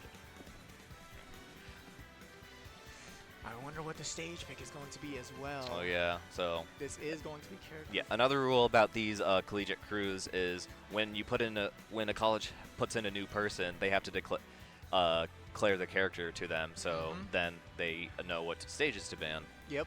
We don't want any counterpick Kazuya FDs here. Yep. That would not be fun. So asking a couple questions, making sure everything's all right. Oh, I'm saying all of the nice things. Have I said one mean thing yet? Not yet. Not yet. Not just yet. I shouldn't preface yet. Who are they gonna bring out next? I can't wait to eat too. So- I'm very hungry. Oh yeah. I think I need a mint. So all the colleges have access to like, a stopwatch because there is a strict 2-minute timer for them to select their next person. So all right. So it sounds like they're really stretching out that 2 minutes, but yeah, using every single opportunity that they can get. So because I'm assuming none of them are playing singles right now if they're playing right now. So no. One of our JV players has already done singles. All right. So they're going to be stretching this out. What's up? Here we are. I'm looking for my mint right now. Sorry. Because I am mildly hungry, and that'll hold me over just a little bit. Maybe. I don't know. Boy lunch. Boy lunch, boy dinner. This is going to be boy. Yeah, this is boy lunch, because I have not. Oh, I see it. I see it. They call me Shulk, by the way. I see it. I see on stage who they're bringing up. It is Cheebs from LTU. Jeeves. I feel like Jeeves. I've heard that name. I might be crazy, though. Yep. But- Brand spanking new to the college team. Very happy to have him on. Fresh blood, fresh meat, whatever you want to call him. Maybe he'll put out something fresh in this stage right here on the second game. Some fresh combos. Am I right? All right. Fresh breath with this mint. Fresh breath. Shout out Mentos. I So- don't even know if it's Mentos, but So yeah, it's the Beef Bowser Jr. still in, and Cheebs, he's got quite a few characters that he can go with. He's got the Mega Man, he's got the Marth. He's been trying out a Cloud recently as well. So. I wonder who he's gonna pull out. I can't tell. I couldn't tell. Well, it looks like we're getting into the game right now. Let's It is the Mega see. Man. It is the Mega Man. I knew. All right. I had a feeling that was coming out. There's Lawrence Tech in Miami, Ohio. Mhm. That's so funny. SDing and going on Kalos. Oh Ooh. yeah. Lots of room Yeah. for both characters to do the zoning. All right. All right. All right, and we're off. Mm-hmm. Ooh, Mega Man zoning, better than Bowser Jr.'s, but the meaty hits from Bowser Jr. Can also make the huge difference as well. Let's see if gonna make or break this entire set here right here, but it looks like Ooh. Cheeves is keeping that was him a out great really call well. out. Yep, Mega Man chipping away, like a little percent out of the time, it'll all add up. Oh yeah, that's exactly what matters in these crew battles. Because like I said, stocks matter. So Cheeves wanting the 3-stock, I bet he wants the 3-stock because they're already down a player, and it doesn't look like it might happen here. Almost getting that kill right there. In the traditional format of like if you were to play normal singles, the one with the stock lead would be camping. But since Miami, Ohio is still on their first player, then even though it's 2 stocks to 3, Ooh, not that anymore. up smash barely taking Yep. it. Not even Callow's going to be a high enough ceiling for him to not die there. So Mega Man on the heftier side as well, but not as heavy as Bowser Jr. yeah, unfortunately so. Almost getting comboed there. Nice throw. Oh, no. Looking for Air that dodges up air. away from the tornado. A lot of pressure on them too. So was this Cheeves' first major? This is Cheap's first major. Yeah, so all this pressure being put on you at once, especially representing an entire school and getting caught, air dodge caught. Yeah, the air dodge read on that platform is insane. Nice jump over Beef right there. Ooh, the platform. Ooh. Nope, not yet. Good up smash That platform blocking Mega Man's down air. The projectile. Oh, nope. Roll Good. away from the clown cart. Yeah, just want to get out Nice there. back air from Cheebs. All right, all right. Beef does not want to lose another stock. He looked The amount visibly of upset there, so I do not blame him. The amount of shield damage that a grounded side B spin out is. Yeah, right. Using rush to recover high onto the platform. Tries to throw. miss. Oh my goodness. There's tight quarters on that platform right yeah, there. I wish I had the. Beef still keeping Cheebs in the corner. Oh, trying to get the reversal. Now Beef is the one that's off stage. Not even gonna Nope. offer the downer there. That Yep. would have killed as well. But Smart running away from the hammer. yeah, A lot of still people, running, so. a lot of people make the mistake to try to punish Bowser Jr. landing, but no, he still had that hammer. Yeah, the dash back was very smart from him. Retreating back to ledge here, doing a quick little pellet. Nice off ledge. Catching him with that forward air. So now how is Chief going to get this final stock off of Beef and move on to the next player without losing one of his own? Ooh, almost getting caught with that back air, but not high enough right there. 150. He's survived for quite a bit. Oh, never mind. Ooh, but that Commentator- back air going to make that quite the opposite. Not the commentator curse. All right. Happened live. All right, there's 97% on Beef right now. Good back air. Very scary for Lawrence Tech right here. There's the back air, getting off stage. I believe they'll be able to take this last stock. Perhaps, but you Ooh, might good tomahawk. commentators curse him again, Oh. but the pellet coming out. We got the nair. Cheeves on his last stock though, so Hey, if only- he can 3-stock. That's only a 2-stock deficit since now Miami, Ohio is on their second player. Yeah. So we'll shortly see who they are bringing up. Yeah, so very excited. Mega Man is he's heavy. Oh yeah. Did you know he's heavy? He's like this Cloud weight. Cloud, dude, Cloud is heavy or it's too. about similar. Dude, oh my god. If there's one thing about useless Smash knowledge I know is like weights, run speeds, that sort of thing. Did you know Terry was the same as Samus? Yes. Isn't that awesome? And the same as Bowser Jr. Isn't it awesome? He lives through so much. I literally today during my crew battle, I was up 200% and they didn't kill me, and I took a stock, which is awesome. But anyways, going back to Miami, Ohio. I still can't believe that's a real place. But Cheebs, Mega Man going to be. Mega Man is a good character to cover like most matchups. Yeah. Many Mega Men say that he Mega doesn't Men. really lose many if any matchups. Most of them are either even or winning. The Mega Mains. The Mega Mains are saying that. I'm sorry. I've heard that the Mega Men say many Mega Men mains, Mega Man mains, many Mega Man mains believe Mega Man wins many matchups. So, Steve. but with Steve, ooh, yeah, Steve is not banned, is he? No, So- he's not. No.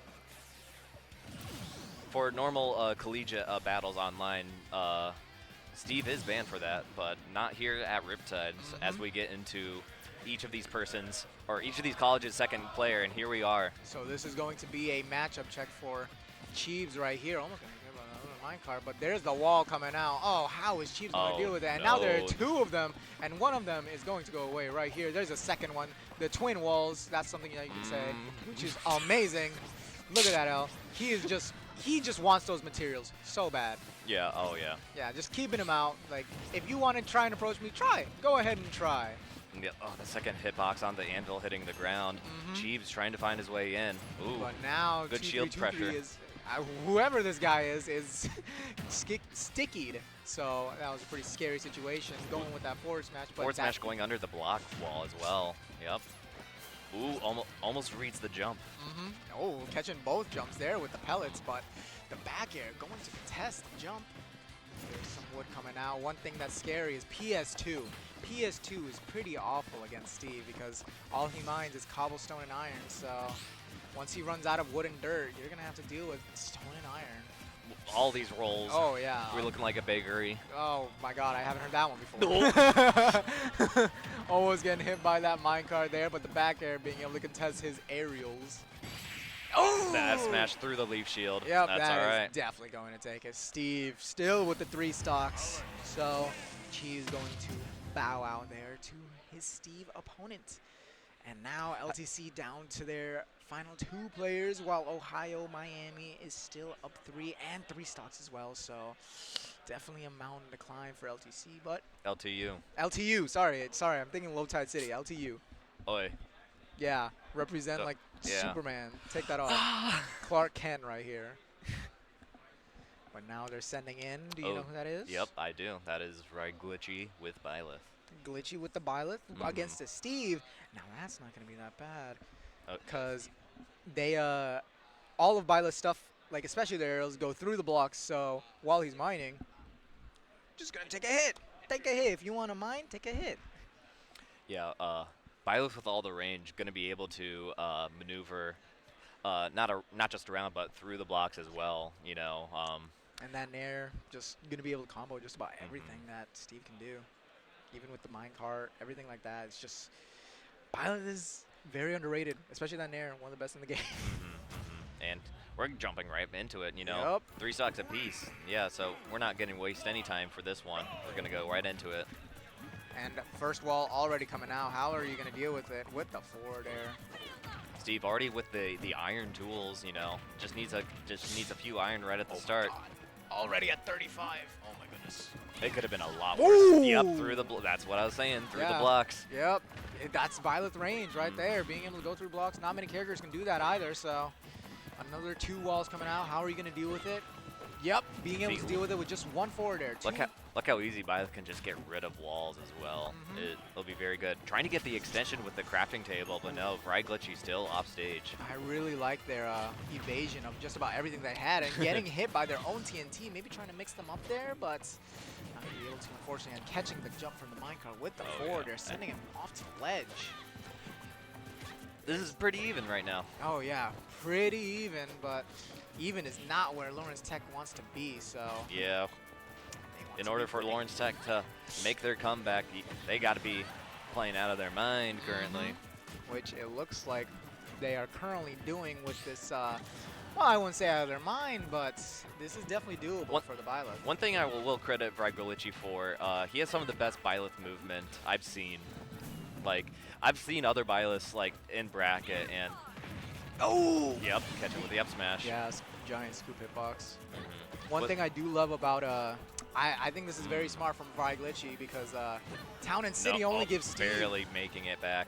Town and City only gives Steve wood and iron. So Yeah, great stage pick for Glitchy. amazing. So no stone, no dirt is going to be found here. Just the middest of mid wood.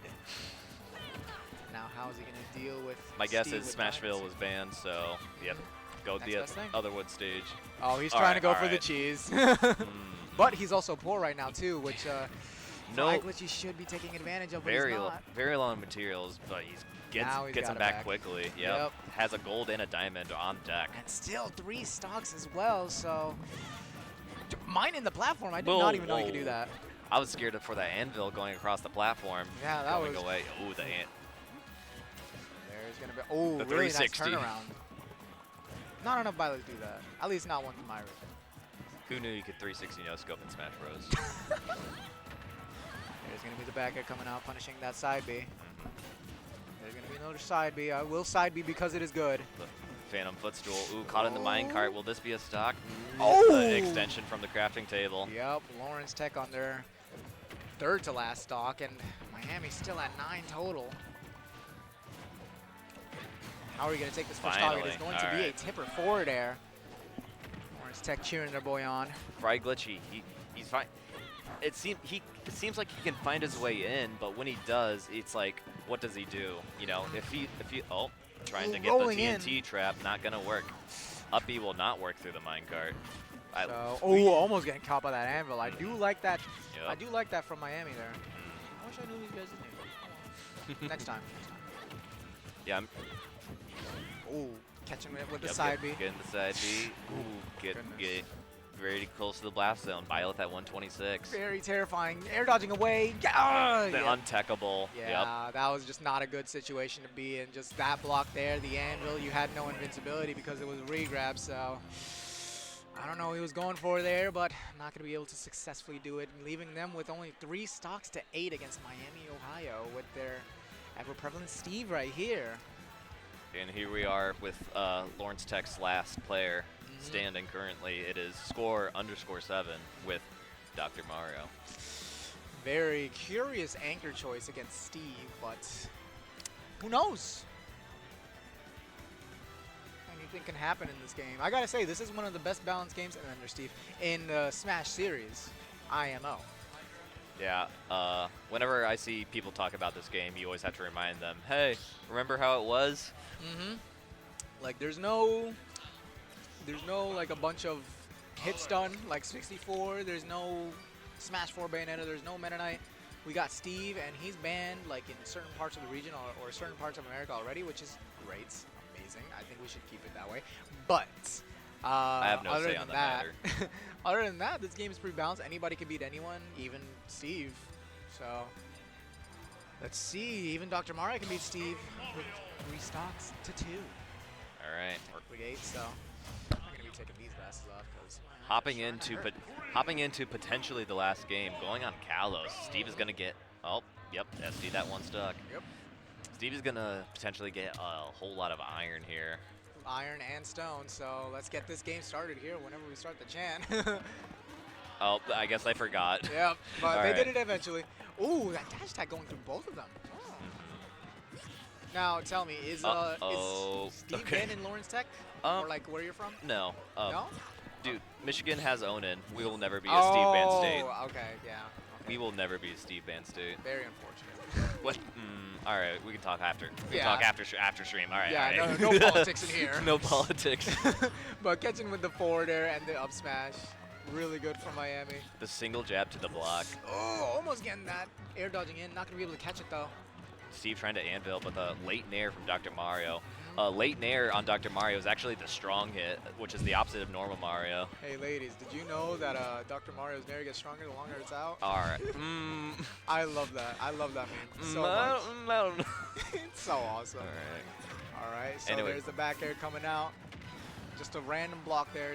Steve added iron, so they're not going to be able to have the first option. Nice up smash Yeah. coming with the spot dodge on the grab. Amazing from score_7. Finally being able to take these first Steve stock, leaving him with his last. You So, really got to time it against spot dodge grab against Steve well, because it's not quite. What do you call Steve's grab a tether? Yeah. Yeah. I Okay. mean, yeah, it is. It is a tether grab. Yeah, it is. Yep. Super slow and down throw, down B. You're not going to be able to hit the down B, unfortunately. Yep. Yep. But no one to get hit by that back air there. Very unfortunate there for score_7. Definitely wants Dude, to that close this out. building the wall right there and then staying under the platform. Steve is like, I'm moving to the suburbs. This is my Yeah. new house. Yeah, because like you can't really do much. You got a roof, you got a wall. What more do you need? You got a floor. Have to break into that. Yep. Crafting table almost broken here, but how is score_7 going to take this final stock off of this Steve? Steve's only like again. 1 or 2 good hits away, and Doc, he's got the muscles to do it here. Oh yeah, Double for dash sure. attack. I love that double dash. But Steve is also poor right now, Nice. catching him with the down B. Nice tornado, but it's gonna send the opposite way. Yep. There's the grab, and there's the up air to boots. Again, Only setting 2 the iron. opposite way. Only 1 iron left, no materials. There's the minecart again. How is he going to get this kill? The spacing is just like a little bit off. Otherwise, it's fine, and that's it. The Yep. back throw. The DI mix up there with the back throw. Probably was expecting a forward throw there. Yep. Not even going to kill spark there. Yeah, not even a kill spark. So now Miami, Ohio is down to 6 stocks to 2.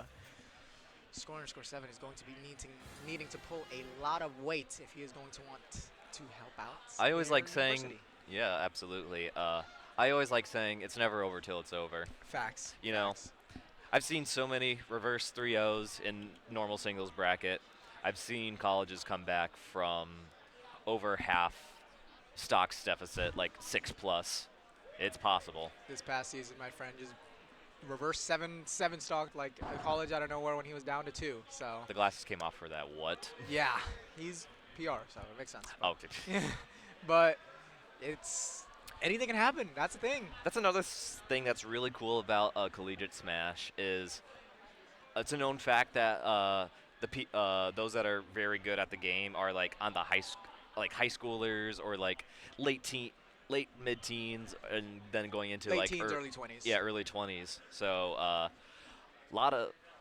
I've been seeing lots of state scenes. Most college teams are consisting of power ranked players, and the Ridley for Miami, Ohio. Bubbles. Bubbles. Amazing name. I like that name. Bubbles. Bubbles of Ridley. All right. Bubbles of Ridley. Let's see what they can do against score_7. The last player for Lawrence Tech. Oh yeah, Bubbles Ridley. That's like having a Rottweiler naming it Princess. I love those. I love that. Oh, wanting to cheese with that side B. Ridley's side B is so terrifying. You know- Ledge, and speaking of terrifying, there it is, doing 20% immediately. Wow, I really hate Ridley. Score7 does have experience with Ridley because on Lawrence Tech's varsity team, they do have a Ridley with Stowed. Yeah, but So we'll see how much that will help in this game right here. You know, just play the same character, people play widely different.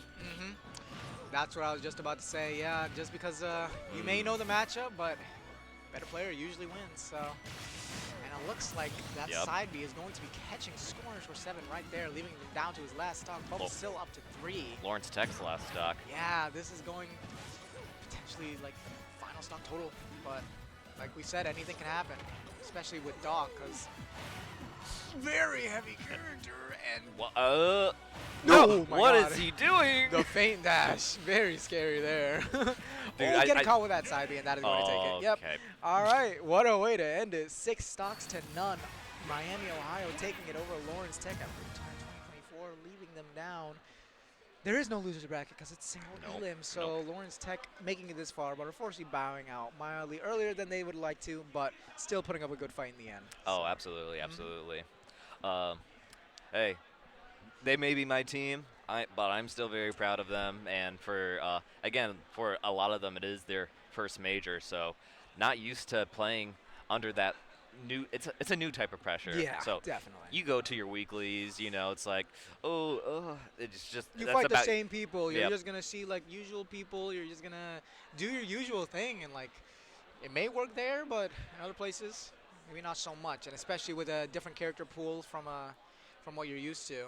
So, entirely different environment here, being in person for crew battles. and especially representing an entire college. Yep. Like, Here at Riptide 2024, the largest collegiate Smash event in history. yeah, this is It's still hype. Still hype. We still got a bunch more sets to fill through. So let's see what they are going to be. Oh yeah. I can't wait. I'm so excited. I love watching Smashy Bros.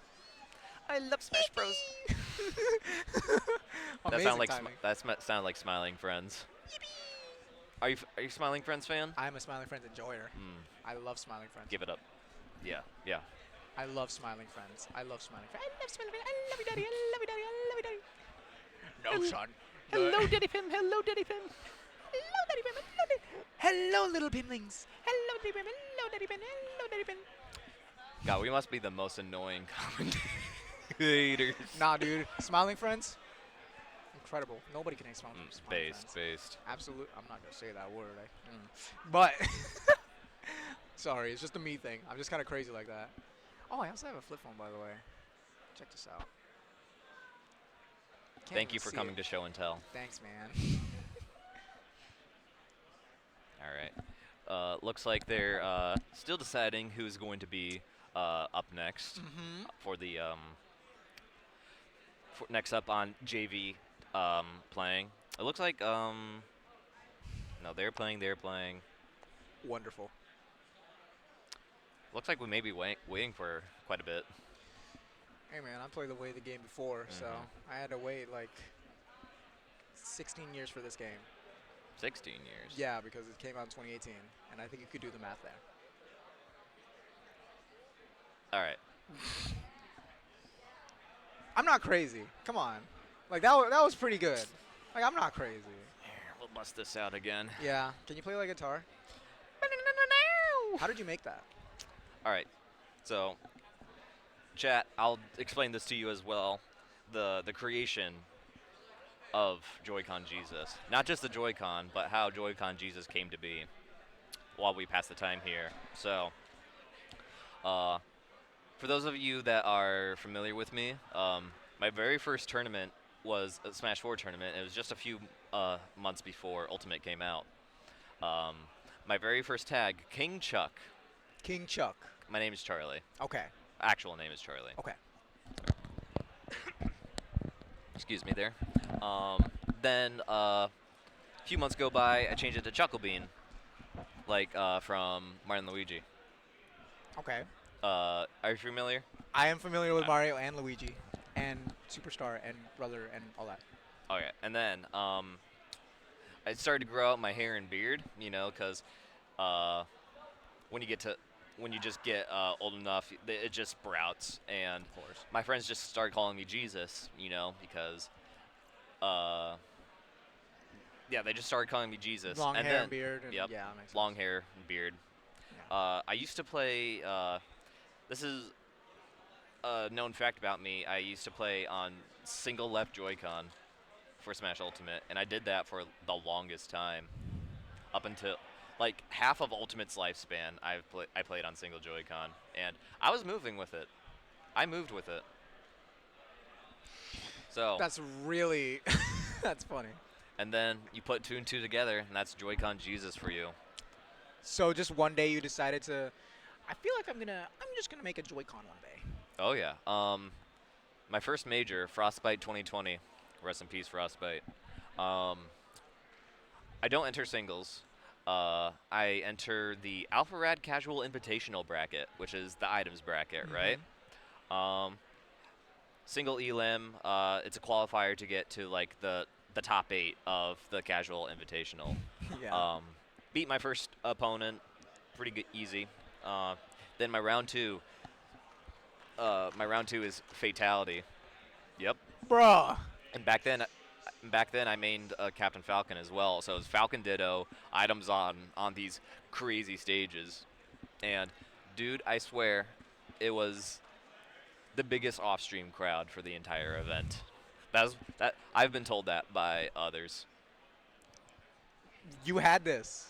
No, not Okay. back then. Okay. That was just like my first major. That's like where That was your first major. That's where I blew up, right? Because Your name was Joy-Con Jesus at the time? yes, Okay. And you still played with a left Joy-Con? yes, at the time. Did you take any stocks? It was the definition of 2-0 but close, but each game was last stock, last hit. Yep.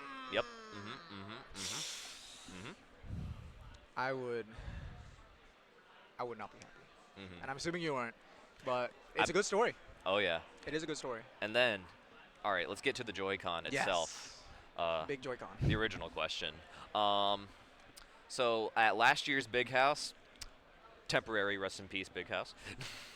Hopefully temporary. Hopefully. Big House, they usually do a cosplay contest, right? I went at Big House 10. There's good competition there for that. I was just like, got my participation medal. It's like, nah. I went. It's like, nah. I'm a win next year. So, literally the week leading up to Big House 11, go to Michael's, go to Joanne Fabrics, whatever. I forgot. You pick up a crap load of EVA foam, right? It's like the popular cutting foam for like lots of. If you're familiar with cosplay, EVA foam, that's like the standard to make like these huge weapons with. Buy a lot of EVA foam, and this is because that's just what I heard was best to make weapons. I've never made a cosplay weapon before, so I was like, nah, if I'm gonna do this, I'm gonna do this right. I'm gonna win. So, what this is, here, I'll hold it up. Ugh. God. Oh yeah. It's a monolith. Let me guess. Golf club. It is a broken golf club inside. Yep, you can see the Yeah. handle right here. Yep. Most cosplay weapons, if you're to go to a convention, you're not allowed like metal, right? Yeah. So, this golf club is not a metal shaft; it is a graphite shaft.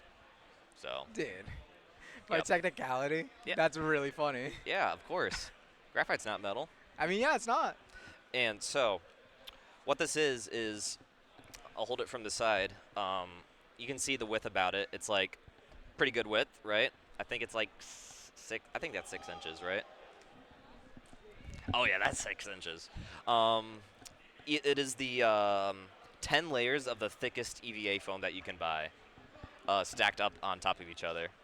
So if you're to like look like in like the like seams here, you can probably get oh yep, right here.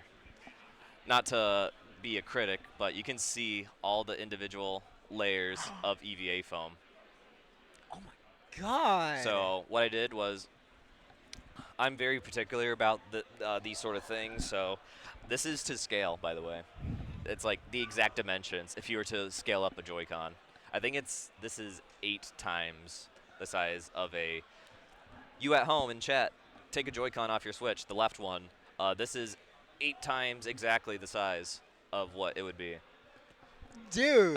I have pictures on my phone. I drew it out in cardboard first, like the general like shape, because it's kind of like a rectangle, but one side is rounded and the other is like a sharp edge. So drew out the shape.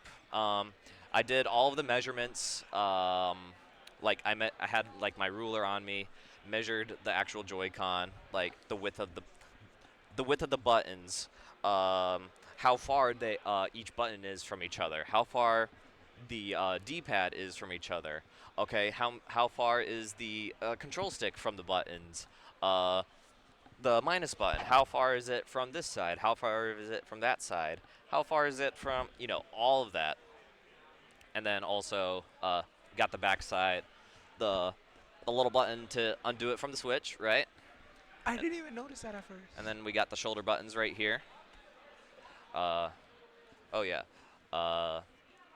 So the general shape was once I got the mold or like just the shape, I just traced it over like 10 times, and I cut it all out, and then so the layers, it's 5 and 5, and like the middle 2 layers, I cut out the slit so the golf club could fit inside of it. So yeah, so it's like whole lot of hot glue, whole lot of like the spray adhesive glue as well, because dude, this is not breaking anytime soon. Dude. I've dropped this a lot because I'm a little bit of a klutz. This thing will not break. I will say, just like a real Nintendo Switch, the control stick is like the most sensitive part. You know. Yeah. Got people always ask me, does this have drift? With a smile, I say no, but deep down, You know. eventually, Yeah. over the years, it may develop it. But yeah, the real plan was to like cut down into this, or to cut down into the actual base and to like actually like roll like a real control stick. But again, this is the week leading up to Big House 11, yeah. so I made this in 3 days.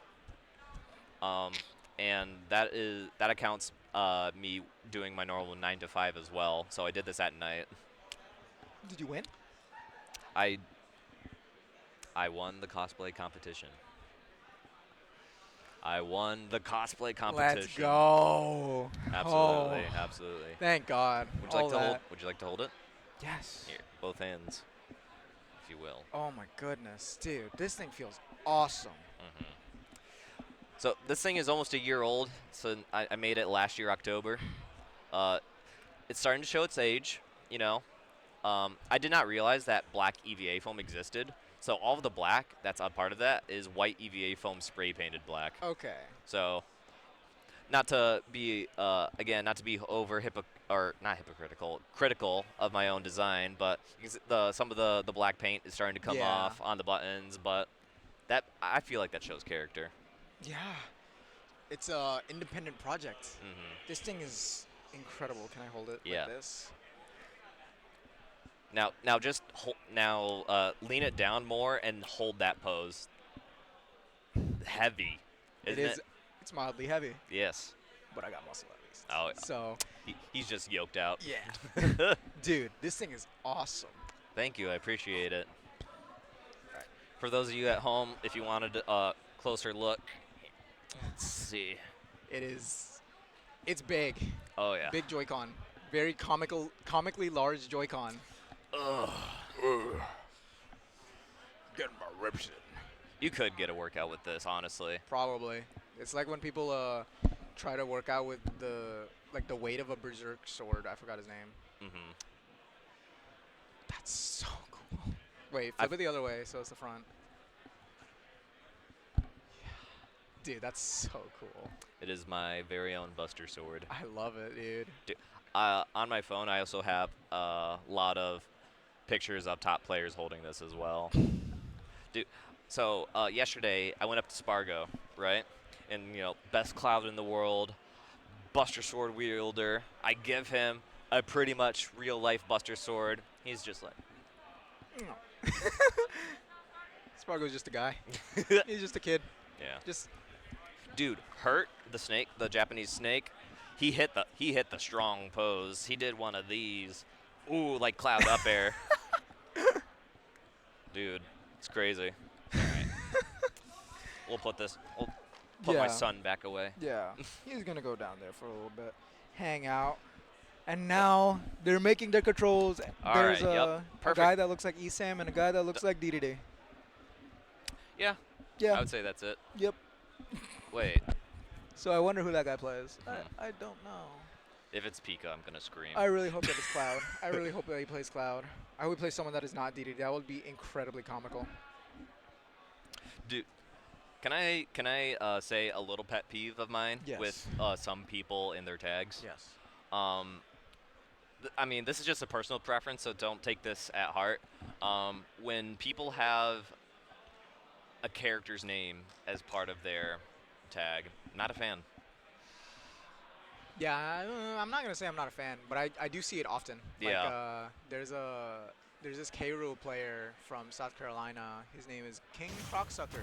Well, no, For no, obvious reasons. PG. All You're right. right, you're right. Anyway, My bad. back in the next set. We got Weezer. We We got Weezer. Weezer. Oh, button is this a check. button check? Probably, yeah. I can't tell. It's Luigi DDD. Is I it? really can't tell. I genuinely. No, it's no, not. Yep, It is they're not playing a- the game. They yeah. want to hit each other. But he is playing DDD. So we got Weezer and Few. Okay. Very few. That's what we'll call them until we get these actual players' names up on the screen. So Manchester College and Toledo. Toledo. I don't know where that's from. Oh, Oh, all right. That unfortunate. explains it. All right, so Weezer Few going up here. I wonder what the Luigi could possibly want at low percent against a heavyweight. I really don't know. I really have zero idea. Zero idea. I've seen like certain characters go against the Luigi. Oh, the yep. good weight there. Did that? Oh, the dash attack, Good 64. dash attack as well. He's off stage. Luigi off stage. Ooh, not gonna be able to get it there. A bunch of fireballs coming out. Just wants to create as much distance as he can with. Yeah, the single fireball being able to reflect the big Gordo is not gonna work to DDD's favor at all. Definitely not. So Few is definitely going to have to eat He has those those. hits. He has those. Yeah, he is going to have to eat them. He can't really do much about them because DDD big, unfortunately, and there is going to be the very unsafe nair into the grab, and going to take that stock. Good forward air. All right, so the DDD is on. Yeah, so the DDD is part Toledo, and Luigi is Manchester. So I don't know much history about these two, but the Luigi back here. Of course, that the I one know from a lot of history Ohio about. is playing DDD. Anyway, no, I'm Only in kidding. Ohio. No. It's so funny. It's so fun. Catching the Gordo so he doesn't take that other hit. Oh, yeah. Yeah, A little he bit has of a miscalculation, a bit of a misinput there. the So pop off from Manchester. popping off of over an SD is crazy. It is very comical. I do love it whenever it happens. It happens a lot. Yeah, But that's a lot of fireballs. Mhm. Wow. I don't blame him because that really is just how you have to play the game. But there is a lot of them, and getting hit by twice by the Gordo, so going to take the damage of one rolling air. the Luigi Zero Death. That does not work on every character. I'm pretty sure. I'm not sure if it works on DDD though. I wouldn't be surprised if it does because he has a big body. So I mean, normally, I know like it doesn't work on Ganondorf. I'm pretty sure. Well, Ooh. trying to get the delay, the run out the invincible. Oh my Bro, God. what are these Yeah, sword these smashes from the very- DDD player? Phew. the Luigi player. Coming. Both phew. of them. Oh my goodness. Oh, there. Oh, not gonna be able to get that uppy there. Not gonna be able to go for it either, and going to make it back with that uppy, but now without a The little bit super. of damage. And Yep. definitely going to take that forward smash. Finally, one of them hitting Weezer. Oh, accidentally. Parrying the forward tilt is great. Oh. Oh, Nah. yeah. Yeah. I'm. I think it still works, Yeah. but I just think he missed it. Yep. So it looks like this is just a Oh, up funny tilt? Luigi No. player. I thought DD was gonna go for the buffered up tilt out of the inhale. Yeah, but unfortunately not. That would have been a good idea though. Yep. Getting hit by just about everything there. Gordo and dash attack. That will kill you twice over. Yeah, and this DDD is also playing with gloves. Very, very committed to the bit. I really like that. I respect it. And going for a taunt there. I don't know if that was misinput or... And going for the back air, sending Luigi off stage. That is definitely not where he excels, but it's still a very scary situation to be in as the DDD. So, charging up a random forward smash, sucking the green fireball. I wonder what these players... Yeah. Oh, how these players the are going jet to take hammer this next just stock. coming down. Don't need to charge it. Uncharged jet hammer still will do quite a bit. Yeah. Get the grab, back throw. Oh, and Yep, the dash attack yep. catching that early air dodge. Yeah. And a little bit of The ear- upsetness coming up from Manchester, but 9 to 10, leaving them with only one stock to their first player is still nothing to be ashamed of, however. So Yeah. That early air dodge. I mean, it wasn't the worst idea. It's just against DDD, yeah. yeah, That lingering. yeah, it's just very unfortunate. Like just a matchup thing. So just a very unfortunate way to end it. But we'll see how. It was Manchester. Yeah, Manchester responds. Oh yeah, absolutely. Toledo taking the slight lead right now. I mean, they're on their last stock. Yeah, they're on So, their last stock. That's nothing to this- be ashamed of. yeah. Like, If Manchester is able to answer back, it is right back to square even. so we're going to see if it does end up that way or if they're going to get a even bigger lead, which they do not want, or they do not want to see. So let's see how they respond going to the custom stages. Maybe we'll get something goofy here. I would love to see it, but unfortunately that's not legal here. Let's get some pack land. I'd kill for some, I mean, we already got DDD. Let's do the DDD run. yeah, that'd be awesome. DDD run intermission. Hold up. A quick gourmet race real quick.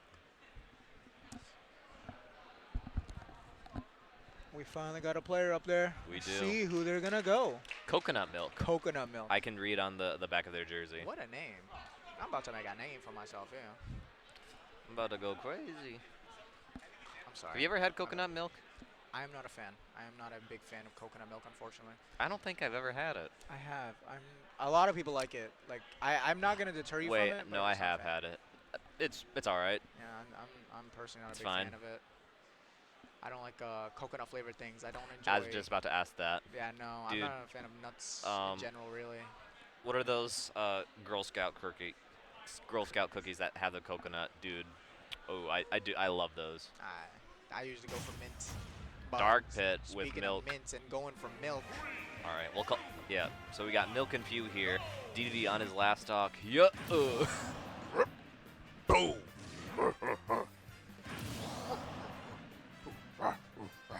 All right. Anyway. All right, DDD Dark Pit. Toledo going with the DDD and Manchester going to the Dark Pit. Let's see if Toledo can take this final stock, or not Toledo.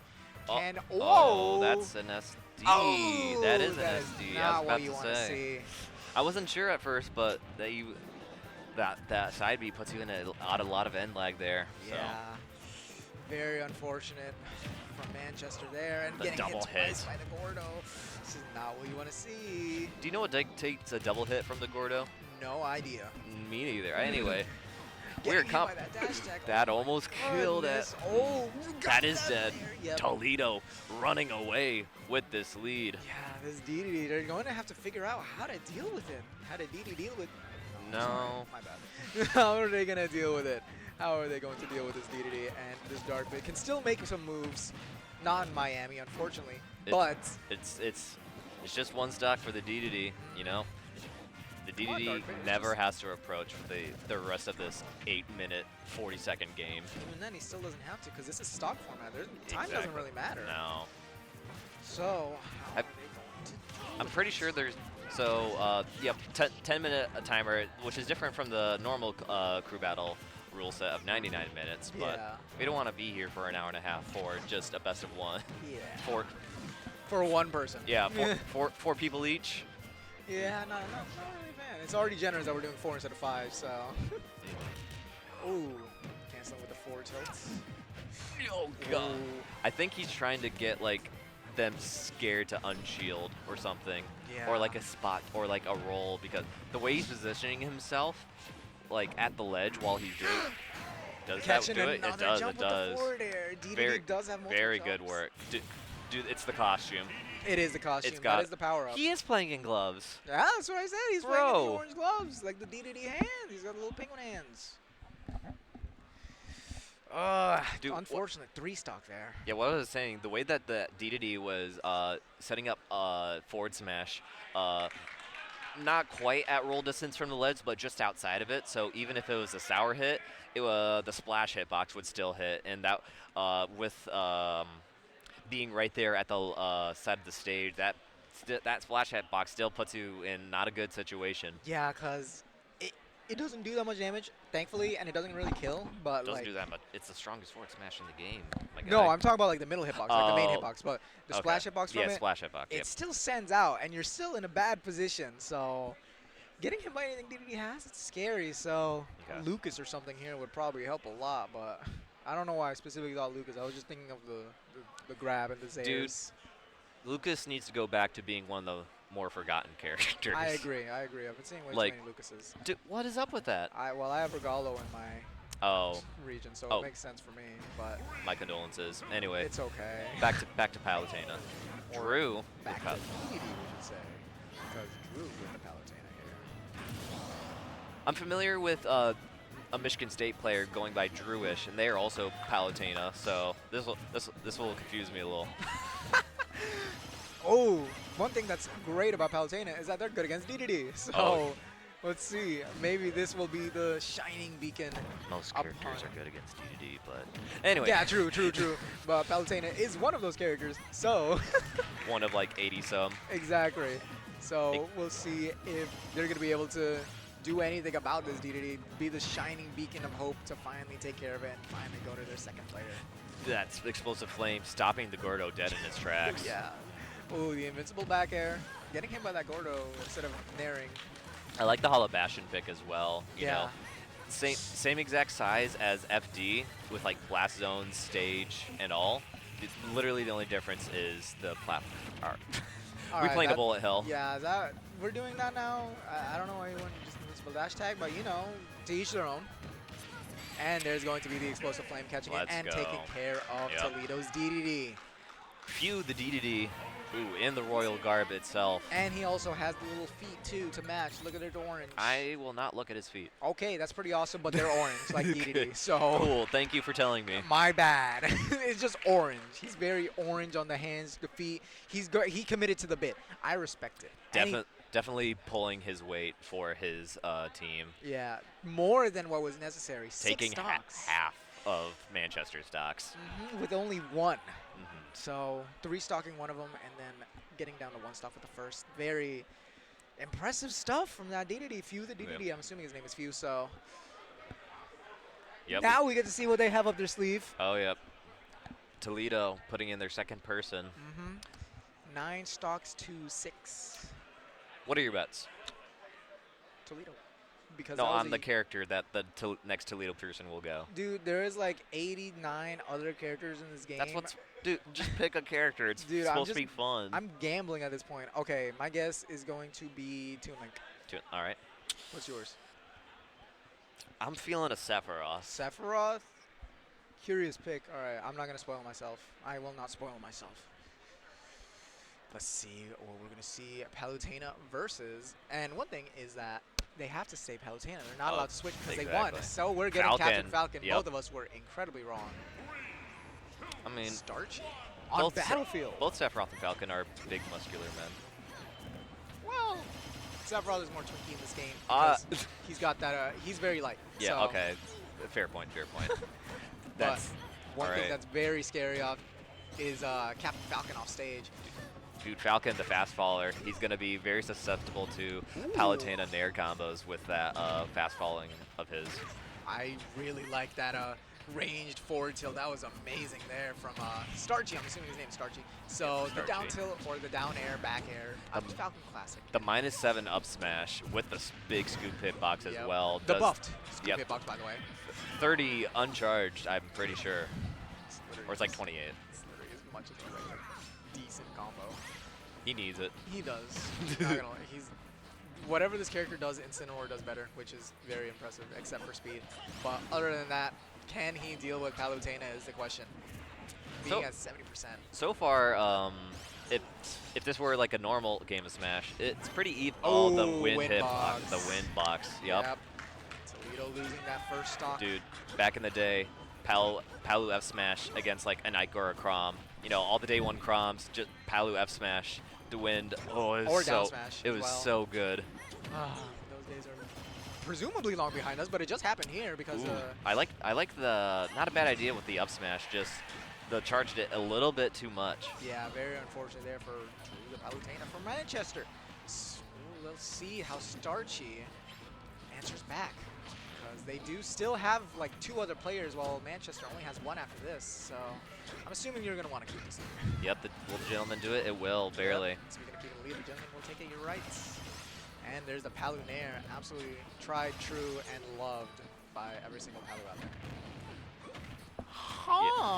Yep, we love side special up tilt. I'm just surprised that beat out the Palu dash attack. That was pretty crazy. Super armor probably, because Falcon's got the super armor there. Yeah, that was. I didn't think it'd go through it, or I thought it would go through it, but. Yep. Drop through back air. Ooh, No, wanting to catch try, it. all right. Yep. Rip it twice, no matter what.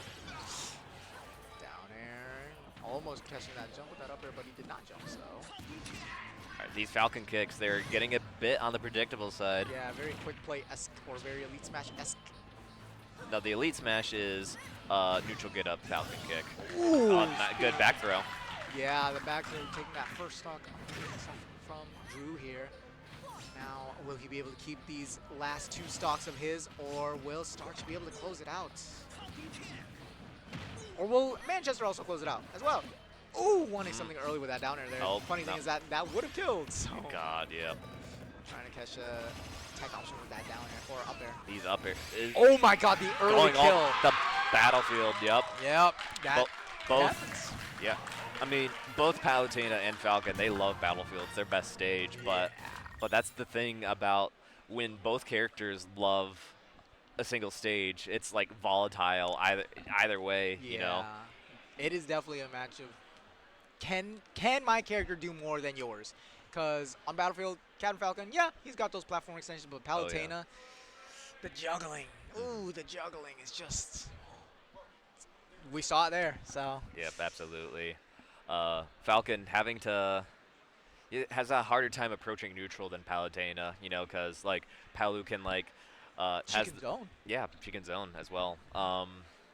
And like I said earlier, with the fast falling of Falcon, susceptible to like nair strings as all the nair strings, you know, as we just saw the up airs, you know, that fast falling did not help in the slightest for that last bit of that game. Nah, and so I'm surprised we didn't see many more nairs there. Like that's what I was very surprised about, because you said I was Falcon hoping being a fast faller. I was hoping to see some IDJ stuff from Falcon. Oh, that would have been so nice, but Battlefield also not really allowing for that much. Yeah, Falcon, my own personal main, old main. I main Sephiroth now. That's wild. Falcon is the reason I still play with tap jump. Dude, it's like you just hit the jump button and up on the stick at the same time.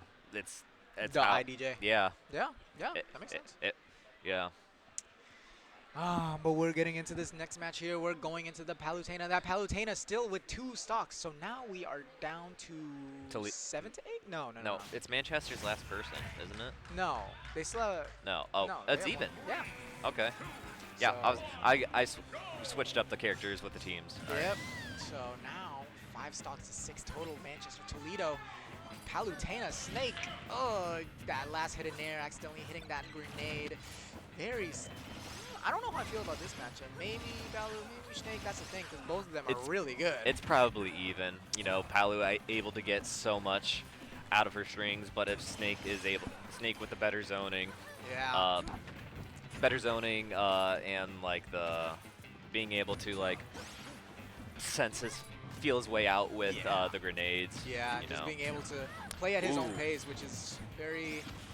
Nair very one up smart with smash Snake or and up good- tilt. Oh, and the lingering hitbox of up tilt also hitting Drew, not in the greatest position here. Nair going to catch, however. Let's see how are That they was a going risky to take air their dodge. stock. Managed to get away with it though. You know, Nikita chasing Palu. Not going to be opting for the grab there instead He of should have just short hop committed away. to kept on controlling it, because even if Snake got hit, the Nikita would have reached. But Speaking of Snake got hit with that up air there. For a jab there. I don't. Up tilt will work okay. eventually. Wow. Okay. Wow. Yeah. It used to be bigger. It did. It used to be bigger. It was the size of like a heavy character. Yeah, because he used to be bigger as well. So that up tilt also connecting still.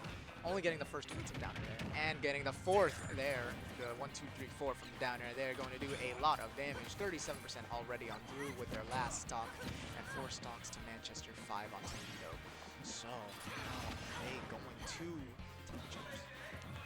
Small battlefield, quite a good pick for Snake as well, being able to just like have an entire side of the stage, you know, having C4 on the platform, you know. Yeah.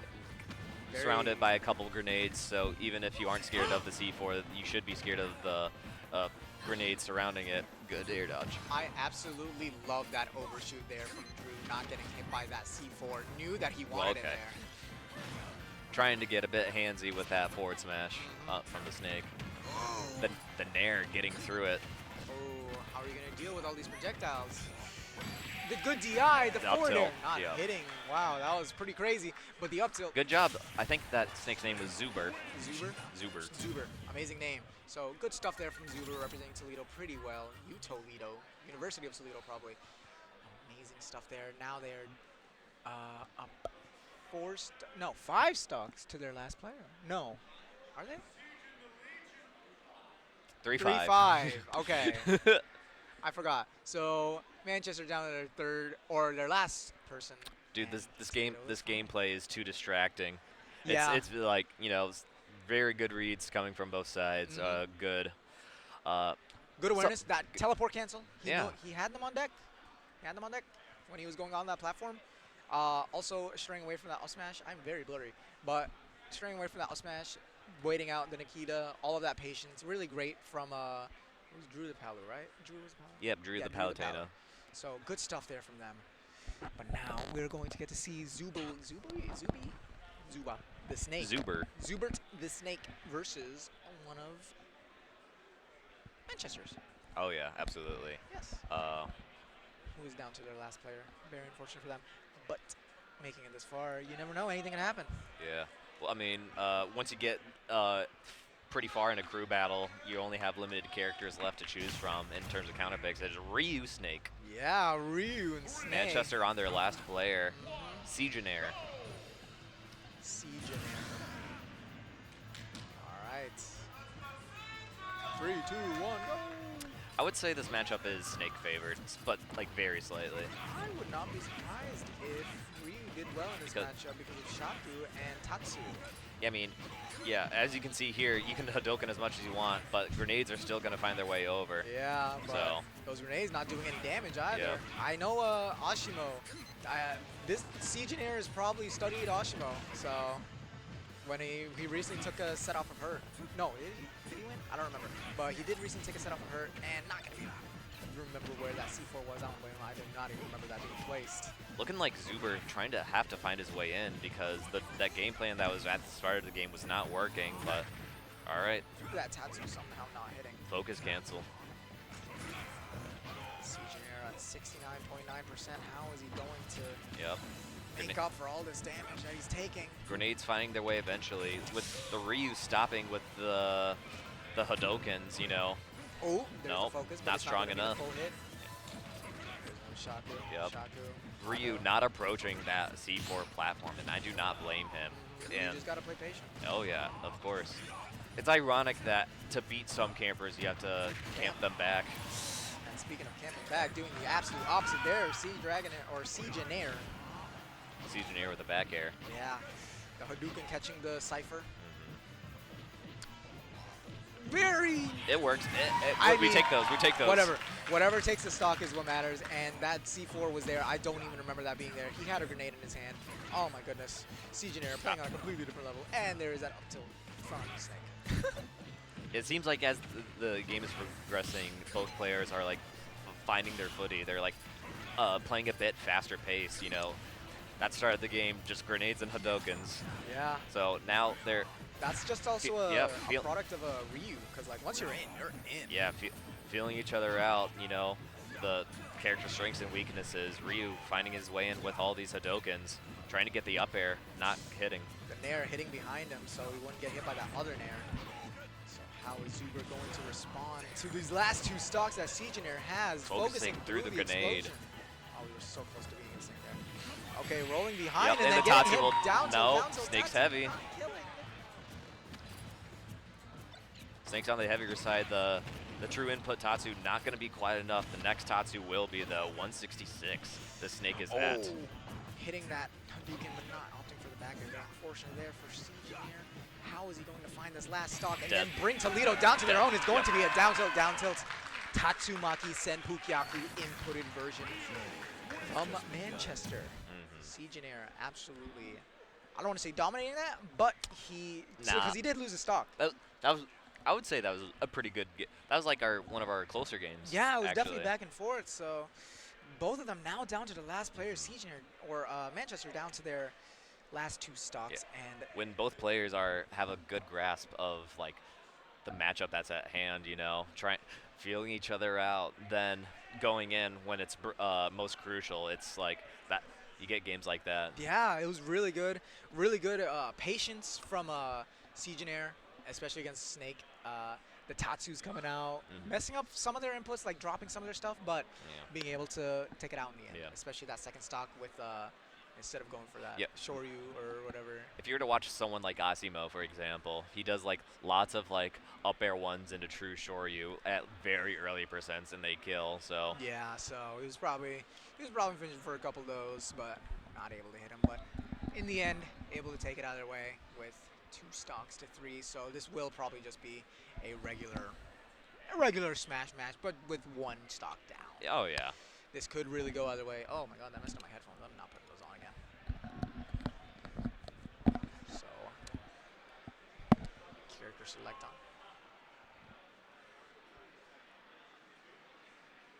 All right. All right, sounds awesome. Oh, that's funny. The winner of this crew battle will play Manchester's other JV team. They have 2 JV teams. Bruh. Pit! We saw Dark Pit earlier. We have the light here now on FD. Oh yeah. Ooh, Ryu's best stage. So I don't know about being Ryu's best stage because What? You can also get platform extension with Ryu, so True. it's not that great. But now he will try. So let's see how Toledo takes this last 2 stocks, or that was Manchester take these next 3. The cancel's doing 50% immediately, doing only 1 Crom combo. Absolutely amazing. And now we're up to Roy percents. okay. Oh, the focus. If he had just let that rip, Yeah, that would have been very scary for Redshift. Redshift and CJ. shoot, I was expecting forward tilt from Ryu for the collarbone breaker shield break. Oh, that would have been nice. All right, pivot cancel forward tilts. Rolling in, a lot of roll-ins here. There's going to be the jab, catching the Tatsu. SDIing out. Oh, and the Tatsu does hit. Yep. Down tilt, heavy down tilt, Tatsu. You can hear Manchester cheer for their teammate, Sejonair here. You I know, remember this started off like super dominating at the beginning of this crew battle too. But now it's just even again. both teams on the same exact stock. The side B from Pitt reflecting the Hadoken. Yeah, Red Fireball. but unfortunately, Pit sends up while Dark Pit sends out. Yeah. So not going to kill just yet. And there's going to be the down tilt Shaku.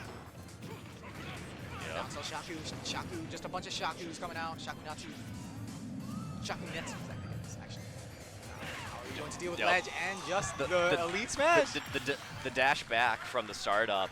Yep. You'd be surprised how often. Yep, that's exactly what I was saying earlier with the forward tilt. I actually coach a Dark Pit, and I know very well about that that sending backwards or that hurt box shift from the side B. So, The classic roll get upside B. oh, he was expecting them to get hit by that tipper down tilt, but unfortunately, not gonna get that down tilt. Manchester on their last stock. Oh my God, these Toledo bringing up the percent. Oh, the Kara cancel with The the late side B. hit, yeah. How is Sejonair going to take this last stock if he is able to? How is Redshift going to take this last stock? And it's going to Yep, be another yep. down Oh. tilt We are Shaku. getting down to Or the Tatsu. wire. Yep. Each university, one more stock. Exactly. The one more stock's coming out. Amazing. I love hearing those. Shaka Nets. Shaku Netsu, Shaku Netsu. Just a bunch of Shakus. Keep your space. Good Big parry on the stage. arrow. Big stage, keep him out. Ooh. Good grab. Amazing grab there. Now let's see, how is Redshift going to take this last stock? He has not used the jump Ryu just is yet. in a So, particular the situation, back and that end kills taking it. Toledo taking it over Manchester. Yep. University of Toledo taking it over Manchester at 10-24. JV Cruz. Amazing stuff coming out from them. Very good battle right there. Very Yeah. good. Bringing it down to the wire. Cannot understate this enough. It started off really bad for Manchester, losing both of their players.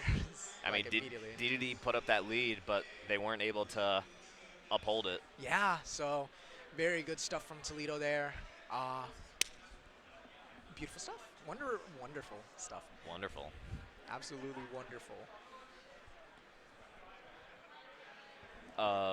This may No. No. The win. So now Toledo has to play Manchester's other JV team. So they get to fight Manchester again. What a blessing. Michigan State's JV team is going up against Miami, Ohio's JV team off stream.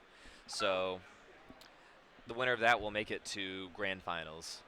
Is grand finals 2 out of 3? Oh, okay, cool. We have no idea. Awesome. But it doesn't matter. We'll find out when we get there eventually. At some point. Today, hopefully. But they did put up a really good fight. Like I said, it just being here, amazing. And making it that far, absolutely impressive stuff. Bringing it down to the wire just after that really bad start. So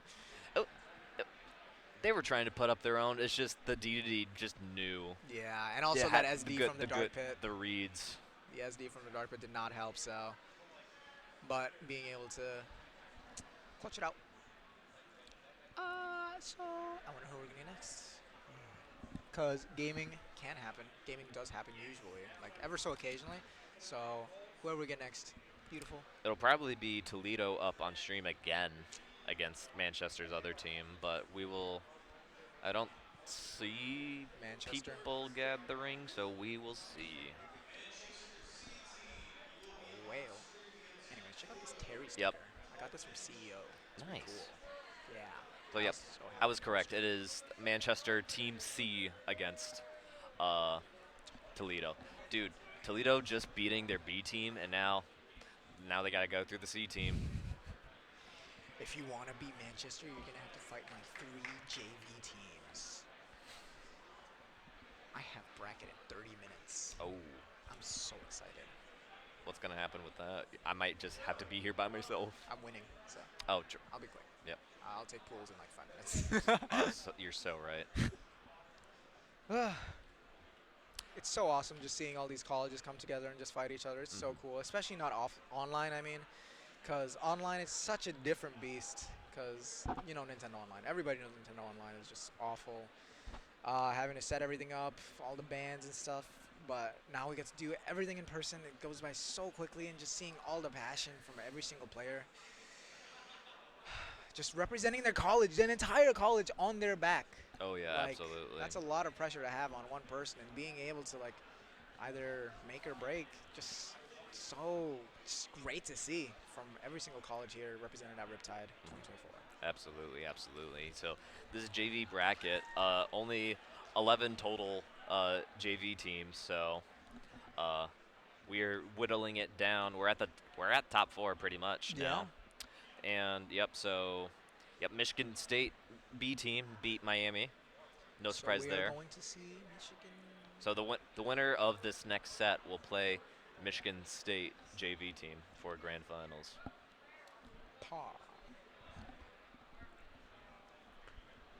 But first, we get to see Manchester's B team.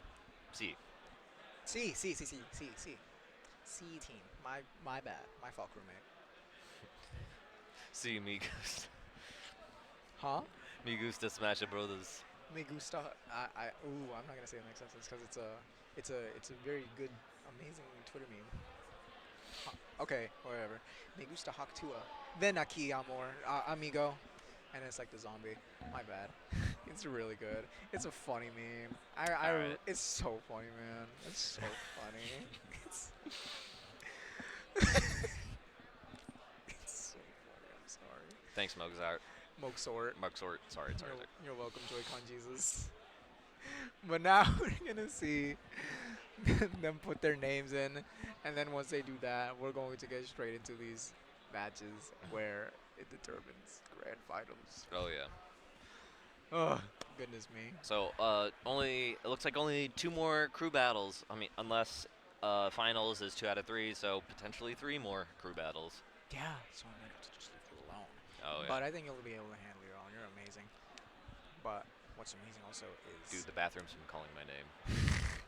But dude, it's fine. It's fine. The food stand outside is calling my name. I am so hungry. Like I was so Yeah, excited. it's to get outside. Ray. God, I love you, Ray. Shout out Ray. Shout out. Shout out Ray. But He was the mastermind behind Diamond Dust. Yep. Yo, a celebrity. There's actually several celebrities in the building right now. Like Chag. Yep. Mhm. Yep. Gaming. True. So true. I love gaming. So true. Yay. I love gaming. Yippee. They're almost done. Wait, is that Wolfie? No, that's not Wolfie. Oh my goodness. I was gonna say they have to go up against Wolfie. Wolfie the Sonic? Yeah. Like I was No, gonna he's be- on the varsity team. Yeah, I know, because we fought them. Yeah, we did And I was gonna say like too. what? We fought them round 1. We fought them eventually. Yeah. But- Yeah, that was on the varsity side. Purdue, they also beat Oakland University, which is big. They also beat UNCG, which is also huge because my friend didn't get Zoom when he was literally in the blast zone after rolling it 3 times, which is very goofy. I hate this game, but Hero just is bad, so Fair. and Sonic is better. So maybe we do see Sonic because he looks like Wolfie, so it could be Wolfie. You never know. You Maybe know, we if see someone looks Sonic. like someone else, they have to play the same character. Yeah, exactly. Like there's this one guy that looks like another guy, like at top level. I don't remember who it was. Oh yeah, I remember way back when, like 2022, I used to get mistaken for Onan a lot. Like when I went to Really? Moves Miami, he was also there. I remember a lot of people like came up to me and were like, "Dude, are you Onan?" And I was like, dude, "Sure, yeah, whatever." Because As someone who sees Onan quite a bit, yeah, the resemblance is. no, I used to look very Not a- different. I not- used to wear okay. glasses and I used to be a little bit on the heavier side because he was also, Okay. or they were. So, um, back in Moves Miami, I used to get mistaken for Onan a lot. I remember going in the elevator, and there was like one other person there. We didn't say a word to each other, and then they looked at me and were like, "Good luck in bracket," or no, "Good job in bracket," because like he got second or something. Oh. And Yeah. I was like, "Oh, thank you." Oh, was that the Let's Make Moves Miami where it was Akala and Onan Yep. grand finals, Yep. and it was kind of the saddest grand finals. Yeah.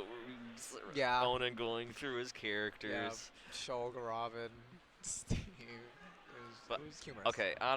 They also won doubles at that event with Double Yeah. Steve, so Of course.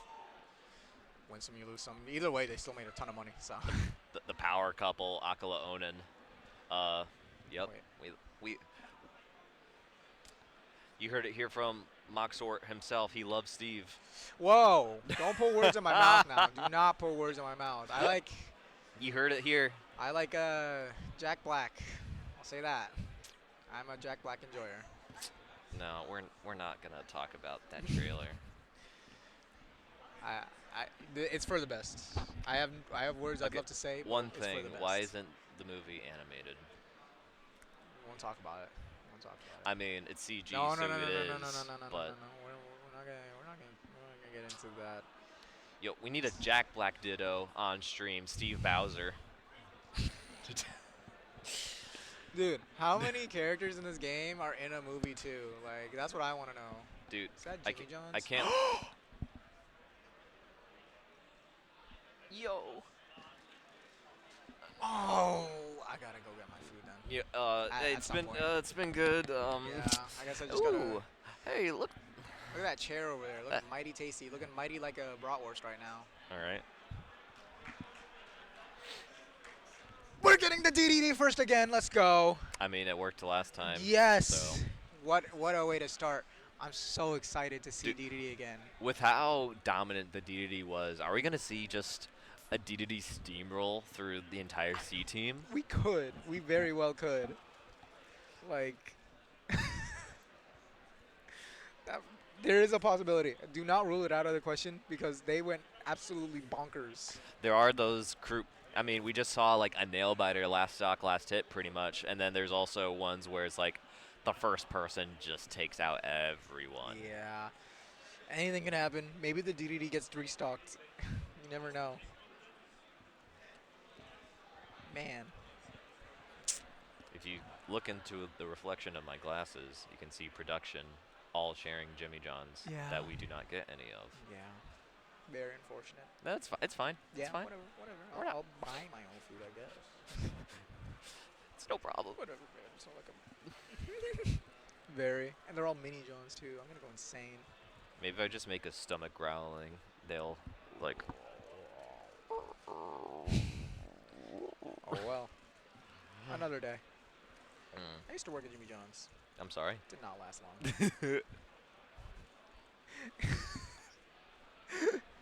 Who are we going to see? DDD and You used to work. Dark at, Samus. A character that we haven't seen before. we have not seen Dark Samus yet today. There's like 2 characters in this game. Dude, did you know like every character in this game is just Pac-Man? And So, we're like, and we're into it. yep. So, so- we're getting Toledo again and Manchester's C team. Toledo being on the left side this time, I believe. Yes. The up air, uppy, not killing immediately because one is DDD and another we started on town. Question mark. Camper's Paradise for both characters. For real, like both.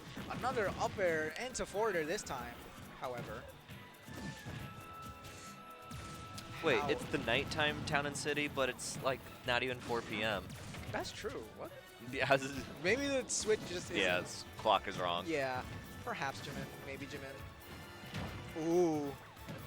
Vito finally getting in. Or Few. Dude, that single down B bomb from Samus reflecting Gordo. Oh my god, Gordo is so bad. Oh, thought he was going to get sent forward, but unfortunately, not really hit the forward air. And there's going to be the back throw and getting hit by that. Yep. Holy charge shots. Amazing stuff there from Manchester C team. Bringing a different tune at the start so far. Oh, yeah. I don't think this DDD is going to be steamrolling. Just unless he keeps this 11% the entire time. But I see that happening in Dude, only one again, verse. the Whoa. Gordo hitting the tether before Samus is able to grab ledge. There's the forward tilt question mark. Very curious option. Let's no. Nope, good roll. Yeah, I'm gonna be honest. I get hit by that. What this DDD does well that you see a lot with lots of good DDDs is like the different jump heights and then to the Gordo to get different bounce patterns as well. Yeah. You know, it's like Down, up, and then neutral. as bad as a move it may be conceived as, if you're able to like mix up the patterns in which the Gordo path is, it can be good, very good for like mixing up positions. Yeah. All these Gordos coming out, because that's literally what they need. That's all they need. All these Gordos. Oh wait, were they? Oh, No. what? yeah, Wait, not what was that? I have no idea. What did the They just DD do above the up smash? Ooh, speaking of above the up smash, I also do enjoy how few the DDD has been trying to catch all these jumps, and there. Ooh. Nope, not quite. Yeah, not catching it there. Samus, a bit too high of a percent for that to work, probably. It is definitely better to take the hit there from the Gordo than it is to lose the Exactly, it stock from is. the forward smash. And a very curious drift there from the DD. Oh my god, that snipe! I didn't know we were playing Call of Duty here. Alright, let's see how are we going to take this next stock? How are we going to make our Call of Duty even better? Almost getting hit by that charge No, shot. It wasn't Samus fully charged stuck- either. Samus stuck at the ledge, not able to get out. How are we going to deal with this? Oh, Down air is the punish. Not spiking, sends off stage. Yeah, I don't know about that. Goes right into DDD's mouth. No. Oh, Oh, catching the jump. See, there was that jump catch I was talking about earlier. Exactly. Few the DDD, very good with those jump catches, the forward airs especially. The use- and spiking with that down or that down B, yeah. The use of inhale that I've been seeing really has been pretty good as well. You know, catching Samus run in or just spitting back missiles and charge shots as well. Speaking of catching jumps too, Samus has a couple of her own because that lingering fair hitbox and also that up air, and I'm getting Yep, hit by that that'll up kill. B. Oh, skipping ledge, unfortunately not going to be the play here for Few the DDD, so. Town with the high ceiling, it's not going to be enough with when you're at that percent. Yeah, so it looks like this college is going to be the favorite one here, seems, Yep. but Spit back out the missile. Gordo hit. how is Few going to answer back? The Gordo hitting. Now Samus off stage and DDD with infinite options and the ledge trapping. I want to see the Samus grab more. I agree, or even Zaire, Yeah. because DDD does have range, but Samus Zaire is doable. The thing about Samus is they have like amazing ground options, but when they're in the air, like that, they're on the floatier side. DDD taking that stock. Yeah, Um, got up tilt. That forwarder not doing enough damage to reflect the Gordo. That was mildly comical in my O.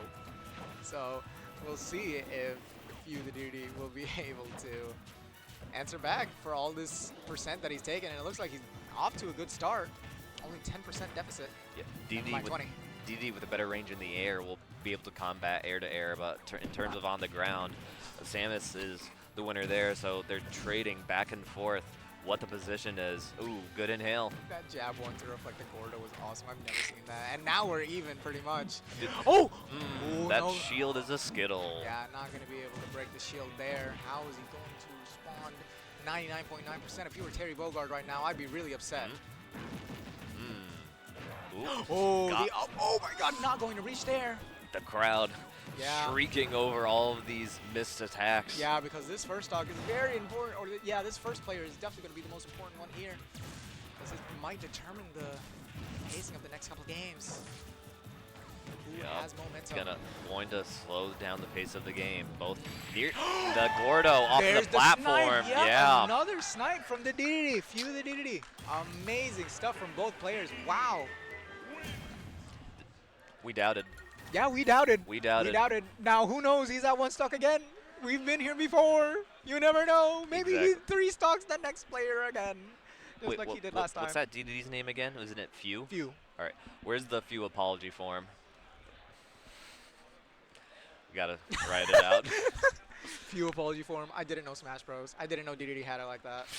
I didn't know DDD was such a clutch character. But My who own personal is- bias. Who are they going to bring out next against this DDD? If it's a Dark Pit, I will cackle. I will absolutely chortle out of the venue. Chortle is a great word. I know, right? I love the word chortle. Chortle is such a good word. See some, if there are any more hijinks afoot, japeries, japes, Jinkies. zoinks. I understood that reference. I understood our references. Oh my god. Scooby-Doo. Nope. Still deciding on the next player for, Manchester C. Yes.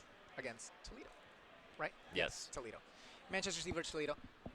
So, DDD Sa- patiently waiting up there. Same waiting call, for no fair. same colleges, different Manchester team. So goofy. That was so silly. Alrighty. That 2-minute timer probably running out pretty soon. Relatively soon, yes. I'm gonna open chat. How's chat doing? 3 years. No, it's more than Yeah, that. it's gotta be. If it's representing whole colleges, come on. Oh, it's on MSU, so something. Esports. Esports MSU? Esports at MSU. Thank you. I'm watching a cat video right now. So. that How's was- chat doing? That was amazing. I'm starring that. I'm starring that video. That's amazing. Alrighty. Okay. Sorry, that cat video was amazing, and I had to. What's let up, him know. I ate a bee? I ate a bee. I am so sorry. I love Are you it. okay? Buster Wolf. No. Oh. Dude, I'm a Terry man. Come on, I got it. Oh, are you? Yes. That's Ter- why. Hello. Yeah, I mean, dude, I have stuff of other characters that I don't play, but I just like the character. That's fair. That's fair. Terry was my quarantine main. What does that say about me? Nothing. You just like Terry. He's good on Wi-Fi, He is. but he's also good offline because I'm good at the game. So we finally got the player up there. I can't tell. It says Dent or something. Pent, Serpent. I don't know. But we'll see. This beautiful DDD versus unknown character. Maybe, dude. What if we got random? Dude, that'd be so hype. Are you? Yeah, you're allowed to. I think if you do random in a crew battle, whatever character you get on random, and you win, you have to go that character the next game. I'm pretty sure that's how it is. I'd love to see random right now, dude. I've never seen. Wait, maybe once I've seen just a person who just mains random or doing a crew battle. But I've never seen random in a crew battle. So. oh, my life. God, what? Oh, we're gonna see Pithra. No, this is just like and the up B off. Let's go. The 2 upbeats.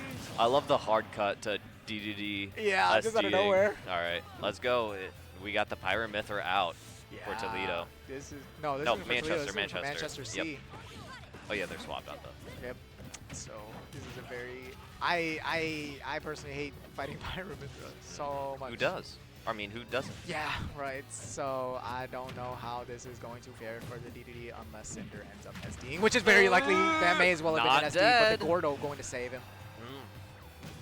That was like a few pixels off from Wow, that killing Gordo didn't. Pyramithra very early. Yeah, that if Cinder had landed on flat there, they would have gotten hit by that other forward smash.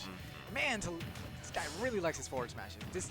I oh mean, my God, these snipes! Can you blame them? They're working. These snipes! These snipes And that's are going to kill. That is insane. going to kill. That percent mattered. Bro, oh my God. Player camp, they're just like they were chuckling about Yeah, it. It's I don't. like, It's funny. It's a funny moment. Like that was just a frame drop. You couldn't really do anything because if you DDD. didn't do anything, Oh no, can't punish that. Now Cinder just needs this one opening, and then he could get a couple more percent here, and then be able to switch to Pyra at some point, but not able to find that opening just yet. Almost getting hit by that dash attack. but Oh my, actually that was a getting great setup at ledge. 40% off Rip. That is scary.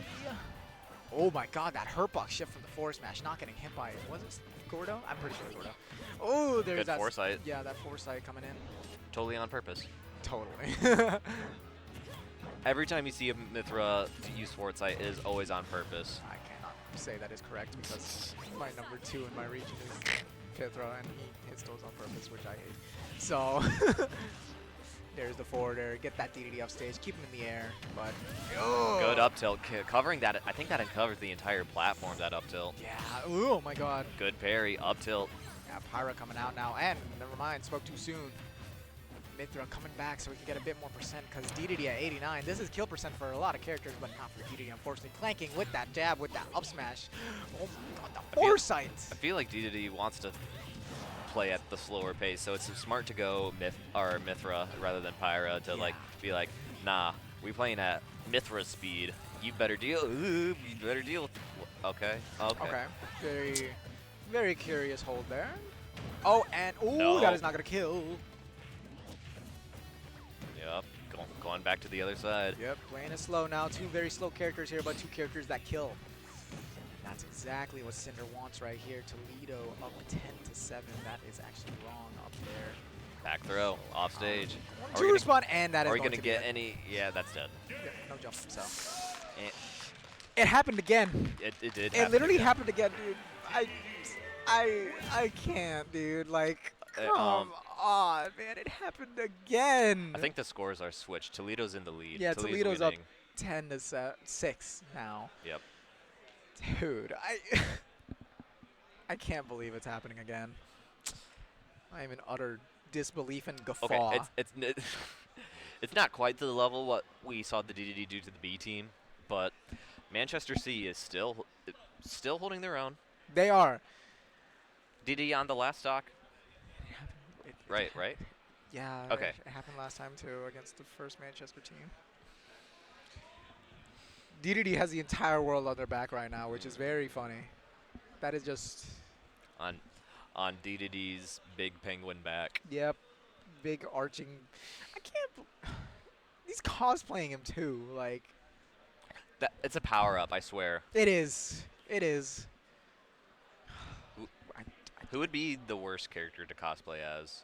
That's in Smash. Pichu. Pichu. Why? Because Well, to get a power up, or like just to cosplay as. either or general. Like Sephiroth 7 and 8 ult. all right, you have to be ripped to do that. Shulk's 8th ult. I would say Actually, no, Shulk in general. No, my answer would be any of the Pokemon because they don't wear clothes. True. True. This is true. Who else? Bowser, Yoshi. No, Yoshi's fine. My friend has a Actually, Yoshi no, onesie. DK would be the worst because no clothes but only the tie. True. That's not covering. You do have to be ripped. Mm, Oh, they're starting, and it looks like we're getting me Sword Fighter. Scary. machine. Machine, the me Sword Fighter. Oh, this is giving me. I played Machine in friendlies, I believe, or yesterday. I might have fought Machine sometime during my lifetime, so I have no idea. But we're gonna see. Oh, we're going with the all reliable, and he just ate that Gordo. Just wow. Can we switch the scores? Toledo's in the lead. This is true. Toledo is up 10-6. Yep. So how is Toledo going to take on this me Sword Fighter? Very patient right now because FD big stage and 2 very patient characters right now. What is this matchup? Yeah, I mean, there's no need to approach is the thing. Yeah. So, like for either of them. I don't think I've ever seen this matchup before. I don't have either, except for like maybe Oh, items. Oh my good god, snipe. these snipes are so good. Ooh, Trying to. he's got that sword fighter's got the Sephiroth up B. Yeah. So there's one of their tricks being shown. Not nearly as strong, but it is good at catching you off guard if you don't know how far it goes. Yep. Oh, very scary, and that Jet Hammer, uncharged Jet Hammer, going to take the first stock off of Manchester. Machine not taking kindly to that, Yep. juggling the DDD. Yeah, but all this percent is just extra rage, so. That's the down Unless you B, could- the the Captain Falcon looking. slash, sword slash. That's what it is. Yep. Ooh, that's gonna kill. That's the name. All Yep. right. All right. Toledo now finally down to their second player, Manchester. Toledo. 9-5. Yep. 9-5 in Toledo's favor. So let's see how Toledo's going to respond back to this Mii Sword Fighter. I don't Do they bring blame out the them. Palu? They do have other players that they haven't gone in yet. So Oh wait, no, that was the past team. yeah, but they have other players that they haven't shown yet. So No. Palu was on Toledo's team. I don't remember. I think it was. Anyway, Yeah, whatever. okay. But they do have characters that we haven't seen just yet and players that we have not met just yet. But I do have to leave for bracket in about 5 minutes. So Well. let's start wrapping this up. Hey, what a great way to warm up, right? Yeah, right. Just- Commentating some matches. I mean, at least from our perspective, you know what not to do. Everyone's like, "Ooh, commentators viewing's like, oh, I wouldn't have done that." It's like, but if that was me, though, If it were me, I personally wouldn't have been in that situation in the first place. if that were me, Sword Fighter wouldn't be in the game. Yeah, actually.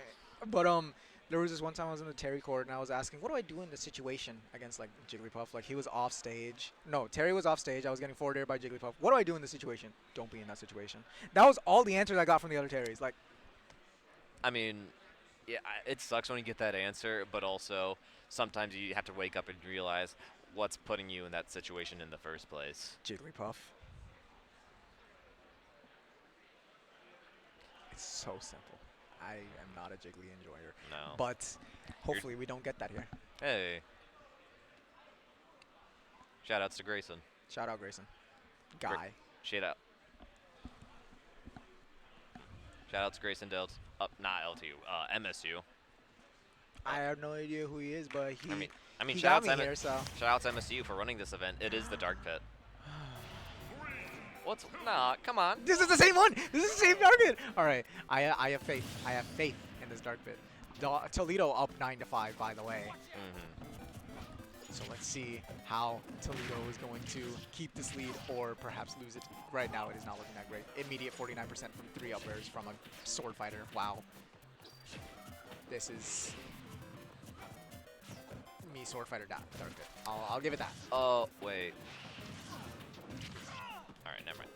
There it is. It switched. It switched. All right. Off stage. All right. Trying to get something started. The armor's with the side B going through. Trying Tornado. to. Yep. Once more coming out. Gale. Was it? Is it Gale Strike? Yes. That's what it It's is. Gale Gale Strike. That's what it is. Ooh, that uppy catching the electroshock from Dark Pit. Are we gonna get a conversion off stage? Nope. Up throw. There's that Gale Strike again, trying to recover high, but misses All right, the flat. yep. Very unfortunate. So- Toledo down in 8 stocks now. How Even- are they going to deal with this Mii Sword Fighter? Even stocks for this game, but Toledo still in the lead by quite a bit. So let's see what this Dark Pit is able to do against the machine. Machines. The Machine. Machine the Mii Sword Fighter. Finally getting some percentage off, but 60%, how are you going to get the kill now? Because this game is very kill early heavy. So how are you going to, there's a down air, Yep. not going to get the up air because of the DI. Really good stuff there, kind of redshift. But, ooh, Da- another yep. DI. Down air up air, or down throw up air for Mii Sword Fighter is ridiculous, Terrifying. underrated. Like that is scary. Well, I think it's pretty well rated, but it's very scary. It's horrifying. So, I mean, how many times or how often do you see Mii Sword Fighter as well? yeah, true. But I think that's just me Sword Fighter being underrated more than anything. So, but Manchester Machine not really making him look underrated right now. Ooh. Already taking the first stock, but Yep. losing one to Boots. So Toledo up 2-1 right now against Manchester. So, but they both still have a couple players. Toledo with a couple players under their belt, Yep. and Manchester only one after this. How is he going to take these next 2 on if he really wants to? Toledo playing the slow game. There's no need to approach with this type of lead. And Eight, this eight DI. stocks. 8 stocks to 4. Oh, Ooh. 7 stocks to 4. Yep, very scary here for Toledo. You do not want to lose the lead that you're your teammate brought or like gave to you, like they handed it to you on a silver platter. Come on, you gotta make something happen here. You know what I'm saying? So, Oh, but it's not trying really to get a the good platform showing. extension doesn't quite work out. As Yup. Manchester, though, you definitely do want to take that lead back and make your boys Waited- proud. Yeah, waited for the air dodge from the machine. Wow, that grabbed. That's crazy. Yeah, Trying to even catch the DI out, but the mix-up with the DI in from Redshift there, good stuff. That Gale Strike going much further than. Oh, Yeah, that reflects. yep. I'm just surprised he got caught at the ledge. I thought it was gonna go back and hit the machine. Oh my god, that almost, that up smash almost hitting. Go- that Parry, down B. parry to the Gale Strike again. That is such like, with how fast the amp, that's a dead. Yep, there is that up air. So that lead might be gone, but we'll Man. see what happens. Maybe Toledo can pull out a 4-stock here. Manchester trying to crawl their way back. They are on the, both colleges now on the same person, both their third players. So Very scary situation. still anyone's game. Yeah, anything could happen right here, so we'll see what happens. And they're sending in somebody. Woo! Let's go. Hey, you should probably go. It's 4. I already let them know to let them know. But well, I don't want to miss this. Anything could happen. It's 4 stocks left. 4 stocks to 6. I cannot miss this Mii Sword Fighter gameplay. Yes, this I is am all I dying need. to see more Mii Sword Fighter gameplay. Check 'em out. I am on the edge of my seat for more Mii Sword Fighter gameplay. I am aren't about you? to fall off of my chair right now, actually. So, yeah, I am very much on the edge of my seat. I can't wait to see Mii Sword Fighter. I've never been more excited for Mii Sword Fighter in my entire life. All right. It's true. It is true. All right, and the Falcon's coming out. Yep. Falcon!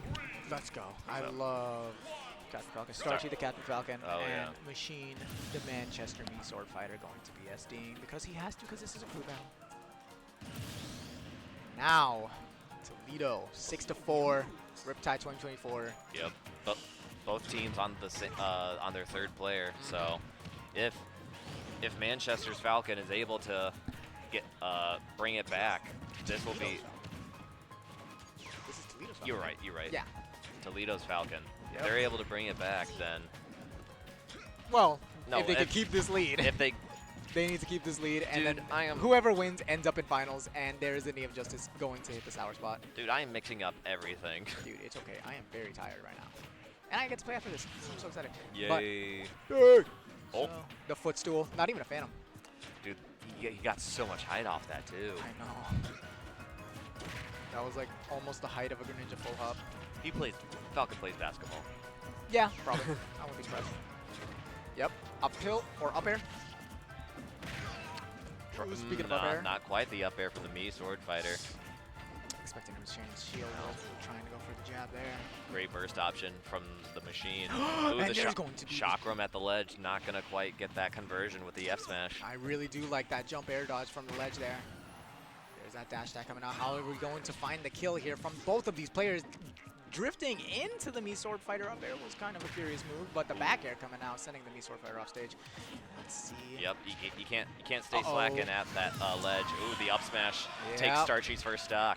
So how Oh. are you going to respond? Toledo Rockets. Go Rockets. I don't know where they're from. But Upbeat? No. there's going to be the forward Run up throw, grab. sending him off stage. How are you going to recover against Captain Falcon? The weak hit back air going to connect that time, not going to take the stock. Get up attack, getting Yeah. back to center stage. Now we are going to reset neutral here, but Gentleman There is- jab, another gentleman kill? no, not quite. almost. The Mii Sword 165. Fighter trying to find claw his way out of ledge, and that Nair is going to get it, but that is not going to kill him yet. And there's a forward throw that might kill. Ooh, the good DI from Manchester's Mii Sword Fighter. Now Oh, there's the roll gentleman in. again. He Catches waited it. for the roll in. That was a great catch there from Toledo's. He's so Oh scared. my God! Yep, he is horrified. He is He's panicking. He is panicking like crazy. And there's the Okay, spot yep. dodge downbeat. That This Falcon. Yep, reset it, and Oh. that is going to be down throw up I there, mean, not going to the connect, and machine, the up yep, B. that's what I was saying like a minute ago. That's fine. Yep, very scary. But Toledo going to close that out, so it is going to be 5 stocks to the final 3. final 3, final player here. So anything could happen. And oh, we're signing Oh. off. All right, cool. I guess we're signing off on this final game. Wait, are we not finishing this one? No. Yeah, we're not signing off. Okay. Yeah, because it's still going. yeah. So let's keep it going. But after this, we sign off. So Oh, okay. You can make it. yeah, You can make it. Yeah, of course I'm gonna make it. It's down the. So- Reddit is down the hall and to the left. It looks like we will not be, you and me will not be commentating the grand finals of the JV bracket, but It's okay. hey, that is okay. We made it this far. We have had a great time with you so far, chat. Yes. If you've never been to Riptide, I highly, highly, highly, highly, highly recommend it.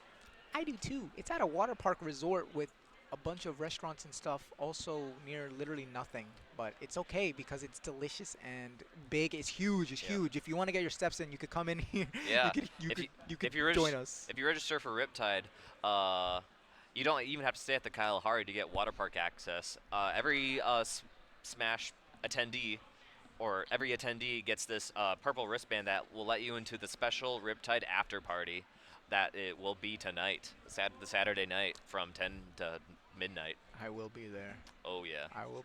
It's true. it is so true. I will be there doing much more than just ripping tides. I'll say that much. So. Oh, Little Mac is the Oh. final character for Manchester's team. Why did they switch sides?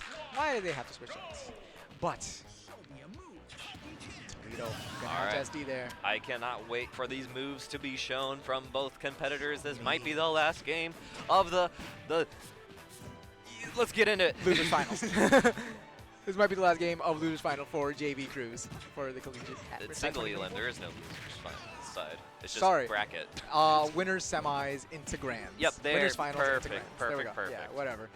We are almost done. This could be the last one if Toledo's Captain Falcon, and that's going to be the stock. Yep, Oh. there it is. One knee of justice is all it takes. Knee at 20%. So dead. Manchester down to their last two. Yep. Side we B love- up tilt, that is a very underrated move. A I lot of people do not use that enough. So let's see, can Toledo close this out and Falcon. not have to bring out their last player? Falcon, Or- one of the very few, Little Mac. Little Mac, one of the very few characters that's able to keep up with Falcon's speed. Mhm. So it's going to be a very speedy match with Speaking of scrapping. a feeding match, oh, the KO punch going away now because of that. Whoa, he wanted it again, but Oh, the unfortunately SD, because of yeah. it. These unfortunate. characters are scrapping. Yeah. The Falcon kick. Oh random. my God, last stock. We're on last stock. Manchester on their last stock Yeah, with the Little Mac. We need the low tier hero in order for Manchester to make it to the last player. Ooh, clanking with that forward Good ledge tilt. trapping coming out.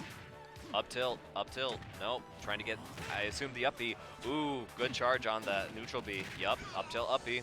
Oh, Manchester on their last stock of these crew battles, but Toledo still having another player. Angled up Just- F smash. Just need to make something happen here, get this final stock off, and then you can finally do with that last player, and then maybe find a way back and win the whole thing. But you never Oh. know, because these Trying. up airs from Falcon, they are deadly. And can lead into so much, but Falcon off stage No, is not also gonna a get that two different frame.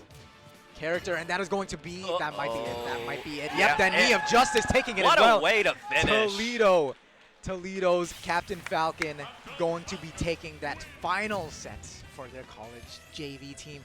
And it's not the final set because we still have grands after this, but we But will not that- be there for it, yeah. unfortunately. That, And we had a good time. we did have a good time. We had a good time. So, yep. Toledo defeating both Manchester Team B Yeah. and Manchester Team C. I feel like a new rivalry or new vendetta has just been created. Yeah, that is a legacy. That is a legacy to leave behind against Manchester. But that is going to be us signing off here today. Yes, it has been a pleasure. It has been Moxwort, amazing Joy-Con Jesus with All the right. giant Joy-Con. I had a great time commentating. Shout out Triad, shout out Master, shout out everybody, shout out Yep. Moxwort and the giant Joy-Con. I will shout out the Giant Joy-Con. Shout outs to Michigan State University for running this collegiate event and for helping or letting letting them us commentate l- and them letting us everyone come. commentate as well. And thank you so much. Enjoy the next 48 hours. Have a good one.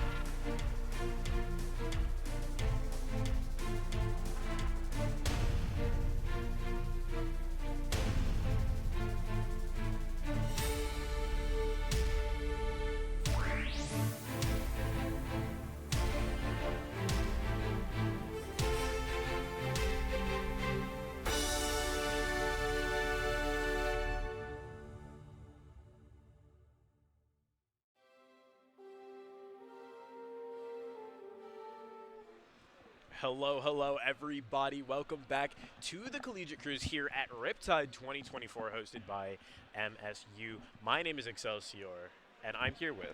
Calavera. And hello, welcome. We're sitting in grand finals here. We've got Toledo University. Is it University? Hold on, let me double check. University of Toledo. Yeah, University of Toledo versus It's the same Michigan thing, State. yeah. So we've got the JV team coming up here. We're starting with Few versus who is the? I think they're still deciding who to. Are they still deciding who to send up there? Or do we have Probably. another player? I think we have another player. Okay, Druish. Okay. Druish. Okay. So I personally have a little experience with MSU.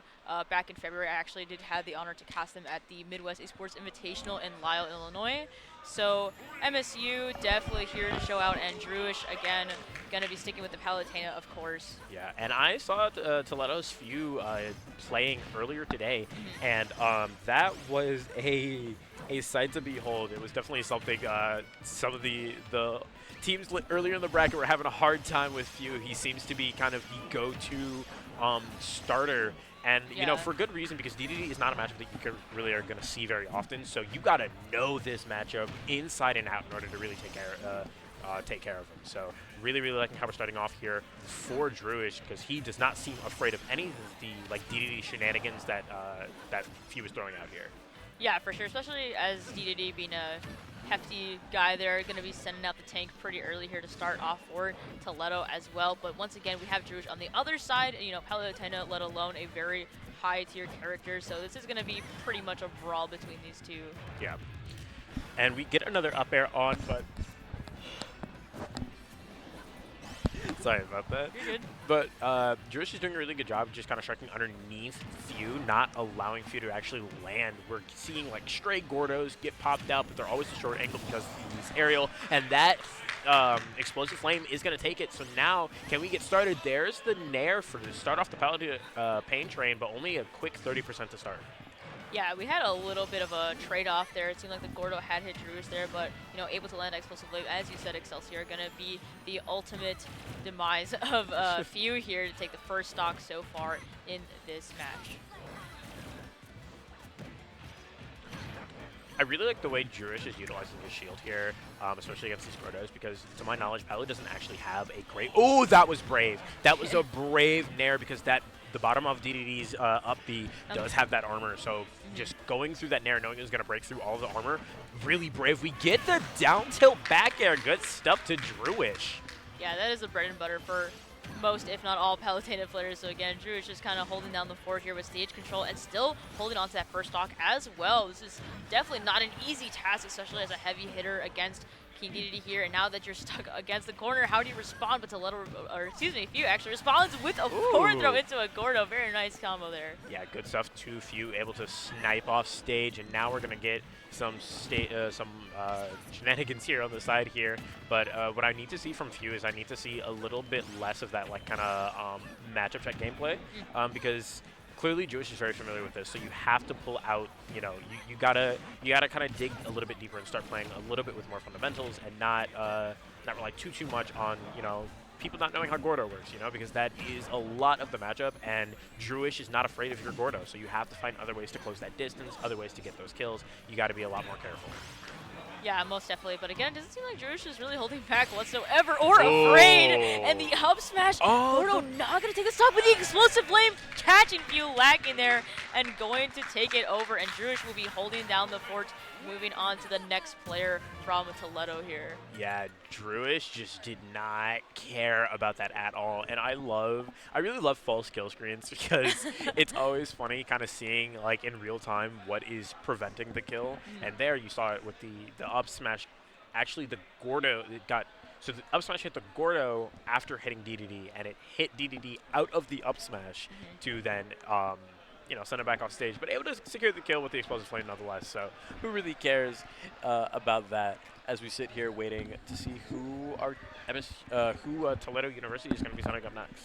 Yeah, especially with, I mean, Palutena, just having that option coverage was so well played from Druish. And again, like usually you would almost expect, like when you see a kill screen, like, oh, this is going to take it, but being able to still just have something ready on deck to send that out and have it secure the stock for once and for all, Druish was ready there.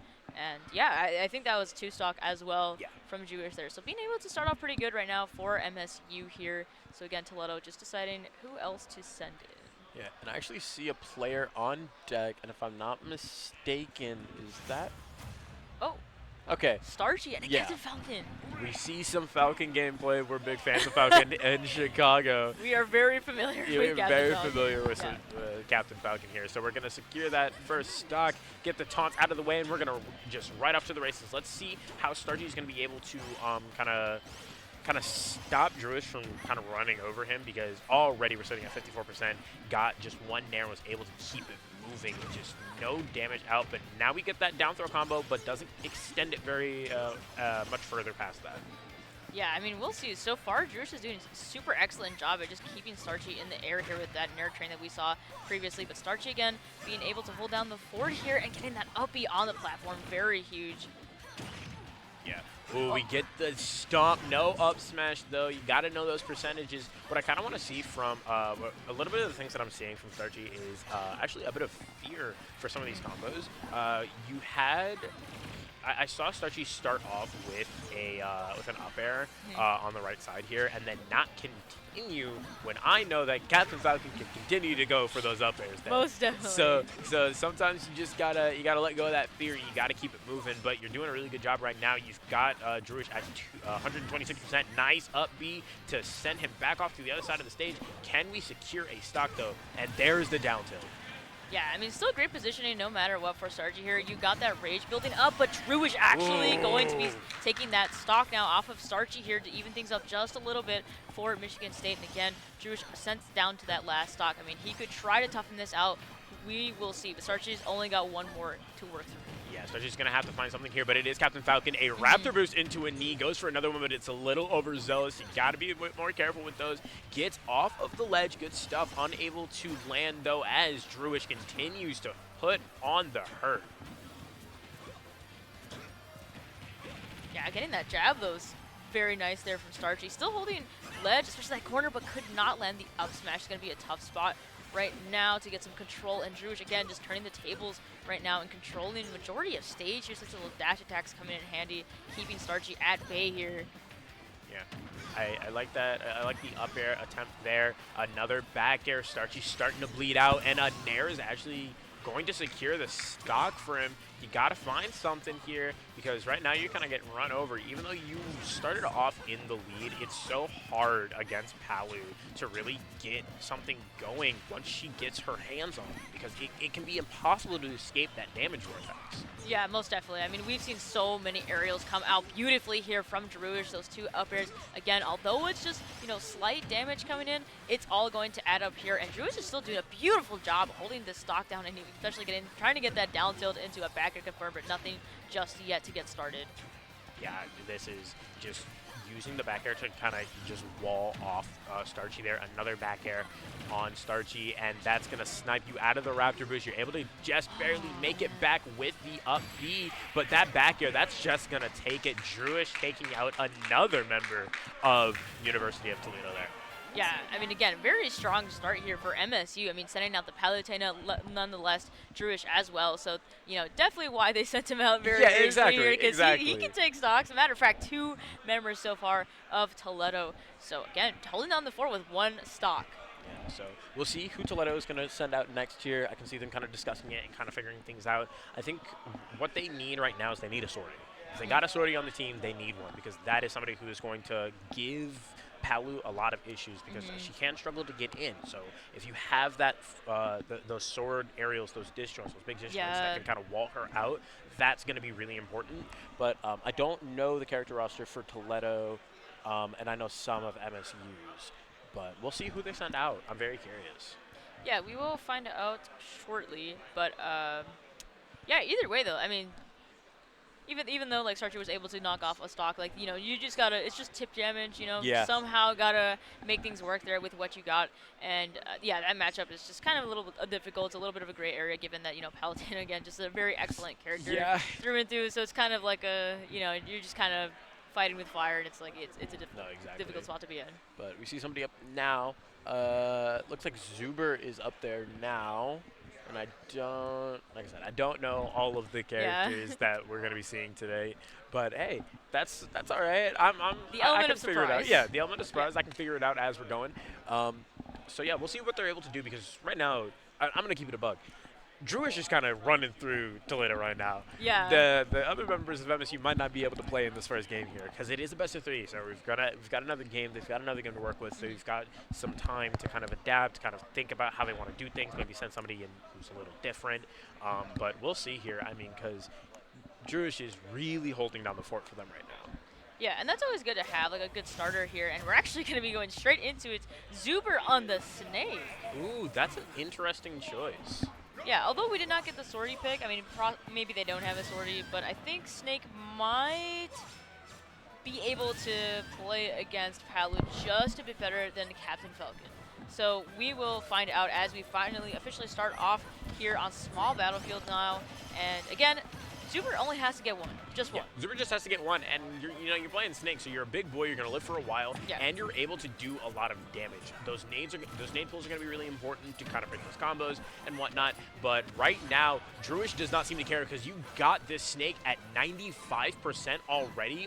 Barely touch, and an early air dodge is actually gonna take out that stock there for Zuber. Yeah, and this is actually just looking tough right now for Zuber, just getting caught in all of those areas, or aerial, excuse me, from Drewish here, especially with the auto reticle there, and all of the projectiles are coming out to play here in that dash attack, just going to put so much corner pressure right now on Zuber here. Yeah, Zuber right now is trying to play a bit of a close range game, but Snake's not really that kind of character. He's got those zoning tools, that nade, that the C4, Nikita. So we're going to have to see him use those a little bit more to his advantage right now because right now, I mean, Drewish does not seem to care about anything going on. Just absolutely going through a tear through Zuber right now. Another back air. He goes high, but it doesn't matter. An up smash is going to send him right off to his last stock.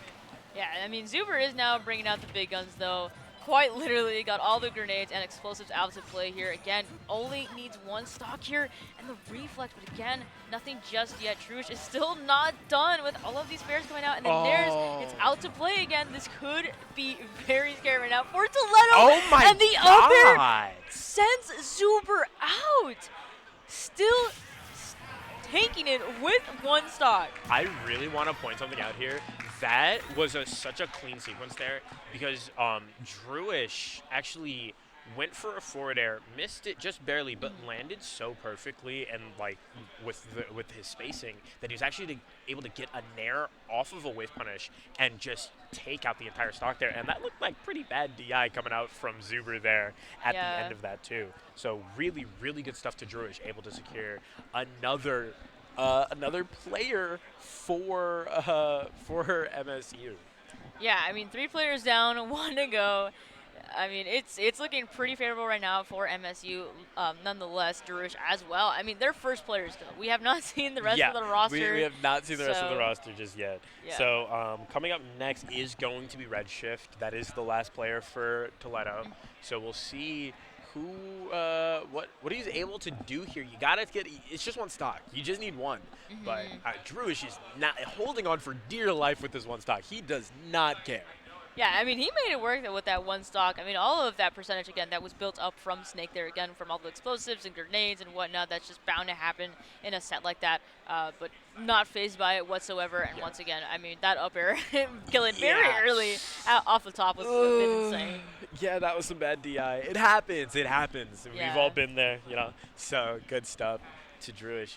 We'll see what Redshift is able to do here because Redshift's got a lot of weight on his shoulders. Because even if he can take this first stock, or this one stock off of Drewish, he's got the rest of MSU to get through. He's still got 3 more players. So this needs to be the best anchor of all time. Yeah, I would hope that, Toledo is like, all right, this is our best player, best character, like maybe some Steve, like to really like hey, look, set it if Redshift plays Steve, all he needs is one forward throw and one forward throw off the stage, and Drewish is dead. He can't get back. With some good block placement. But we'll see. We'll see who else we got here. Let me look. Let me see if I can selecting peek. characters right now. We've got Palutena and I can't tell. Is that that Pit? Sonic? No, I'm pretty sure that's Pit. This Yeah, it's Pitt. Okay. All right, we got Pitt. Pitt versus. This might be a little bit easier for Redshift here. Because you're going to be able to get those forward airs. That's going to be a really good spacing tool. That Nair is going to be a really good edge guarding tool against such a linear recovery when it comes to Palu. Yeah. So we're going to get the taunt, and we're starting off. Let's see who's able to get the first, solid hit to start this off.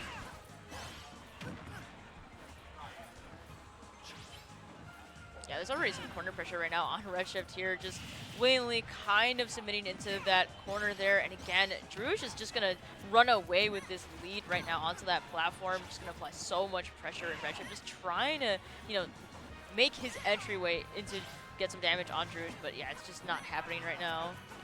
Yeah, this is, it's really hard for Redshift to kind of get in, but able to get something. We get that grab into the down throw, or in that forward air. So can we see a little bit more pressure? I really want to see Redshift kind of put in a little bit more pressure on the ledge there. You've got Pitt, these long-lasting aerials, and that, the multi-hits are kind of annoying, but you've got these long-lasting aerials. So if you can sit on the ledge there and just wait out the Palutena ledge option, you can really just on reaction. Oh my God, that was a side B. Yeah, I mean, Redshift is doing pretty excellent, as you mentioned, with all the tools that Pitt does have with those arrows and the aerials as well. But Druge is going to sneak a stock in there and still at 130%. Again, Redshift needs one good hit, and there it is, going with it and knocking down Druge finally to move on to the second player on MSU's roster here. Yeah, really just after Redshift able to secure a stock. Not as clean as you probably would have liked it. Unfortunately, did end up losing a stock there. But I mean, hey, you got the forward smash. You were able to finally knock Druish down. And now you guys know going into the next set who you might want to send in a little bit earlier to secure a set like that, to secure a game like that. But, yeah, most definitely. I would have honestly liked to see Redshift a little bit sooner in the roster, maybe like second. Yeah. I think second would have maybe benefited just so we can kind of get more stocks taken and whatnot, because as we did see, with the previous couple sets and whatnot, it was just really difficult to get anything going off of Druish there, and we really needed more kind of zoning tools and whatnot to really create that distance. Yeah, we needed those disjoints that Pitt have. I mean, Redshift was doing a really good job, with the forward airs and whatnot. That Nair is going to be really important.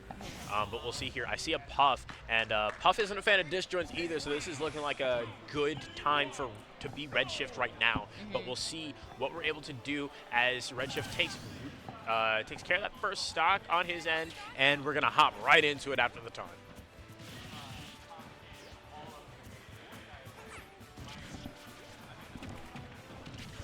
Okay, going with the down throw here again. I mean, Redshift's already doing an excellent job, just kind of creating that distance as I mentioned. But again, Juicy slowly sneaking in the damage here with the dares on the shield, but nothing just yet.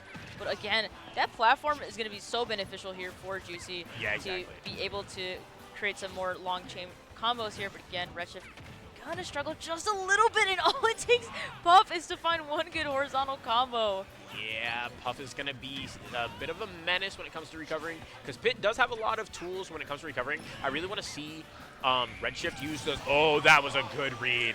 That was a really good read, and Redshift a little greedy. You could have gotten the full punish there. You probably could have killed if you were able to charge just for a second on that S smash, because Juicy did still have probably about a second and a half left on that rest. Yeah, I mean, sometimes you just have to let it rip, especially with that sleeve. Very nice play from Juicy there. And again, just creating that spacing there from Juicy to barely miss Redshift's side B there is super nice. Because basically Juicy is at kill percent. Yeah. Nonetheless. So, yeah, it's going to be a tough one. And there it is, actually, with the up smash coming from Redshift here. Good stuff on Redshift, able to secure an up smash there to secure that first stock. Now we're putting on a lot of pressure. I like that down air into the Nair. Good stuff. I really like the conversions that Redshift is going for here. Yeah, that's why I mentioned, like, I would have loved to see the pit much sooner, because I feel like, would have stand a chance against Druish still with the 2 or 3 stocks here. But again, I mean, Redshift still putting up a pretty good fight right now against Juicy, trying to make all matters work, and with the air dodge recovery. But Juicy, again, just so much pressure right now, especially with the fair. You are out of jumps, not able to make it. Yeah, Michigan is going to take game 1. Here's the thing when it comes to Redshift's pit there. I really did like what I was seeing. The conversions were really good, a lot of really good awareness. But what I'm not seeing enough of is mixing up the recovery. When Sir Dank picked up Pit. Something that he has touted all the time is that orbitals, that reflector, that down B is a really good stalling tool in the air. That move is absurd for that reason. It is very so good. I would really like to see in the future Redshift to use a little bit more of that so that you can kind of, because I saw a lot those 2 games is a lot of using all of your jumps very, very quickly and then up being and trying your best. That recovery is super linear. So if you want to use it to its fullest, you're going to have to stall a little bit more, do your best with, with the arrow, with the orbitals, and see what else you can do to kind of mix it up. Yeah, most definitely. And now that you mention it, I don't think we even saw that move come out once from Redshift whatsoever. So I think, as you mentioned, stalling with the arrows. I think we did see a little bit of arrow play coming from Redshift there off stage and whatnot, especially using it just again to kind of get some stray hits and whatnot. But yeah, I would like to see the recovery change options just change a little bit up there because again, only having the side beat to recover, it's too linear, it's too predictable. Yeah. And especially after that, you don't have a jump, and having to air dodge again, you're just gonna get caught in all that stuff. Yeah. So we'll see. Just a little bit more carefulness on that recovery. But coming up next here, we have Aster, who I do know Aster. Aster's actually from our region, goes to school in Michigan.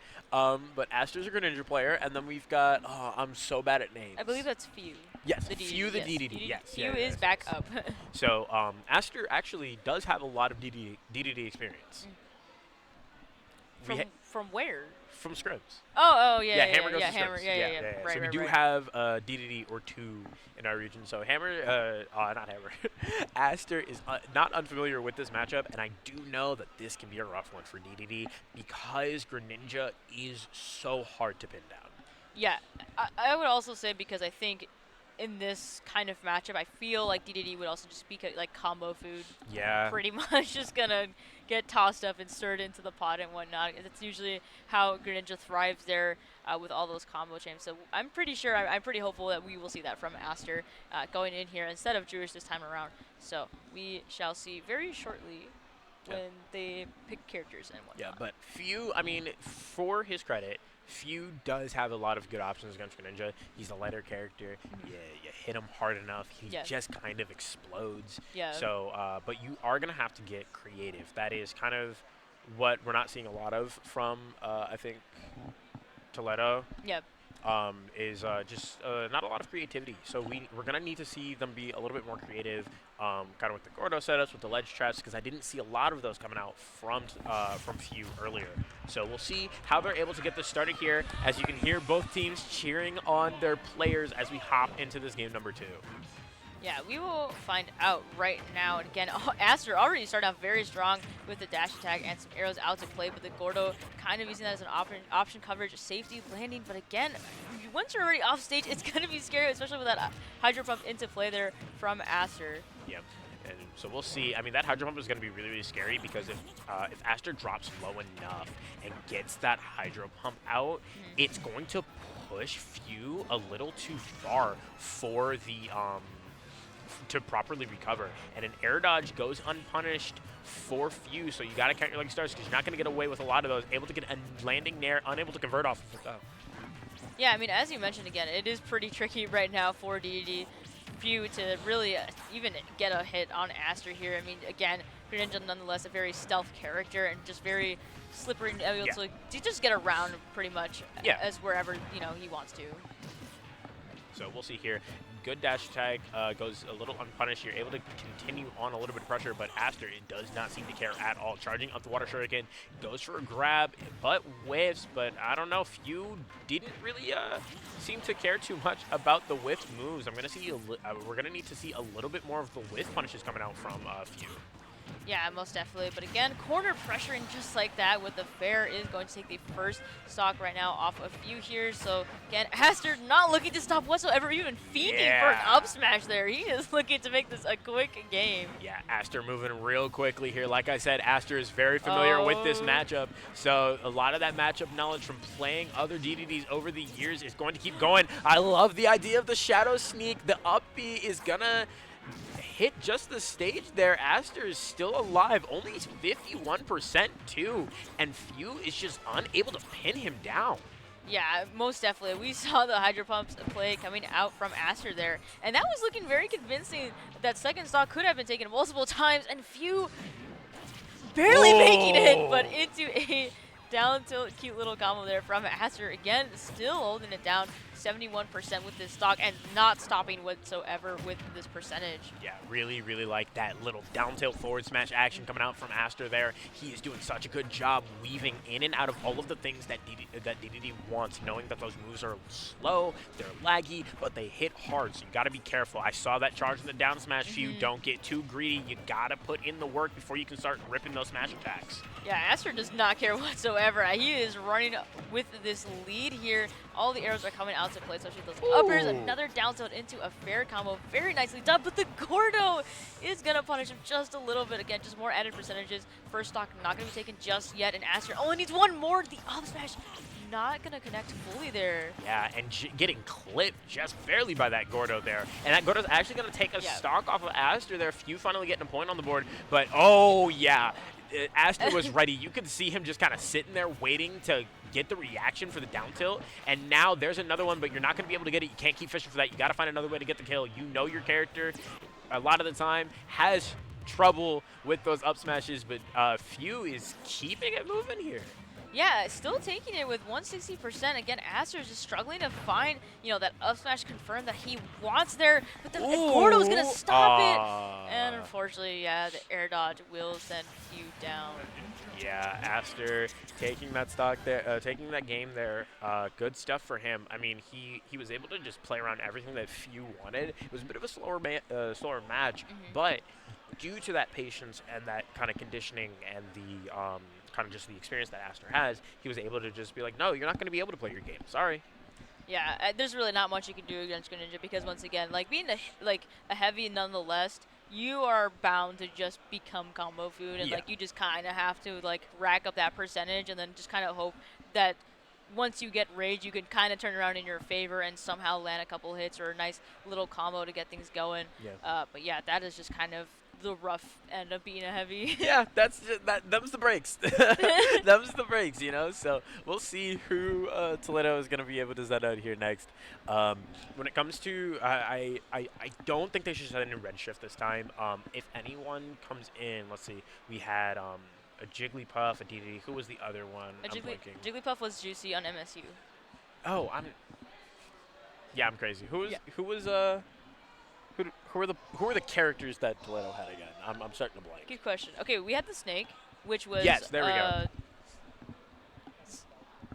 And Captain Falcon. Yeah. There's the other one. Okay, that is the character that I think that they should send out next. Captain Falcon and yes, Greninja, because okay. I mean, we watch Captain Falcon Greninja a too lot. much, and the thing about that that I hear from other Greninja players a lot is that Captain Falcon is the perfect weight and size and is the perfect, it has all the right things to fall out of a lot of confirms. You see it all the time where the Captain Falcon will land on a platform and fall out of the up smash tech read. On top of that, the stomps are really good on Greninja. Greninja is very light, very easy to combo for Falcon. So we'll see who they send up next. I believe we were getting Redshift. Yeah, that is Redshift up there. So we'll see what Redshift is able to do. Now, I will say, for their credit, Redshift, I do want to see a lot more of that Nair off stage. That Nair off stage against Greninja's recovery is going to put in a lot of mileage because it is, again, another linear recovery. Yeah, for sure. Again, I think I would just like to see more edgeguard gameplay coming out from Redshift here, and we're going to actually be seeing him a lot more sooner than we did, nonetheless, from the previous game that we had in Game 1. So, I mean, hopefully, able to combat against Aster, again, another very strong player. So this is something we are familiar with seeing a lot. So it will be nothing new to us except for these two players. So we will see how it goes between them. Yeah, so we're going to get started. I saw the fist bump, so we're going to switch scenes here as we hop into this next game. Now, Aster is going to have to drop that stock, so we'll see how Redshift is going to be able to handle it. But we're starting on FD, too. I like that, actually. Yeah, we have not seen FD yet. I think this is probably the first time that we have seen it between these two. And something I want to note right away is the level of confidence between the two of them.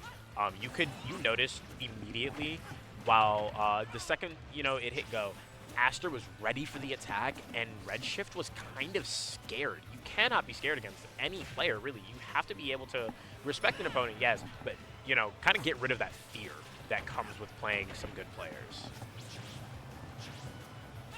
Yeah, again, Redshift kind of just getting stuck in a corner there and put in a blender there from Aster, ready for that movement tracking. Again, just kind of following along where Redshift was going to be at all times. Again, that's just the awareness that you've got to have at this kind of level here. And again, Aster just doing a pretty excellent job right now, just having the patience.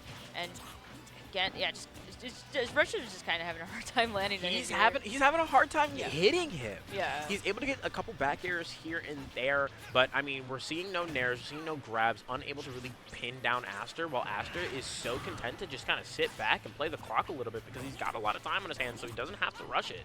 Yeah, it does seem like Redshift is playing a little more antsy now, but we do have a bit more arrows coming out, and there is a smash attack there, just getting more damage out, but we gotta get a stock off soon, and the recovery barely coming in clutch. Another side B, maybe a little greedy option there. Yeah, I don't like that side B.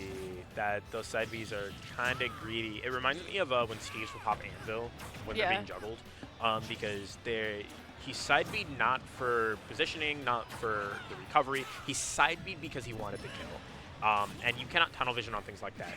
You cannot tunnel vision because we're seeing a smash attack on the other side of the stage. You got to be careful. But there's that orbital. Now we're seeing a little bit more of it. I really like that. You got to be careful though. I just need a little bit more patience coming out from Redshift. Yeah, most definitely. Again, just trying to fiend for that stock here off of Aster, but it will land the smash attack, get up attack from Aster coming out. It's going to be sent down to his last stock here. Yeah, able to send Aster down to the last stock, but Aster doesn't seem to care too much. He is keeping it moving, goes low while Redshift goes high. Let's see what Redshift is able to cook up here. Sitting at 112 though, you got to be careful. There's another side B that's going to get punished with that dash attack. Good stuff coming off from Aster. Are we going to secure another stock before he's able to do anything? Yeah, we will find out because again, we got the rage on Redshift, but the stock will be taken, and now we got a last stock situation actually between the two here. So we will see how this turns into either or's favor here. Yeah, Redshift able to get a quick back air on deck, good stuff. But I mean, hey, we're just playing the long game now. Nice nair, but I'm not seeing a lot of drifting with these aerials coming out from Redshift, which is usually what you're going to want to see with these Pit because that is going to be what's actually going to further these combos, that aerial drift. Yeah, and we're also seeing a little bit of the Hydro Pump coming out from Aster as well against this ledge on Redshift, just keeping him at bay here. Another side B just being punished. Yeah, it's too much of a risk right now for Redshift, but still moving along and getting a little bit of more percentage now. Builds up on Aster again. Just needs this last stock here. Yeah, I love the stalling coming out from Aster there. Really just taking his time on off stage, and that's what I want to see more from Redshift when he's recovering. That kind of just patience, using everything in his kit to stall out and give him enough time to make it back, because it also keeps your opponent second guessing.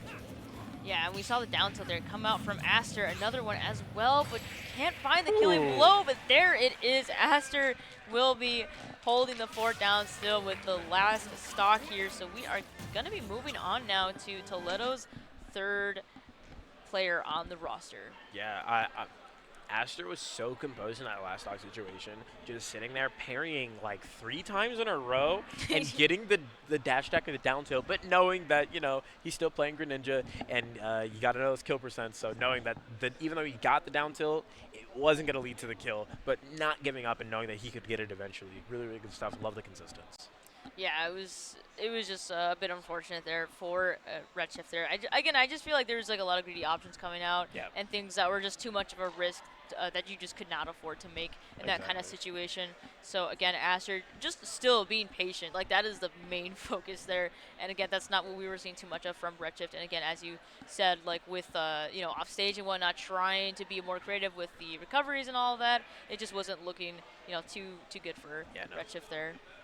So coming up next here, I believe that is our Snake player. I think that might be the Falcon. No, yeah, I'm crazy. That is the Falcon. I'm so bad with faces. I'm like actually phase blind. It's okay. It happens. So we have Captain Falcon here. Like I said earlier, I think they probably should have sent him in second. Just because this is kind of a matchup that I know can be really hard for Greninja, simply because Falcon has that light weight and that fastball speed, and it makes his combos significantly harder to hit. And Falcon is so much more explosive than Greninja is. Yeah, again, we shall see if Starchy's got what it takes to, again, just take this last stock off of Aster here to move on to, Michigan's second player on the roster. But again, got to get through this one here.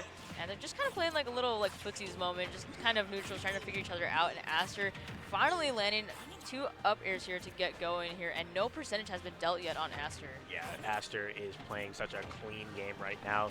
He's got Starchy at 90%, and he does not seem to care. There's that down tilt up smash, not going to kill just yet, but you got a Captain Falcon. Ooh, the little Hydro Pump cancel. I love that. Just going straight for the ledge. That Nair nearly killing.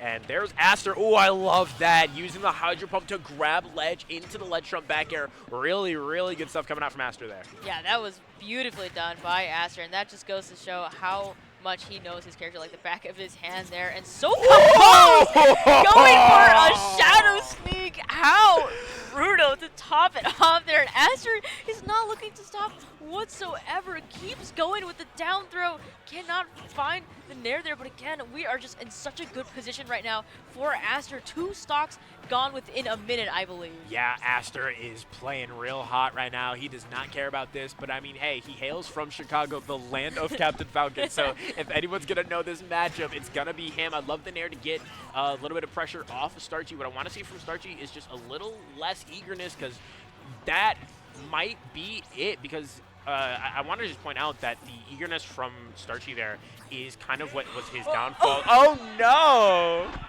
Yeah, unfortunately, Aster got a little too excited there for the dare off stage, the edge guard.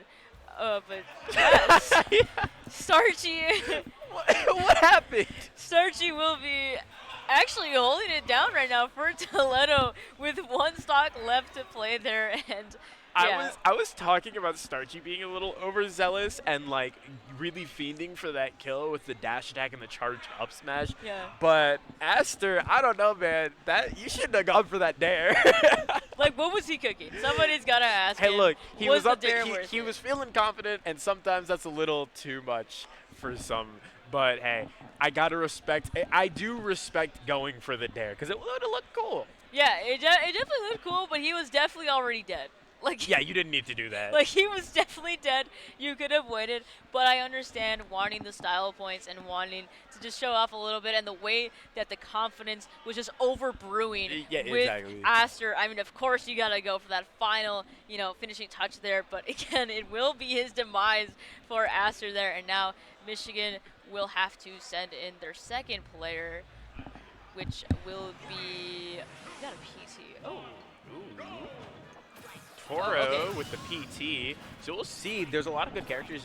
PT is kind of, in my opinion, a sleeper pick in the current meta. I think all of the Pokemon on Pokemon Trainer are really, really good. Squirtle does so much damage. Squirtle is also so hard to hit a lot of the time.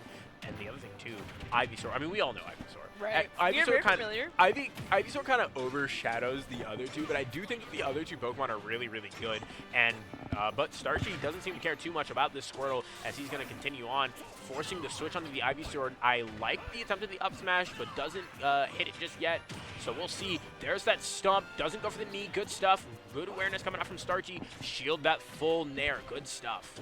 Yeah, Starchy is doing an excellent job right now. I mean, little to no percent here, trying to even find an up smash this early onto the Ivysaur, but Toro going to be holding it down again with the Ivysaur because, as you mentioned, Ivysaur is probably the most favorable with the PT lineup because, again, just a lot of heavy hitting and can take, quite a bit of percent, honestly. Yeah, I mean, he hits hard.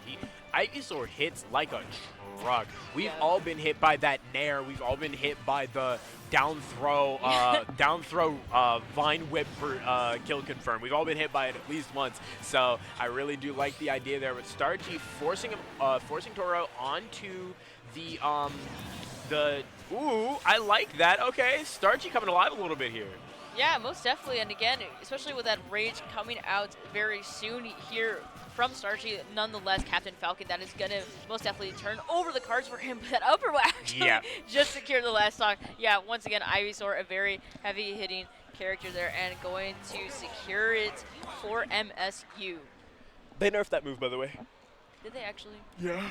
I don't believe you. You don't believe It doesn't look nerfed. You don't have to believe me. It didn't look nerfed It does when not. they did it. They nerfed Dare as well. Yeah. It doesn't look like it. It doesn't look like it, but I guess I'll believe you. But yeah, we are going to be moving on now to Toledo's last player, I believe, here. And we are still on the second player of the roster for MSU. Yep. So this could much very be so the last set that we have. I mean, we shall see if, Toro has what it takes to take down Zuber. Yeah, so we'll see here. We're going to get Snake out. Here is Toledo's final chance here at a victory. So we'll see what Zuber is able to offer. Yeah, again, so only losing one stock to Starchy in the previous game here. Still got another extra stock to work with here, unlike Aster. So hopefully could get the momentum going here. Again, trying to sneak in the grab, but again, Zuber kind of using that up air and the grenades here is going to be a nice get off me tool, especially with that up tilt coming into play. Very heavy hitting moves coming out. I really like that Nair usage on the Squirtle coming out from Toro. That was kind of cute. I like that. I love seeing moves that I don't usually see. I love seeing moves that you don't see a lot being utilized by players, because Squirtle Nair, I don't think I ever see that move. I had to guess when I saw it then that it was Nair. Yeah, I would have probably not known it was Nair, but that is actually Vine Whip coming out from Toro now. So evening up the stocks just a little bit. Not percentage, though. So Zuber does still have the upper hand here, but again, unable to find some hits right now getting in. And it looks like they're just, just trying to find a down tilt or an up tilt as well. But Toro not going to let that get in his way right now. We got the up air chain trying to finish it off with a Vine Whip, but no dice just yet. Yeah, good stuff on Zuber, able to avoid that Vine Whip there. But right now, you got to start keeping track of those C4s, man. Toro losing track of it, and, that's going to be the stock. But a quick down air with the Charizard, and all of a sudden, Toledo is on their last stock. Yeah, definitely evening it up now. Toro is looking to make this quick. Both players are looking to make this quick. Zuber with the down air trying to get an F smash attack, but again, a little bit of a greedy option on that platform. Again, Ivysaur is now out to play, so it looks like Toro is ready to finish this off. Yeah, we'll see what Toro's able to do. Love the Nair, and I love that patience on that jump, just waiting to fade back, and another up. Vine Whip is going to secure the set for Michigan State University as they take it a 7-0 for against Toledo there. Yeah, it will be a 2-0 for MSU there. Again, just phenomenal gameplay from them. So yeah. I really like how they. I really like that. It was just a lot of solid gameplay from all of the MSU players that we saw. It was kind of like an impenetrable wall for Toledo. What I need to see from Toledo's team, just in general, is I think a little bit more awareness with their own movement, because it was a lot of kind of very antsy gameplay. It made me nervous almost watching them kind of find a way to make their way in. But hey, they made it this far, so they're clearly very talented players. So we'll see. Hope to see more of them in the future. Yeah, of course. It's just a little bit of like commitment stuff that could have been a little bit improved. But again, we still saw like signs of life from University of Toledo there. Again, still putting up a very good fight for Michigan State there. But yeah, again, congrats to MSU there for securing it there. And that will be that, yeah. Yeah, that's the end of our block. Yeah, that was a lot of fun. Yeah. I enjoyed myself. But you guys watching, thank you guys so much for watching. It's been I really appreciate the staff at Riptide, and also why am I blanking? MSU. Michigan Esports for hosting the Collegiate Cruise. It's really good to see like younger talent, and I really do appreciate just the collegiate scene in general taking an interest in the esports scene and kind of giving a lot of students and a lot of young people just like a platform to actually use it with. So I really appreciate that, and I really appreciate Riptide. But I've been Excelsior. And I've been Calavera. You guys have a fantastic night. Later, you guys.